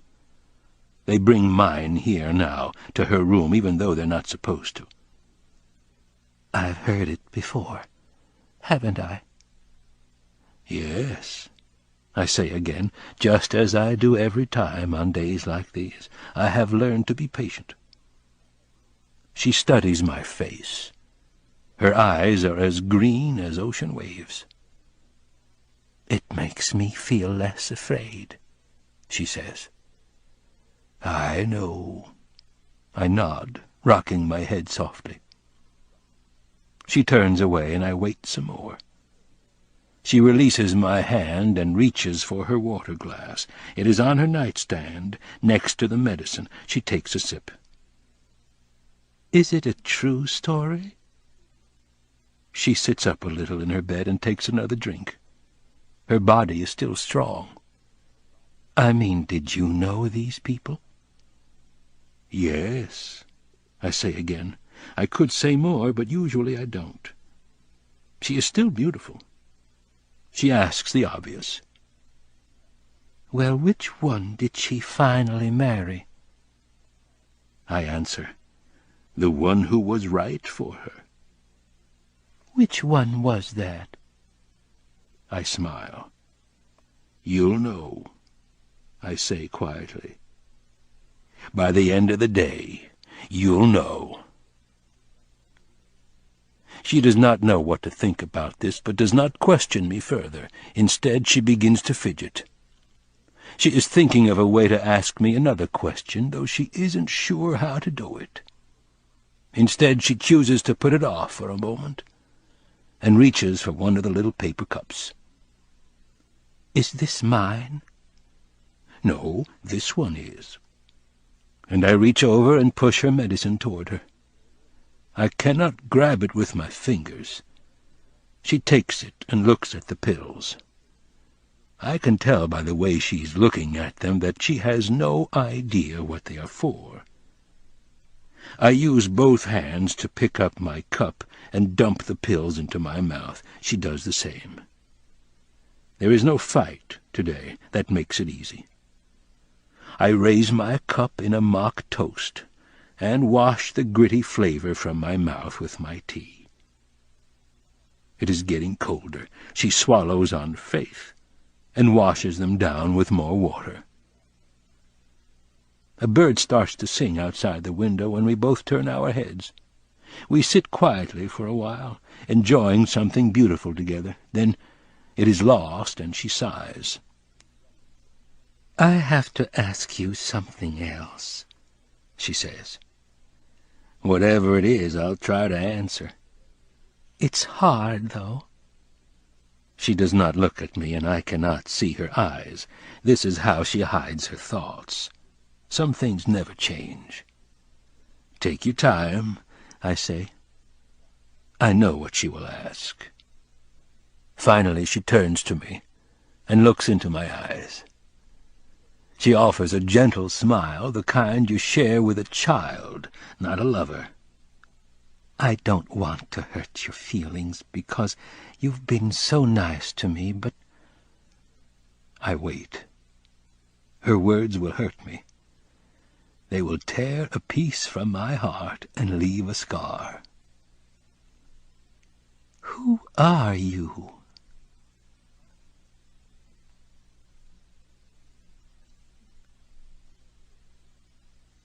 We have lived at Creekside Extended Care Facility for 3 years now. It was her decision to come here, partly because it was near our home, but also because she thought it would be easier for me. We boarded up our home because neither of us could bear to sell it, signed some papers, and just like that we received a place to live and die in exchange for some of the freedom for which we had worked a lifetime. She was right to do this, of course. There is no way I could have made it alone, for sickness has come to us, both of us. We are in the final minutes in the day of our lives, and the clock is ticking, loudly. I wonder if I am the only one who can hear it. A throbbing pain courses through my fingers, and it reminds me that we have not held hands with fingers interlocked since we moved here.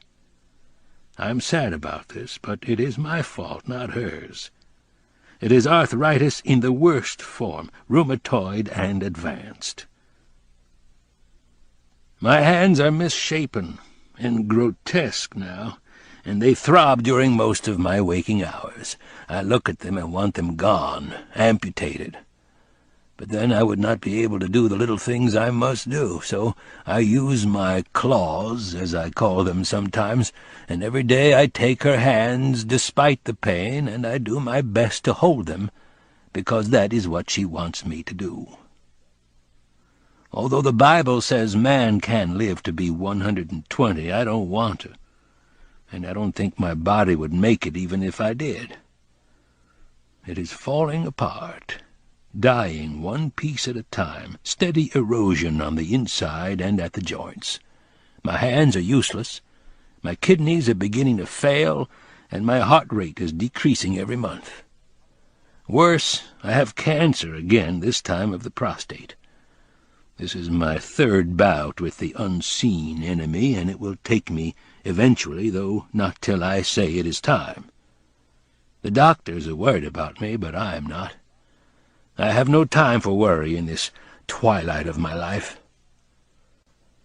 Of our 5 children, 4 are still living, and though it is hard for them to visit, they come often, and for this I am thankful. But even when they aren't here, they come alive in my mind every day, each of them, and they bring to mind the smiles and tears that come with raising a family. A dozen pictures line the walls of my room. They are my heritage, my contribution to the world. I am very proud. Sometimes I wonder what my wife thinks of them as she dreams, or if she thinks of them at all, or if she even dreams. There is so much about her I don't understand any more. I wonder what my daddy would think of my life, and what he would do if he were me. I have not seen him for 50 years, and he is now but a shadow in my thoughts. I cannot picture him clearly any more. His face is darkened as if a light shines from behind him. I'm not sure if this is due to a failing memory or simply the passage of time. I have only one picture of him, and this too has faded. In another 10 years it will be gone, and so will I, and his memory will be erased like a message in the sand. If not for my diaries, I would swear I had lived only half as long as I have. Long periods of my life seem to have vanished, and even now I read the passages and wonder who I was when I wrote them, for I cannot remember the events of my life. There are times I sit and wonder where it all has gone. My name, I say, is Duke. I have always been a John Wayne fan. Duke, she whispers to herself.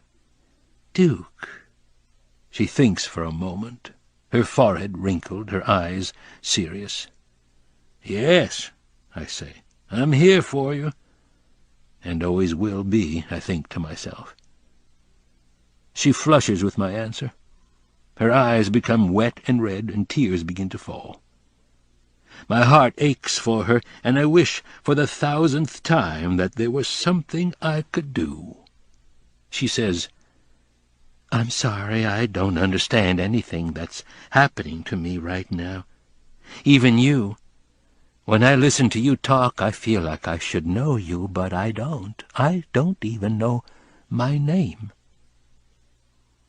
She wipes at her tears and says, Help me, Duke. Help me remember who I am, or at least who I was. I feel so lost. I answer from my heart, but I lie to her about her name, as I have about my own. There's a reason for this. You are Hannah, a lover of life, a strength to those who shared in your friendships. You are a dream, a creator of happiness, an artist who has touched 1,000 souls. You've led a full life and wanted for nothing because your needs are spiritual, and you have only to look inside you. You are kind and loyal, and you are able to see beauty where others do not. You are a teacher of wonderful lessons, a dreamer of better things.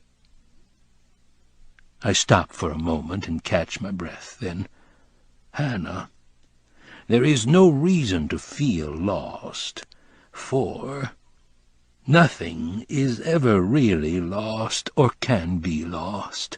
No birth, identity, form, no object of the world, nor life, nor force, nor any visible thing.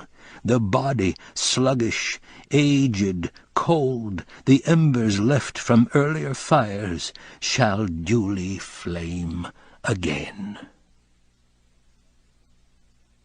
She thinks about what I have said for a moment. In the silence I look toward the window and notice that the rain has stopped now. Sunlight is beginning to filter into her room. She asks, "Did you write that?" No, that was Walt Whitman. Who? A lover of words, a shaper of thoughts. She does not respond directly. Instead, she stares at me for a long while, until our breathing coincides. In, out, in, out, in, out. Deep breaths. I wonder if she knows. I think she's beautiful. Would you stay with me a while? She finally asks. I smile and nod. She smiles back. She reaches for my hand, takes it gently and pulls it to her waist. She stares at the hardened knots that deform my fingers and caresses them gently. Her hands are still those of an angel. Come, I say as I stand with great effort. Let's go for a walk. The air is crisp and the goslings are waiting. It's beautiful today. I am staring at her as I say these last few words. She blushes. It makes me feel young again. She was famous, of course. One of the best Southern painters of the 20th century, some said, and I was and am proud of her. Unlike me, who struggled to write even the simplest of verses, my wife could create beauty as easily as the Lord created the earth. Her paintings are in museums around the world, but I have kept only 2 for myself. The first one she ever gave me, and the last one. They hang in my room, and late at night I sit and stare and sometimes cry when I look at them. I don't know why. And so the years passed. We led our lives, working, painting, raising children, loving each other. I see photos of Christmases, family trips, of graduations, and of weddings. I see grandchildren and happy faces. I see photos of us, our hair growing whiter, the lines in our faces deeper.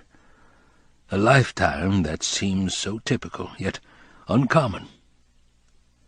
We could not foresee the future, but then who can? I do not live now as I expected to, and what did I expect? Retirement. Visits with the grandchildren, perhaps more travel. She always loved to travel. I thought that perhaps I would start a hobby. What, I did not know, but possibly shipbuilding. In bottles. Small, detailed, impossible to consider now with my hands, but I am not bitter. Our lives can't be measured by our final years, of this I am sure, and I guess I should have known what lay ahead in our lives. Looking back, I suppose it seems obvious, but at first I thought her confusion understandable and not unique. She would forget where she placed her keys, but who has not done that? She would forget a neighbor's name, but not someone we knew well or with whom we socialized. Sometimes she would write the wrong year when she made out her checks, but again I dismissed it as simple mistakes that one makes when thinking of other things. It was not until the more obvious events occurred that I began to suspect the worst. An iron in the freezer, clothes in the dishwasher, books in the oven. Other things, too, but the day I found her in the car 3 blocks away, crying over the steering wheel because she couldn't find her way home, was the first day I was really frightened. And she was frightened, too, for when I tapped on her window she turned to me and said, "Oh, God, what's happening to me? Please help me." A knot twisted in my stomach, but I dared not think the worst. 6 days later the doctor met with her and began a series of tests.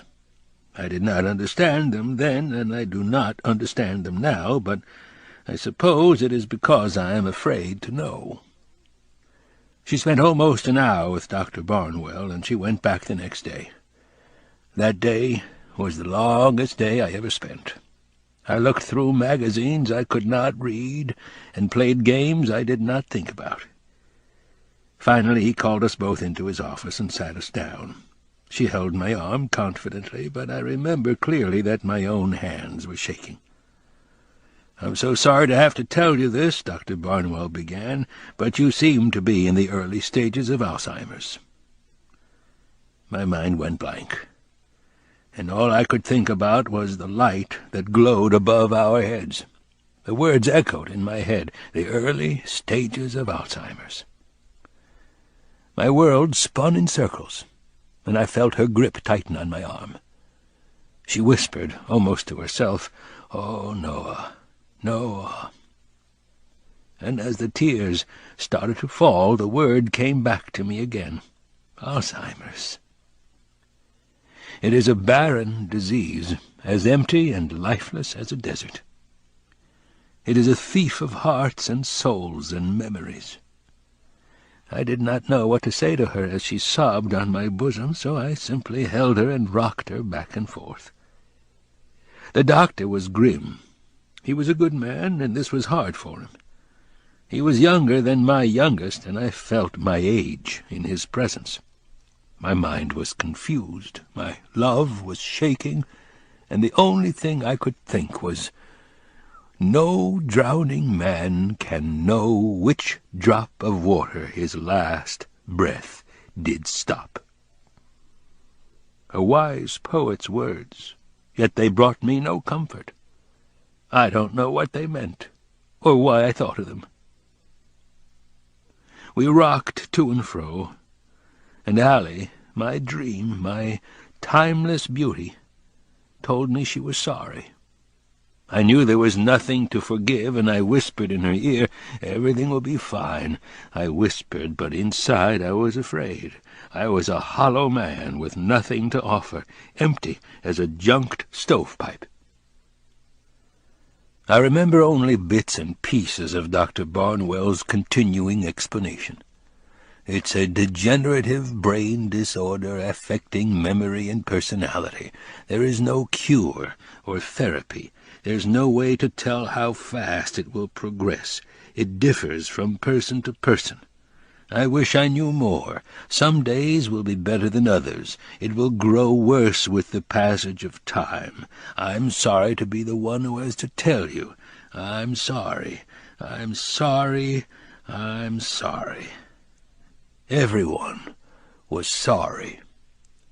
My children were broken-hearted. My friends were scared for themselves. I don't remember leaving the doctor's office, and I don't remember driving home. My memories of that day are gone, and in this my wife and I are the same. It has been 4 years now. Since then we have made the best of it, if that is possible. Allie organized, as was her disposition. She made arrangements to leave the house and move here. She rewrote her will and sealed it. She left specific burial instructions, and they sit in my desk in the bottom drawer. I have not seen them. And when she was finished, she began to write.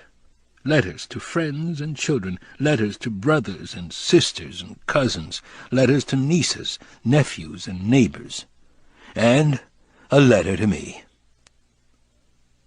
I read it sometimes when I'm in the mood, and when I do, I am reminded of Allie on cold winter evenings, seated by a roaring fire with a glass of wine at her side, reading the letters I had written to her over the years.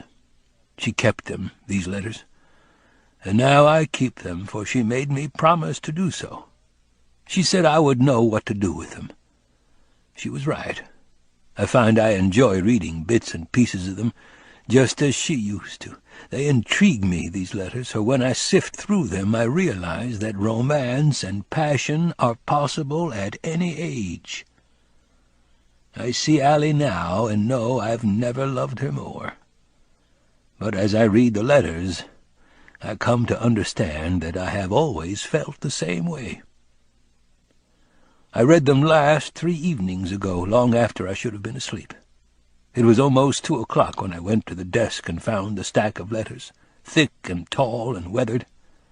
I untied the ribbon, itself almost half a century old, and found the letters her mother had hidden so long ago, and those from afterward. A lifetime of letters, letters professing my love, letters from my heart. I glanced through them with a smile on my face, picking and choosing, and finally opened a letter from our first anniversary. I read an excerpt. "When I see you now, moving slowly with new life growing inside you, I hope you know how much you mean to me, and how special this year has been. No man is more blessed than me, and I love you with all my heart." I put it aside, sifted through the stack, and found another, this from a cold evening 39 years ago.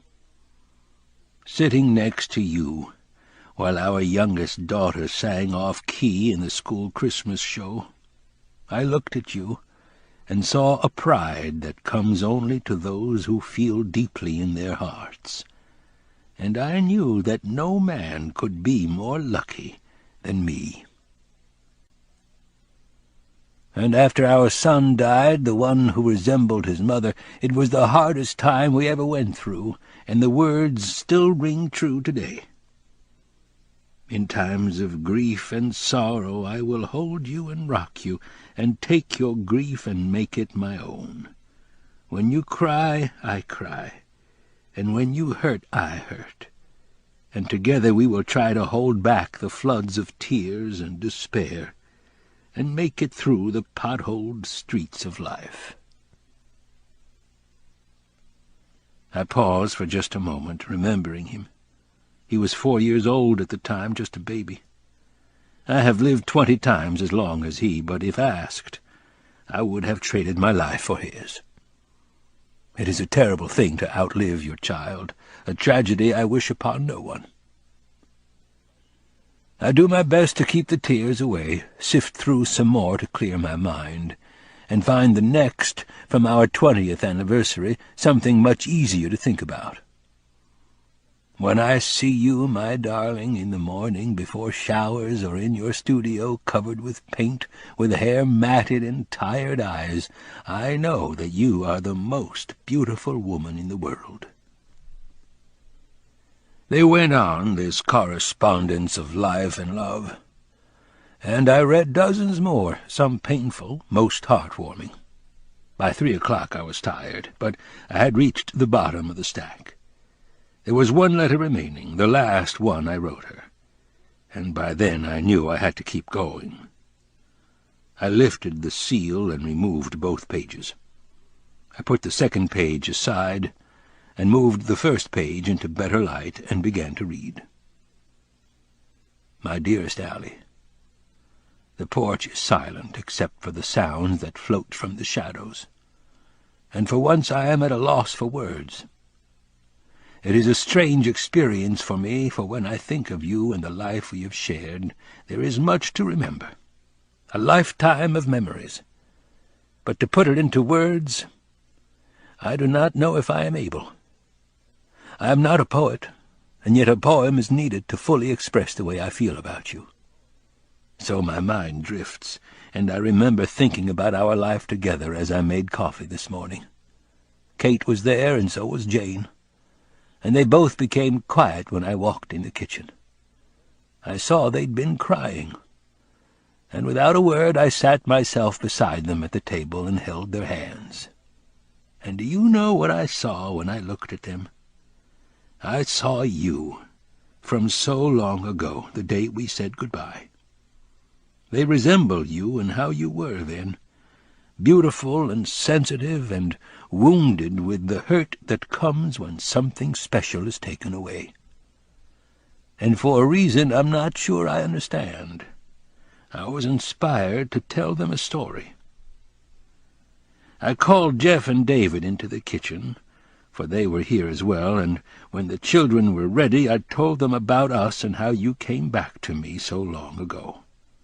I told them about our walk and the crab dinner in the kitchen, and they listened with smiles when they heard about the canoe ride, and sitting in front of the fire with the storm raging outside. I told them about your mother warning us about Lon the next day. They seemed as surprised as we were, and yes, I even told them what happened later that day, after you went back to town. That part of the story has never left me, even after all this time.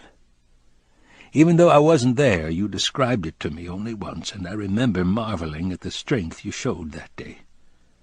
I still cannot imagine what was going through your mind when you walked into the lobby and saw Lon, or how it must have felt to talk to him. You told me that the two of you left the inn and sat on a bench by the old Methodist church, and that he held your hand even as you explained that you must stay. I know you cared for him, and his reaction proves to me he cared for you as well.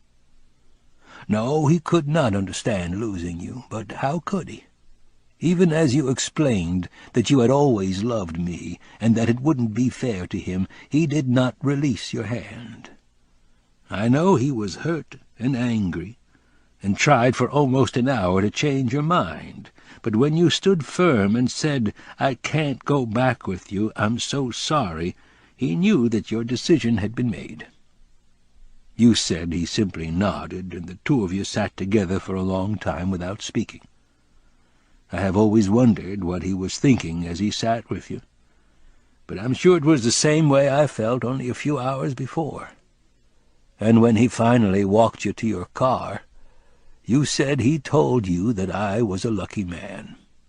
He behaved as a gentleman would, and I understood then why your choice was so hard.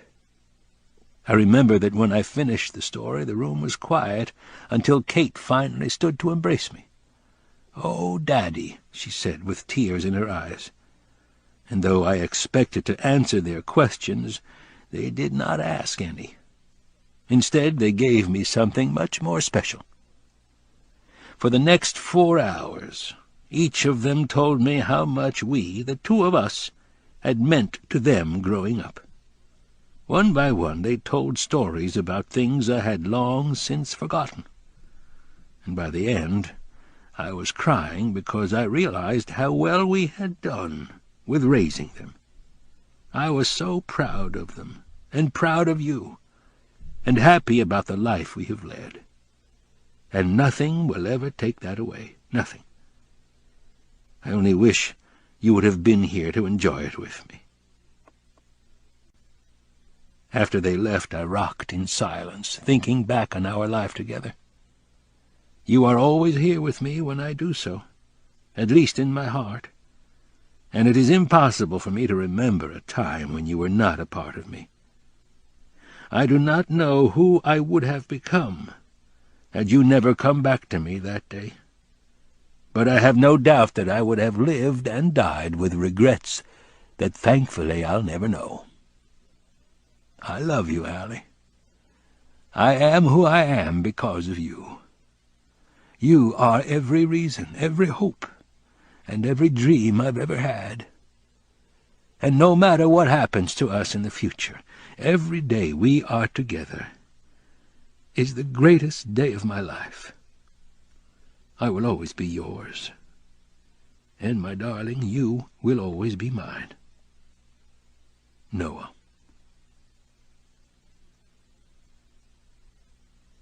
I put the pages aside, and remember sitting with Allie on our porch when she read this letter for the first time. It was late afternoon, with red streaks cutting the summer sky, and the last remnants of the day were fading. The sky was slowly changing color, and as I was watching the sun go down, I remember thinking about that brief, flickering moment when day suddenly turns into night. Dusk, I realized then, is just an illusion, because the sun is either above the horizon or below it, and that means that day and night are linked in a way that few things are. There cannot be one without the other, yet they cannot exist at the same time. How would it feel, I remember wondering, to be always together, yet forever apart? Looking back, I find it ironic that she chose to read the letter at the exact moment that question popped into my head. It is ironic, of course, because I know the answer now. I know what it's like to be day and night now, always together, forever apart. There's beauty where we sit this afternoon, Allie and I. This is the pinnacle of my life. They are here at the creek, the birds, the geese, my friends. Their bodies float on the cool water, which reflects bits and pieces of their colors and make them seem larger than they really are. Allie, too, is taken in by their wonder, and little by little we get to know each other again. It's good to talk to you. I find that I miss it even when it hasn't been that long. I am sincere, and she knows this, but she is still wary. I am a stranger. "Is this something we do often?" she asks. "Do we sit here and watch the birds a lot? I mean, do we know each other well?" Yes and no. I think everyone has secrets, but we have been acquainted for years. She looks to her hands, then mine. She thinks about this for a moment, her face at such an angle that she looks young again. We do not wear our rings. Again, there is a reason for this. She asks, "Were you ever married?" I nod. "Yes." "What was she like?" I tell the truth. She was my dream. She made me who I am, and holding her in my arms was more natural to me than my own heartbeat. I think about her all the time. Even now, when I'm sitting here, I think about her. There could never have been another. She takes this in.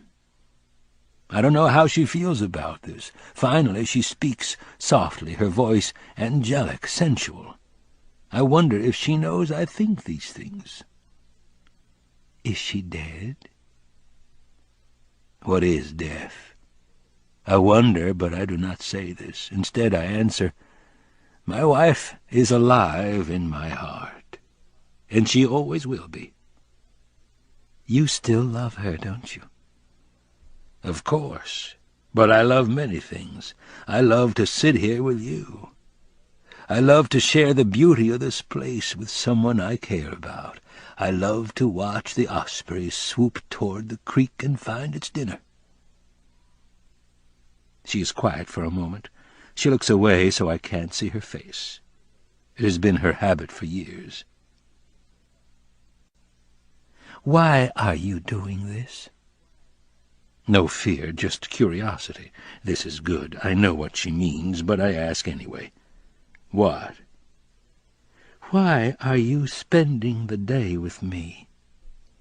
I smile. "I'm here because this is where I'm supposed to be. It's not complicated. Both you and I are enjoying ourselves. Don't dismiss my time with you. It's not wasted. It's what I want. I sit here and we talk, and I think to myself, what could be better than what I am doing now?" She looks me in the eyes, and for a moment, just a moment, her eyes twinkle. A slight smile forms on her lips. "I like being with you.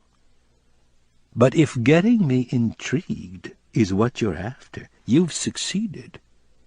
I admit I enjoy your company, but I know nothing about you. I don't expect you to tell me your life story, but why are you so mysterious?" I read once that women love mysterious strangers. See? You haven't really answered the question. You haven't answered most of my questions. You didn't even tell me how the story ended this morning. I shrug. We sit quietly for a while.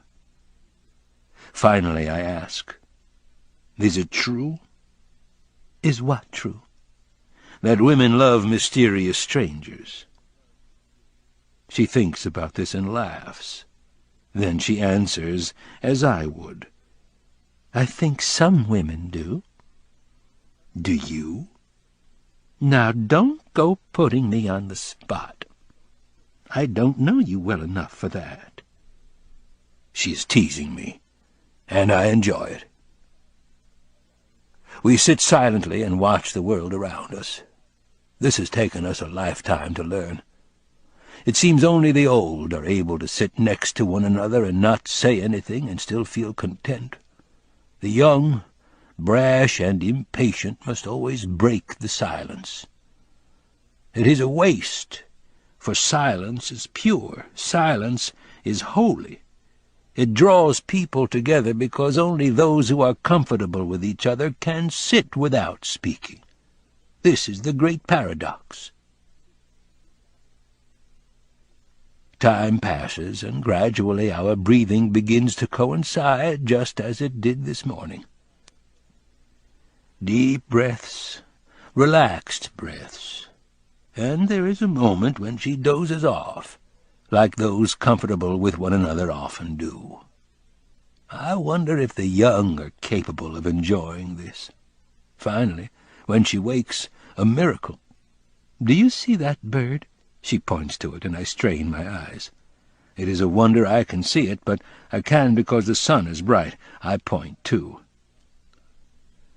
Caspian stern, I say softly, and we devote our attention to it and stare as it glides over Bryce's Creek. And like an old habit rediscovered, when I lower my arm, I put my hand on her knee, and she doesn't make me move it. She is right about my evasiveness. On days like these, when only her memory is gone, I am vague in my answers because I've hurt my wife unintentionally with careless slips of my tongue many times these past few years, and I am determined not to let it happen again. So I limit myself and answer only what is asked, sometimes not too well, and I volunteer nothing.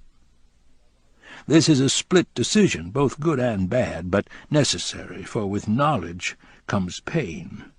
To limit the pain, I limit my answers. There are days she never learns of her children or that we are married. I am sorry for this, but I will not change. Does this make me dishonest? Perhaps, but I have seen her crushed by the waterfall of information that is her life. Could I look myself in the mirror without red eyes and quivering jaw and know I have forgotten all that was important to me? I could not, and neither can she, for when this odyssey began, this is how I began. Her life, her marriage, her children, her friends and her work, questions and answers in the game show format of This Is Your Life. The days were hard on both of us. I was an encyclopedia, an object without feeling of the whos, whats, and wheres in her life, when in reality it is the whys, the things I did not know and could not answer, that make it all worthwhile. She would stare at pictures of forgotten offspring, hold paintbrushes that inspired nothing, and read love letters that brought back no joy. She would weaken over the hours, growing paler, becoming bitter, and ending the day worse than when it began. Our days were lost, and so was she. And, selfishly, so was I. So I changed. I became Magellan or Columbus, an explorer in the mysteries of the mind, and I learned, bumbling and slow, but learning nonetheless what had to be done. And I learned what is obvious to a child, that life is simply a collection of little lives, each lived one day at a time.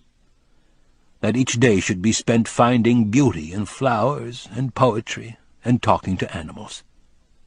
That a day spent with dreaming and sunsets and refreshing breezes cannot be bettered. But most of all, I learned that life is about sitting on benches, next to ancient creeks, with my hand on her knee, and sometimes, on good days, for falling in love. "What are you thinking?" she asks. It is now dusk.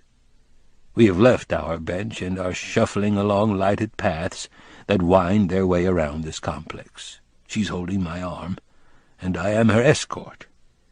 It is her idea to do this.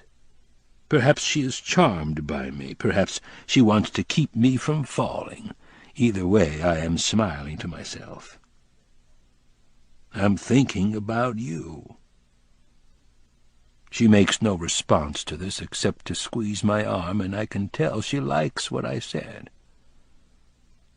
Our life together has enabled me to see the clues, even if she does not know them herself. I go on.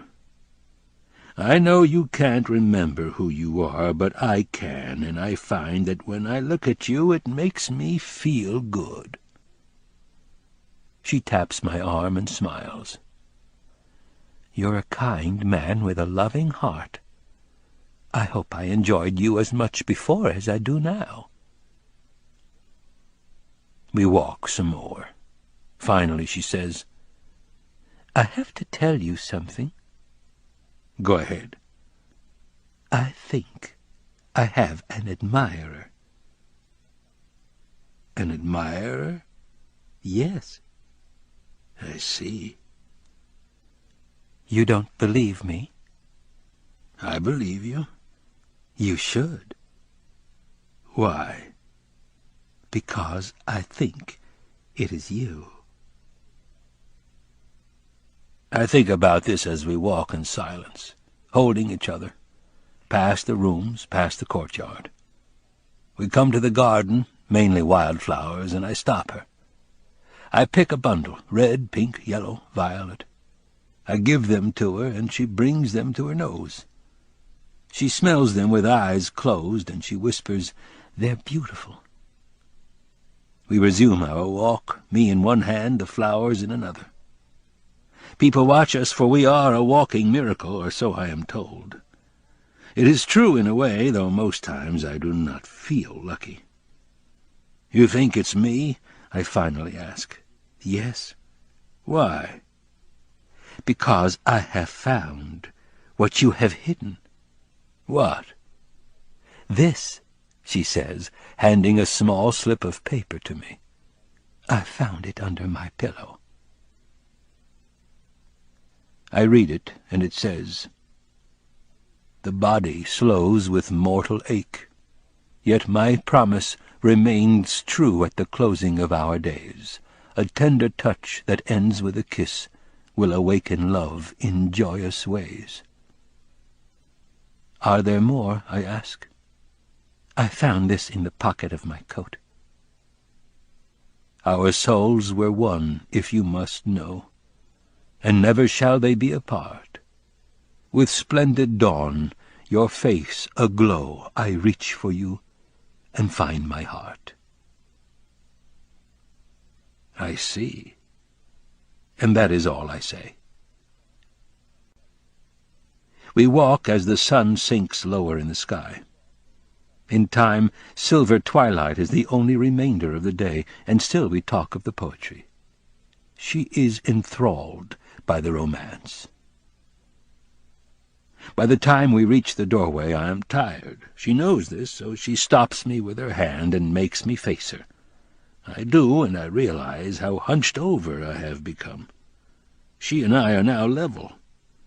Sometimes I'm glad she doesn't know how much I have changed. She turns to me and stares for a long time. What are you doing? I ask. I don't want to forget you, or this day, and I'm trying to keep your memory alive. Will it work this time? I wonder, then no, it will not. It can't. I do not tell her my thoughts, though. I smile instead because her words are sweet. Thank you, I say. I mean it. I don't want to forget you again. You're very special to me. I don't know what I would have done without you today." My throat closes a little. There is emotion behind her words, the emotions I feel whenever I think of her. I know this is why I live, and I love her dearly at this moment. How I wish I were strong enough to carry her in my arms to paradise.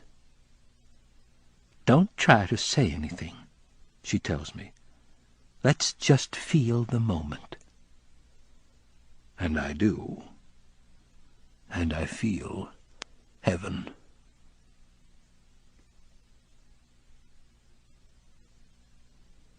Her disease is worse now than it was in the beginning. Though Allie is different from most, there are 3 others with the disease here, and these 3 are the sum of my practical experience with it. They, unlike Allie, are in the most advanced stages of Alzheimer's and are almost completely lost. They wake up hallucinating and confused. They repeat themselves over and over. 2 of the 3 can't feed themselves and will die soon. The 3rd has a tendency to wander and get lost. She was found once in a stranger's car a quarter-mile away. Since then she has been strapped to the bed. All can be very bitter at times, and at other times they can be like lost children, sad and alone.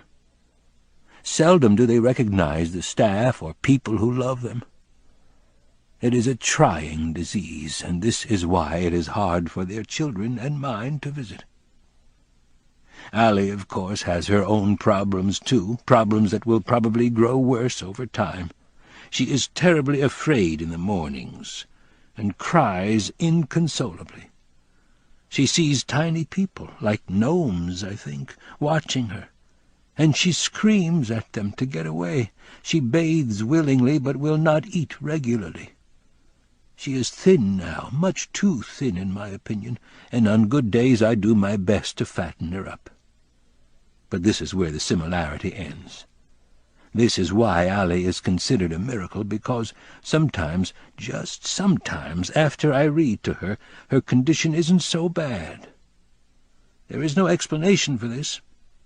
It's impossible, the doctors say. She must not have Alzheimer's, but she does. On most days and every morning there can be no doubt. On this there is agreement. But why, then, is her condition different?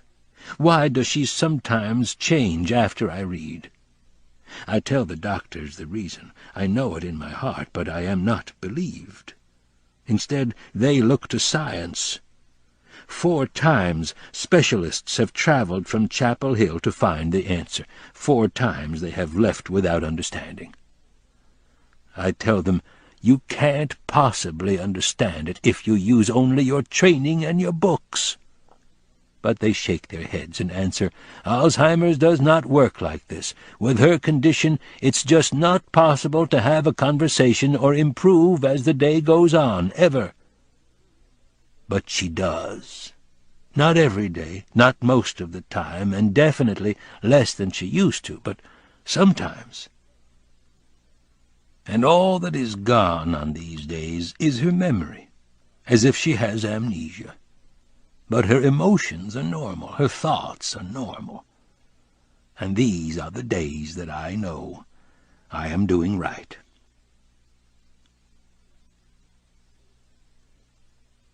Dinner is waiting in her room when we return. It has been arranged for us to eat here, as it always is on days like these. And once again I could ask for no more. The people here take care of everything. They are good to me, and I am thankful. The lights are dimmed. The room is lit by 2 candles on the table where we will sit, and music is playing softly in the background. The cups and plates are plastic, and the carafe is filled with apple juice, but rules are rules, and she doesn't seem to care. She inhales slightly at the sight. Her eyes are wide. "Did you do this?" I nod, and she walks in the room. "It looks beautiful." I offer my arm in escort and lead her to the window. She doesn't release it when we get there. Her touch is nice, and we stand close together on this crystal springtime evening. The window is open slightly, and I feel a breeze as it fans my cheek. The moon is risen, and we watch for a long time as the evening sky unfolds. "I've never seen anything so beautiful. I'm sure of it," she says. And I agree with her. "I haven't either," I say, but I am looking at her. She knows what I mean. And I see her smile. A moment later she whispers, "I think I know who Allie went with at the end of the story," she says. "You do?" "Yes." "Who?"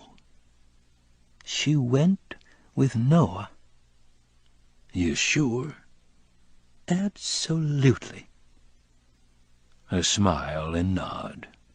"Yes, she did," I say softly, and she smiles back. Her face is radiant. I pull out her chair with some effort. She sits, and I sit opposite her. She offers her hand across the table, and I take it in mine, and I feel her thumb begin to move as it did so many years ago. Without speaking, I stare at her for a long time, living and reliving the moments of my life, remembering it all and making it real. I feel my throat begin to tighten, and once again I realize how much I love her. My voice is shaky when I finally speak. "You're so beautiful," I say. I can see in her eyes that she knows how I feel about her and what I really mean by my words. She does not respond. Instead, she lowers her eyes, and I wonder what she's thinking. She gives me no clues, and I gently squeeze her hand. I wait.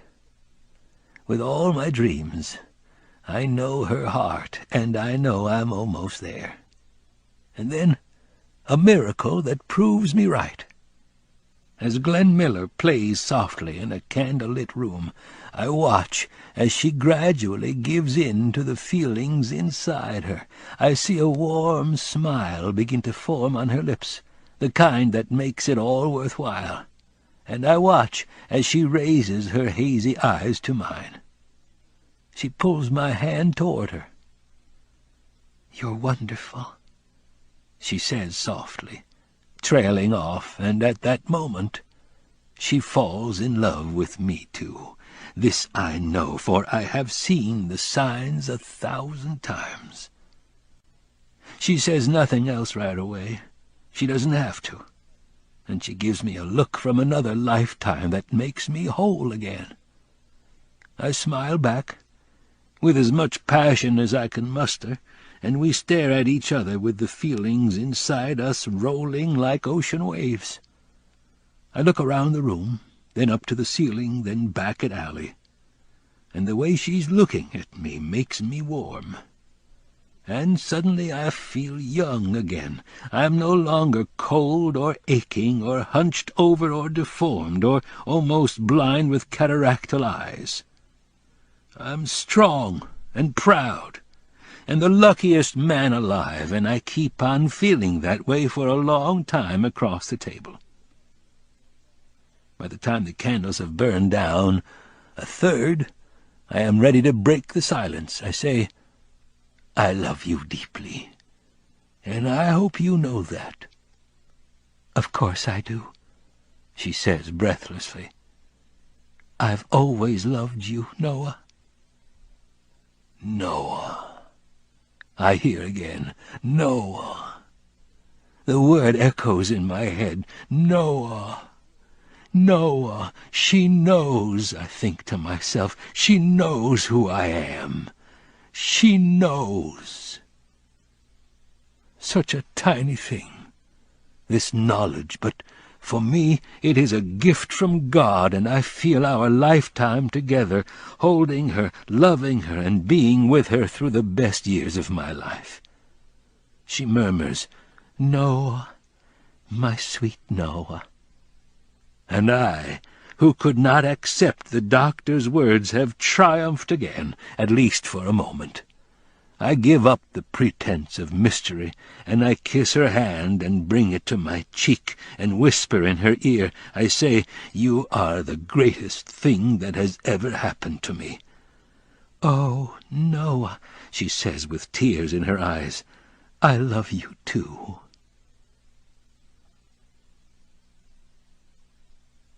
If only it would end like this, I would be a happy man. But it won't. Of this I'm sure, for as time slips by, I begin to see the signs of concern in her face. "What's wrong?" I ask, and her answer comes softly. "I'm so afraid. I'm afraid of forgetting you again. It isn't fair. I just can't bear to give this up." Her voice breaks as she finishes, but I don't know what to say. I know the evening is coming to an end, and there is nothing I can do to stop the inevitable. In this I am a failure.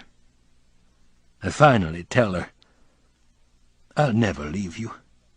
What we have is forever." She knows this is all I can do, for neither of us wants empty promises. But I can tell by the way she's looking at me that once again she wishes there were more. The crickets serenade us, and we begin to pick at our dinner. Neither one of us is hungry, but I lead by example, and she follows me. She takes small bites and chews a long time, but I'm glad to see her eat. She has lost too much weight in the past 3 months. After dinner I become afraid to spite myself. I know I should be joyous, for this reunion is the proof that love can still be ours, but I know the bell has tolled this evening.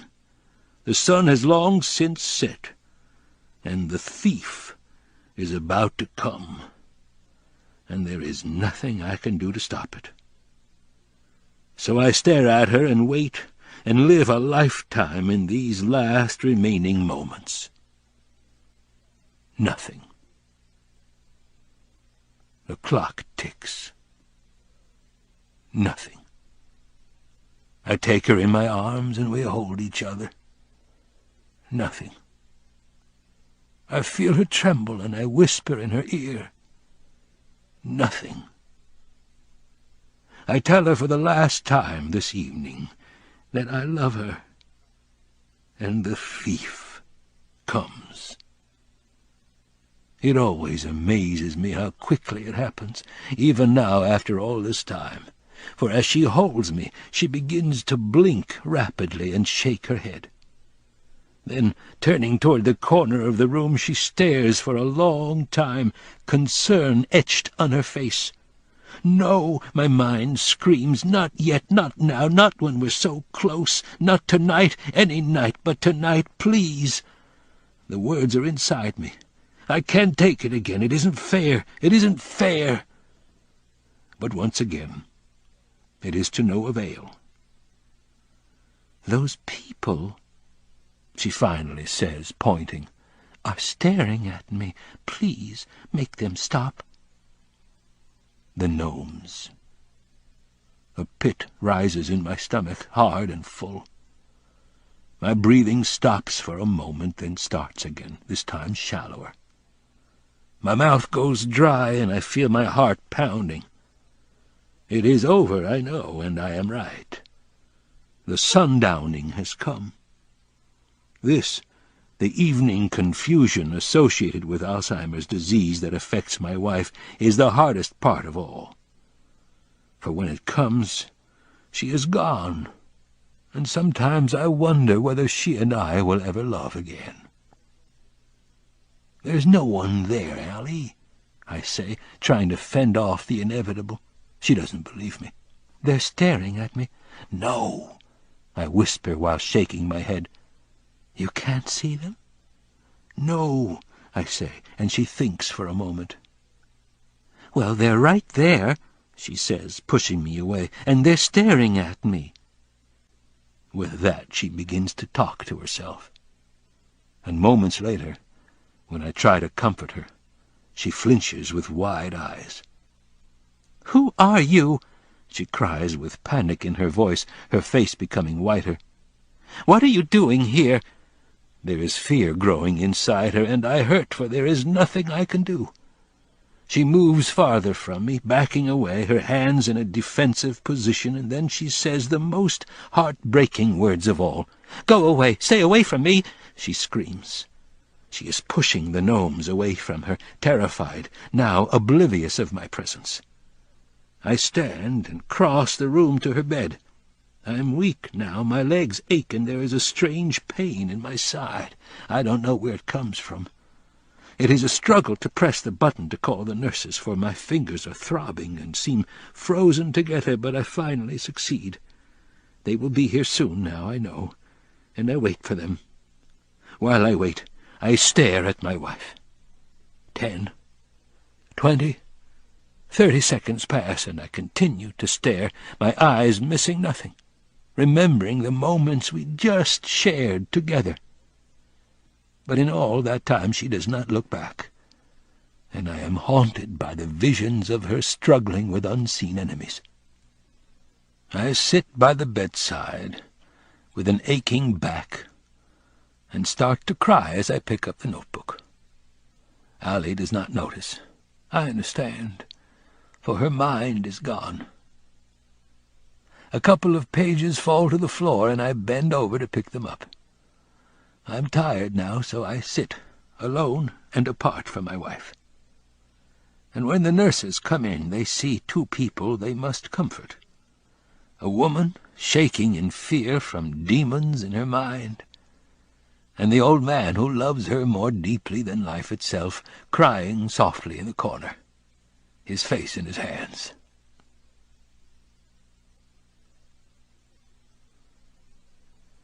I spend the rest of the evening alone in my room. My door is partially open, and I see people walk by, some strangers, some friends, and if I concentrate I can hear them talking about families, jobs, and visits to parks. Ordinary conversations, nothing more, but I find that I envy them and the ease of their communication. Another deadly sin, I know, but sometimes I can't help it. Dr. Barnwell is here, too, speaking with one of the nurses, and I wonder who is ill enough to warrant such a visit at this hour. He works too much, I tell him. Spend the time with your family, I say. They won't be around forever. But he doesn't listen to me. He cares for his patients, he says, and must come here when called. He says he has no choice, but this makes him a man torn by contradiction. He wants to be a doctor completely devoted to his patients, and a man completely devoted to his family. He cannot be both, for there aren't enough hours. But he has yet to learn this. I wonder, as his voice fades into the background, which he will choose, or whether, sadly, the choice will be made for him. I sit by the window in an easy chair, and I think about today. It was happy and sad, wonderful and heart-wrenching. My conflicting emotions keep me silent for many hours. I did not read to anyone this evening. I could not, for poetic introspection would bring me to tears. In time the hallways become quiet, except for the footfalls of evening soldiers. At 11 o'clock I hear the familiar sounds that for some reason I expected, the footsteps I know so well. Dr. Barnwell peeks in. "I noticed your light was on. Do you mind if I come in?" "No," I say, shaking my head. He comes in and looks around the room before taking a seat a few feet from me. "I hear," he says, "you had a good day with Allie." He smiles. He is intrigued by us and the relationship we have. I do not know if his interest is entirely professional. "I suppose so." He cocks his head at my answer and looks at me. "You okay, Noah? You look a little down." "I'm fine. Just a little tired." "How was Allie today?" She was okay. We talked for almost 4 hours. 4 hours? Noah, that's incredible. I can only nod. He goes on, shaking his head. I've never seen anything like it, or even heard about it. I guess that's what love is all about. You two were meant for each other. She must love you very much. You know that, don't you? I know, I say, but I can't say anything more. What's really bothering you, Noah? Did Allie say or do something that hurt your feelings? No. She was wonderful, actually. It's just that right now I feel alone. Alone? Yes. Nobody's alone. I'm alone, I say as I look at my watch and think of his family sleeping in a quiet house, the place he should be. And so are you. The next few days passed without significance. Allie was unable to recognize me at any time, and I admit my attention waned now and then, for most of my thoughts were of the day we had just spent. Though the end always comes too soon, there was nothing lost that day, only gained, and I was happy to have received this blessing once again. By the following week my life had pretty much returned to normal, or at least as normal as my life can be. Reading to Allie, reading to others, wandering the halls, lying awake at night and sitting by my heater in the morning. I find a strange comfort in the predictability of my life. On a cool, foggy morning 8 days after she and I had spent our day together, I woke early, as is my custom, and puttered around my desk, alternately looking at photographs and reading letters written many years before. At least I tried to. I couldn't concentrate too well because I had a headache, so I put them aside and went to sit in my chair by the window to watch the sun come up. Allie would be awake in a couple of hours, I knew, and I wanted to be refreshed, for reading all day would only make my head hurt more. I closed my eyes for a few minutes while my head alternately pounded and subsided.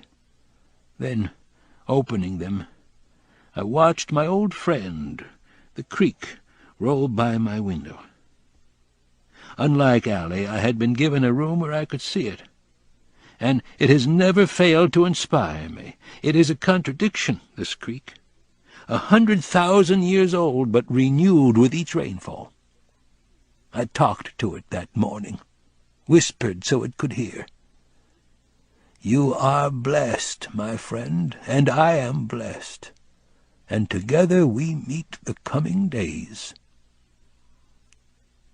The ripples and waves circled and twisted in agreement, the pale glow of morning light reflecting the world we share, the creek and I, flowing, ebbing, receding. It is life, I think, to watch the water. A man can learn so many things.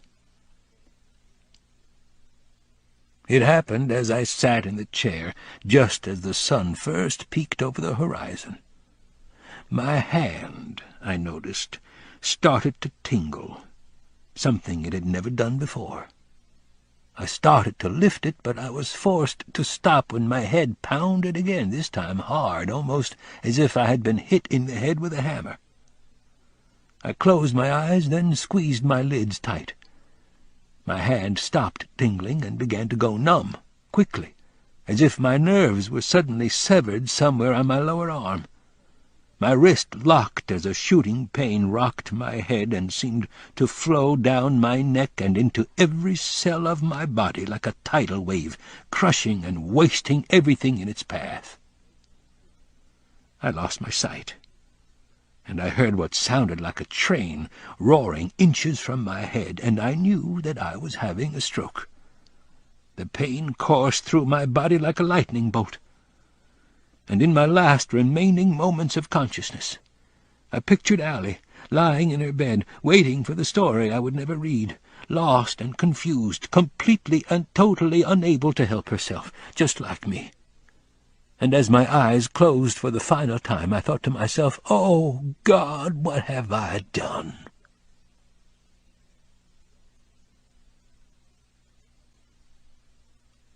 I was unconscious on and off for days. And in those moments when I was awake, I found myself hooked to machines, tubes up my nose and down my throat, and 2 bags of fluid hanging near the bed. I could hear the faint hum of machines, droning on and off, sometimes making sounds I could not recognize. One machine, beeping with my heart rate, was strangely soothing, and I found myself lulled to Neverland time and time again. The doctors were worried. I could see the concern in their faces through squinted eyes as they scanned the charts and adjusted the machines. They whispered their thoughts, thinking I couldn't hear. Strokes could be serious, they'd say, especially for someone his age, and the consequences could be severe. Grim faces would prelude their predictions: loss of speech, loss of movement, paralysis. Another chart notation, another beep of a strange machine, and they'd leave, never knowing I heard every word. I tried not to think of these things afterward, but instead concentrated on Allie, bringing a picture of her to my mind whenever I could. I did my best to bring her life into mine, to make us one again. I tried to feel her touch, hear her voice, see her face. And when I did, tears would fill my eyes, because I didn't know if I would be able to hold her again, to whisper to her, to spend the day with her, talking and reading and walking. This was not how I'd imagined or hoped it would end. I'd always assumed I would go last. This wasn't how it was supposed to be. I drifted in and out of consciousness for days, until another foggy morning, when my promise to Allie spurred my body once again. I opened my eyes and saw a room full of flowers, and their scent motivated me further. I looked for the buzzer, struggled to press it, and a nurse arrived 30 seconds later, followed closely by Dr. Barnwell, who smiled almost immediately. "I'm thirsty," I said with a raspy voice, and Dr. Barnwell smiled broadly. "Welcome back," he said. "I knew you'd make it." 2 weeks later, I am able to leave the hospital, though I am only half a man now. If I were a Cadillac, I would drive in circles, one wheel turning, for the right side of my body is weaker than the left. This, they tell me, is good news, for the paralysis could have been total. Sometimes it seems I am surrounded by optimists. The bad news is that my hands prevent me from using either cane or wheelchair, so I must now march to my own unique cadence to keep upright. Not left, right, left, as was common in my youth, or even the shuffle of late, but rather slow shuffle, slide the right, slow shuffle. I am an epic adventure now when I travel the halls. It is slow going even for me, this coming from a man who could barely outpace a turtle 2 weeks ago. It is late when I return, and when I reach my room I know I will not sleep. I breathe deeply and smell the springtime fragrances that filter through my room. The window has been left open, and there is a slight chill in the air. I find that I am invigorated by the change in temperature. Evelyn, one of the many nurses here, who is 1/3 my age, helps me to the chair that sits by the window and begins to close it. I stop her, and though her eyebrows rise, she accepts my decision. I hear a drawer open, and a moment later a sweater is draped over my shoulders. She adjusts it as if I were a child, and when she's finished she puts her hand on my shoulder and pats it gently. She says nothing as she does this, and by her silence I know that she is staring out the window. She does not move for a long time, and I wonder what she is thinking, but I do not ask. Eventually I hear her sigh. She turns to leave, and as she does she stops, leans forward, and then kisses me on the cheek, tenderly, the way my granddaughter does. I am surprised by this, and she says quietly, It's good to have you back. Allie's missed you, and so have the rest of us. We were all praying for you because it's just not the same around here when you're gone." She smiles at me and touches my face before she leaves. I say nothing. Later I hear her walk by again, pushing a cart, talking to another nurse, their voices hushed. The stars are out tonight, and the world is glowing an eerie blue. The crickets are singing, and their sound drowns out everything else. As I sit, I wonder if anyone outside can see me, this prisoner of flesh. I search the trees, the courtyard, the benches near the geese, looking for signs of life, but there is nothing. Even the creek is still. In the darkness it looks like empty space, and I find that I'm drawn to its mystery. I watch for hours, and as I do, I see the reflection of clouds as they begin to bounce off the water. A storm is coming, and in time the sky will turn silver, like dusk again. Lightning cuts the wild sky, and I feel my mind drift back. Who are we, Allie and I? Are we ancient ivy on a cypress tree? Tendrils and branches intertwined so closely that we would both die if we were forced apart? I don't know. Another bolt in the table beside me is lit enough to see a picture of Allie, the best one I have. I had it framed years ago in the hope that the glass would make it last forever. I reach for it and hold it inches from my face. I stare at it for a long time. I can't help it. She was 41 when it was taken, and she had never been more beautiful. There are so many things I want to ask her, but I know the picture won't answer, so I put it aside. Tonight, with Allie down the hall, I am alone. I will always be alone. This I thought as I lay in the hospital. This I'm sure of as I look out the window and watch the storm clouds appear. Despite myself, I am saddened by our plight, for I realize that the last day we were together I never kissed her lips. Perhaps I never will again. It is impossible to tell with this disease. Why do I think such things? I finally stand and walk to my desk and turn on the lamp. This takes more effort than I think it will, and I am strained, so I do not return to the window seat. I sit down and spend a few minutes looking at the pictures that sit on my desk. Family pictures, pictures of children and vacations, pictures of Allie and me. I think back to the times we shared together, alone or with family, and once again I realize how ancient I am. I open a drawer and find the flowers I'd once given her long ago, old and faded and tied together with ribbon. They, like me, are dry and brittle and difficult to handle without breaking. But she saved them. I don't understand what you want with them, I would say, but she would just ignore me, and sometimes in the evenings I would see her holding them almost reverently as if they offered the secret of life itself. Women. Since this seems to be a night of memories, I look for and find my wedding ring. It is in the top drawer, wrapped in tissue.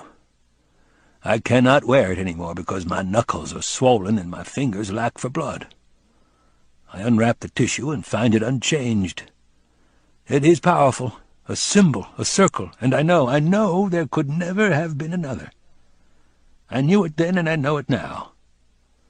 And in that moment I whisper aloud, I am still yours, Allie, my queen, my timeless beauty. You are and always have been the best thing in my life. I wonder if she hears me when I say this, and I wait for a sign, but there's nothing. It is 11:30, and I look for the letter she wrote me, the one I read when the mood strikes me. I find it where I last left it. I turn it over a couple of times before I open it, and when I do, my hands begin to tremble. Finally I read, Dear Noah, I write this letter by candlelight as you lie sleeping in the bedroom we have shared since the day we were married. And though I can't hear the soft sounds of your slumber, I know you are there, and soon I will be lying next to you again as I always have.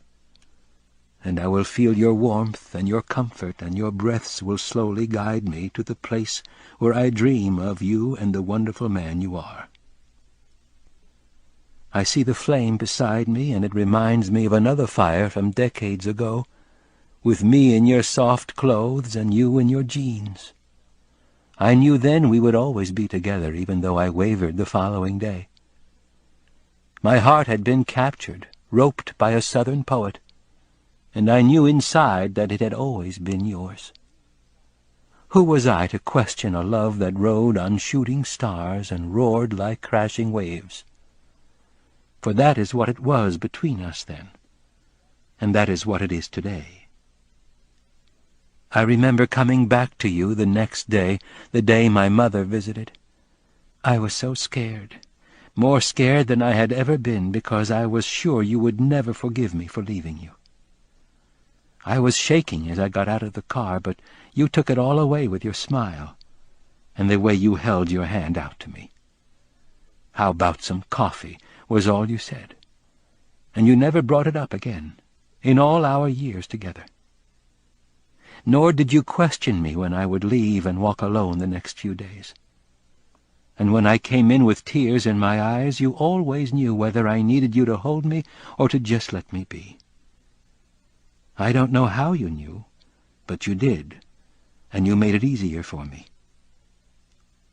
Later, when we went to the small chapel and traded our rings and made our vows, I looked in your eyes and knew I had made the right decision. But more than that, I knew I was foolish for ever considering someone else. I have never wavered since.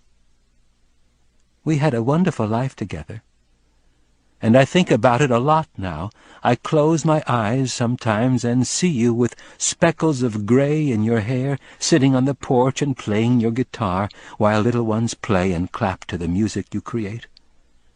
Your clothes are stained from hours of work, and you are tired, and though I offer you time to relax, you smile and say, "That's what I'm doing now."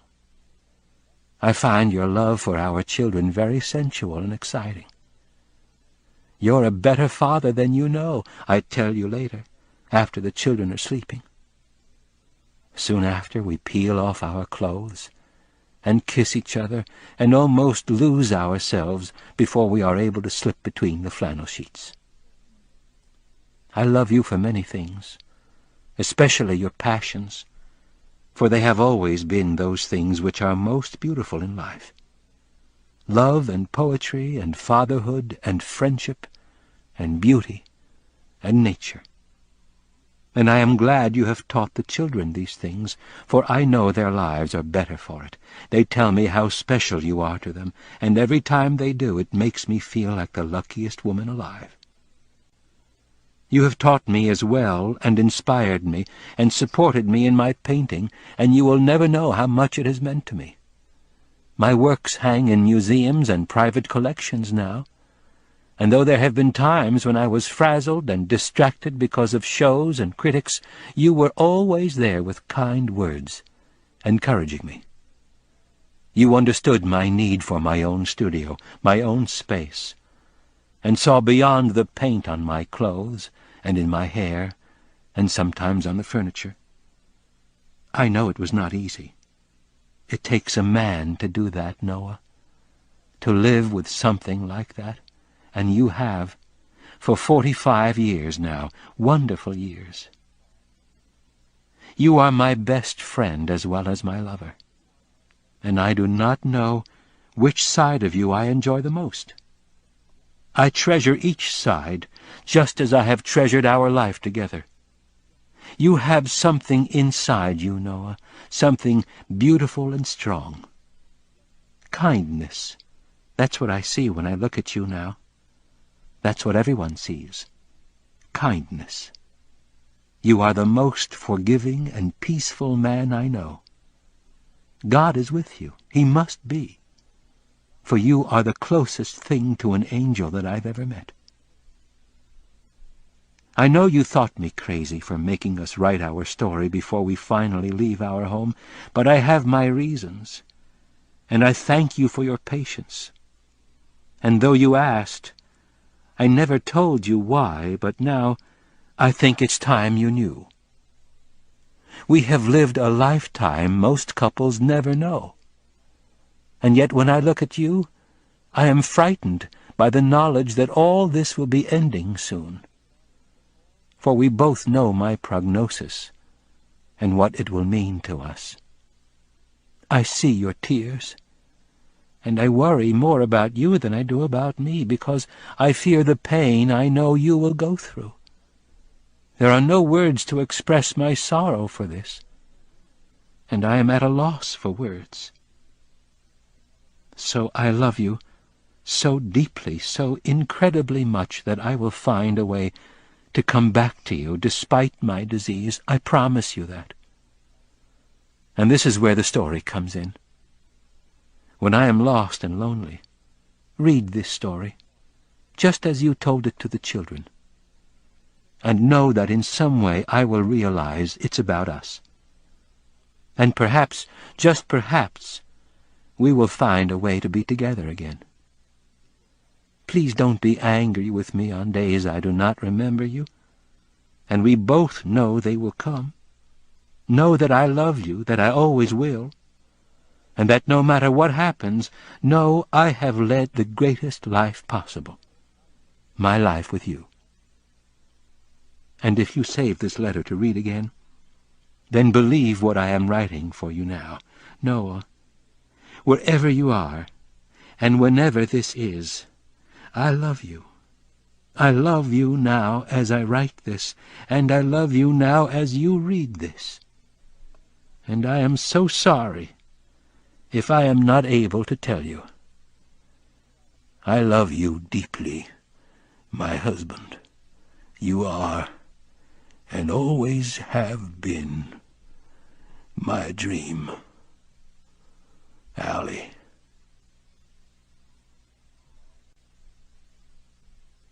When I am finished with the letter, I put it aside.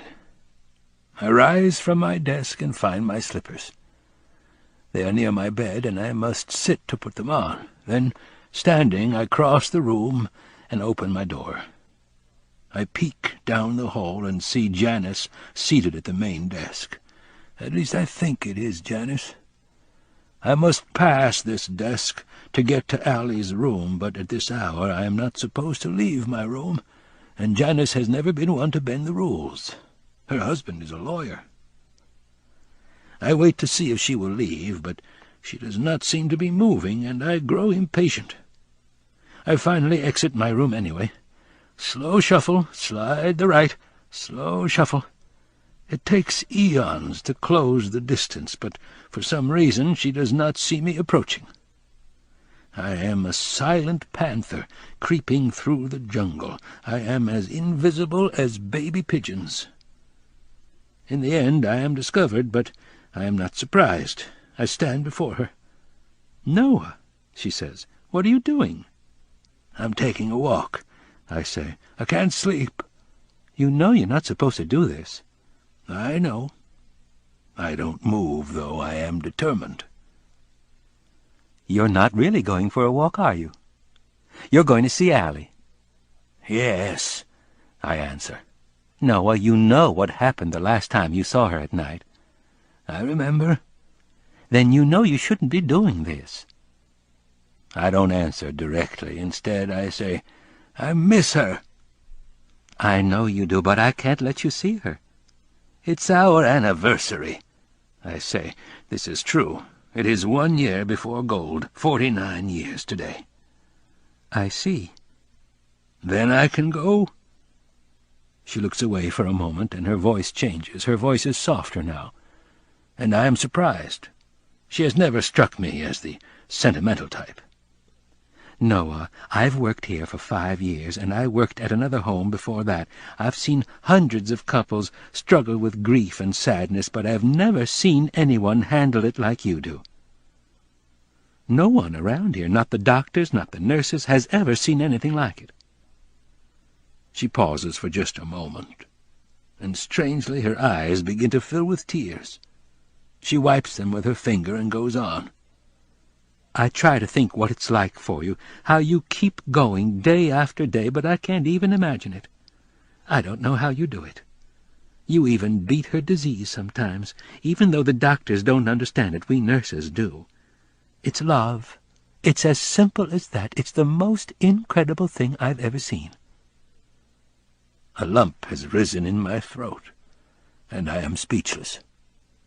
"But, Noah, you're not supposed to do this, and I can't let you. So go back to your room." Then, smiling softly and sniffling and shuffling some papers on the desk, she says, "Me, I'm going downstairs for some coffee. I won't be back to check on you for a while. So, don't do anything foolish." She rises quickly, touches my arm, and walks toward the stairs. She doesn't look back, and suddenly I am alone. I don't know what to think. I look at where she had been sitting and see her coffee, a full cup still steaming. And once again I learn that there are good people in the world. I am warm for the first time in years as I begin my trek to Allie's room. I take steps the size of pixie straws, and even at that pace it is dangerous, for my legs have grown tired already. I find I must touch the wall to keep from falling down. Lights buzz overhead, their fluorescent glow making my eyes ache, and I squint a little.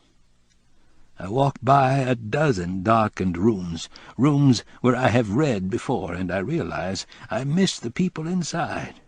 They are my friends, whose faces I know so well, and I will see them all tomorrow. But not tonight, for there is no time to stop on this journey. I press on, and the movement forces blood through banished arteries. I feel myself becoming stronger with every step. I hear a door open behind me, but I don't hear footsteps, and I keep going. I am a stranger now. I cannot be stopped. A phone rings in the nurse's station, and I push forward so I will not be caught. I am a midnight bandit, masked and fleeing on horseback from sleepy desert towns, charging into yellow moons with gold dust in my saddlebags. I am young and strong with passion in my heart, and I will break down the door and lift her in my arms and carry her to paradise. Who am I kidding? I lead a simple life now. I am foolish, an old man in love, a dreamer who dreams of nothing but reading to Allie and holding her whenever I can. I am a sinner with many faults, and a man who believes in magic, but I am too old to change and too old to care. When I finally reach her room, my body is weak, my legs wobble, my eyes are blurred, and my heart is beating funny inside my chest. I struggle with the knob, and in the end it takes 2 hands and 3 truckloads of effort. The door opens, and light from the hallway spills in, illuminating the bed where she sleeps. I think, as I see her, I am nothing but a passer-by on a busy city street, forgotten forever. Her room is quiet, and she is lying with the covers halfway up. After a moment I see her roll to one side, and her noises bring back memories of happier times. She looks small in her bed, and as I watch her I know it is over between us. The air is stale, and I shiver. This place has become our tomb. I do not move on this our anniversary for almost a minute, and I long to tell her how I feel, but I stay quiet so I won't wake her. Besides, it is written on the slip of paper that I will slide under her pillow. It says, "Love, in these last and tender hours, is sensitive and very pure. Come morning light with soft-lit powers to awaken love that's ever sure." I think I hear someone coming, so I enter her room and close the door behind me. Blackness descends, and I cross her floor from memory and reach the window. I open the curtains, and the moon stares back, large and full, the guardian of the evening. I turn to Allie and dream 1,000 dreams, and though I know I should not, I sit on her bed while I slip the note beneath her pillow. Then I reach across and gently touch her face, soft like powder. I stroke her hair, and my breath is taken away. I feel wonder, I feel awe, like a composer first discovering the works of Mozart. She stirs and opens her eyes, squinting softly, and I suddenly regret my foolishness, for I know she will begin to cry and scream, for this is what she always does. I am impulsive and weak, this I know, but I feel an urge to attempt the impossible, and I lean toward her, our faces drawing closer. And when her lips meet mine, I feel a strange tingling I have never felt before in all our years together, but I do not pull back. And suddenly, a miracle, for I feel her mouth open, and I discover a forgotten paradise, unchanged all this time, ageless like the stars. I feel the warmth of her body, and as our tongues meet, I allow myself to slip away as I had so many years ago. I close my eyes and become a mighty ship in churning waters, strong and fearless, and she is my sails. I gently trace the outline of her cheek, then take her hand in mine. I kiss her lips, her cheeks, and listen as she takes a breath. She murmurs softly, "Oh, Noah, I've missed you." Another miracle, the greatest of all, and there's no way I can stop the tears as we begin to slip toward heaven itself, for at that moment the world is full of wonder as I feel her fingers reach for the buttons on my shirt, and slowly, ever so slowly, she begins to undo them, one by one.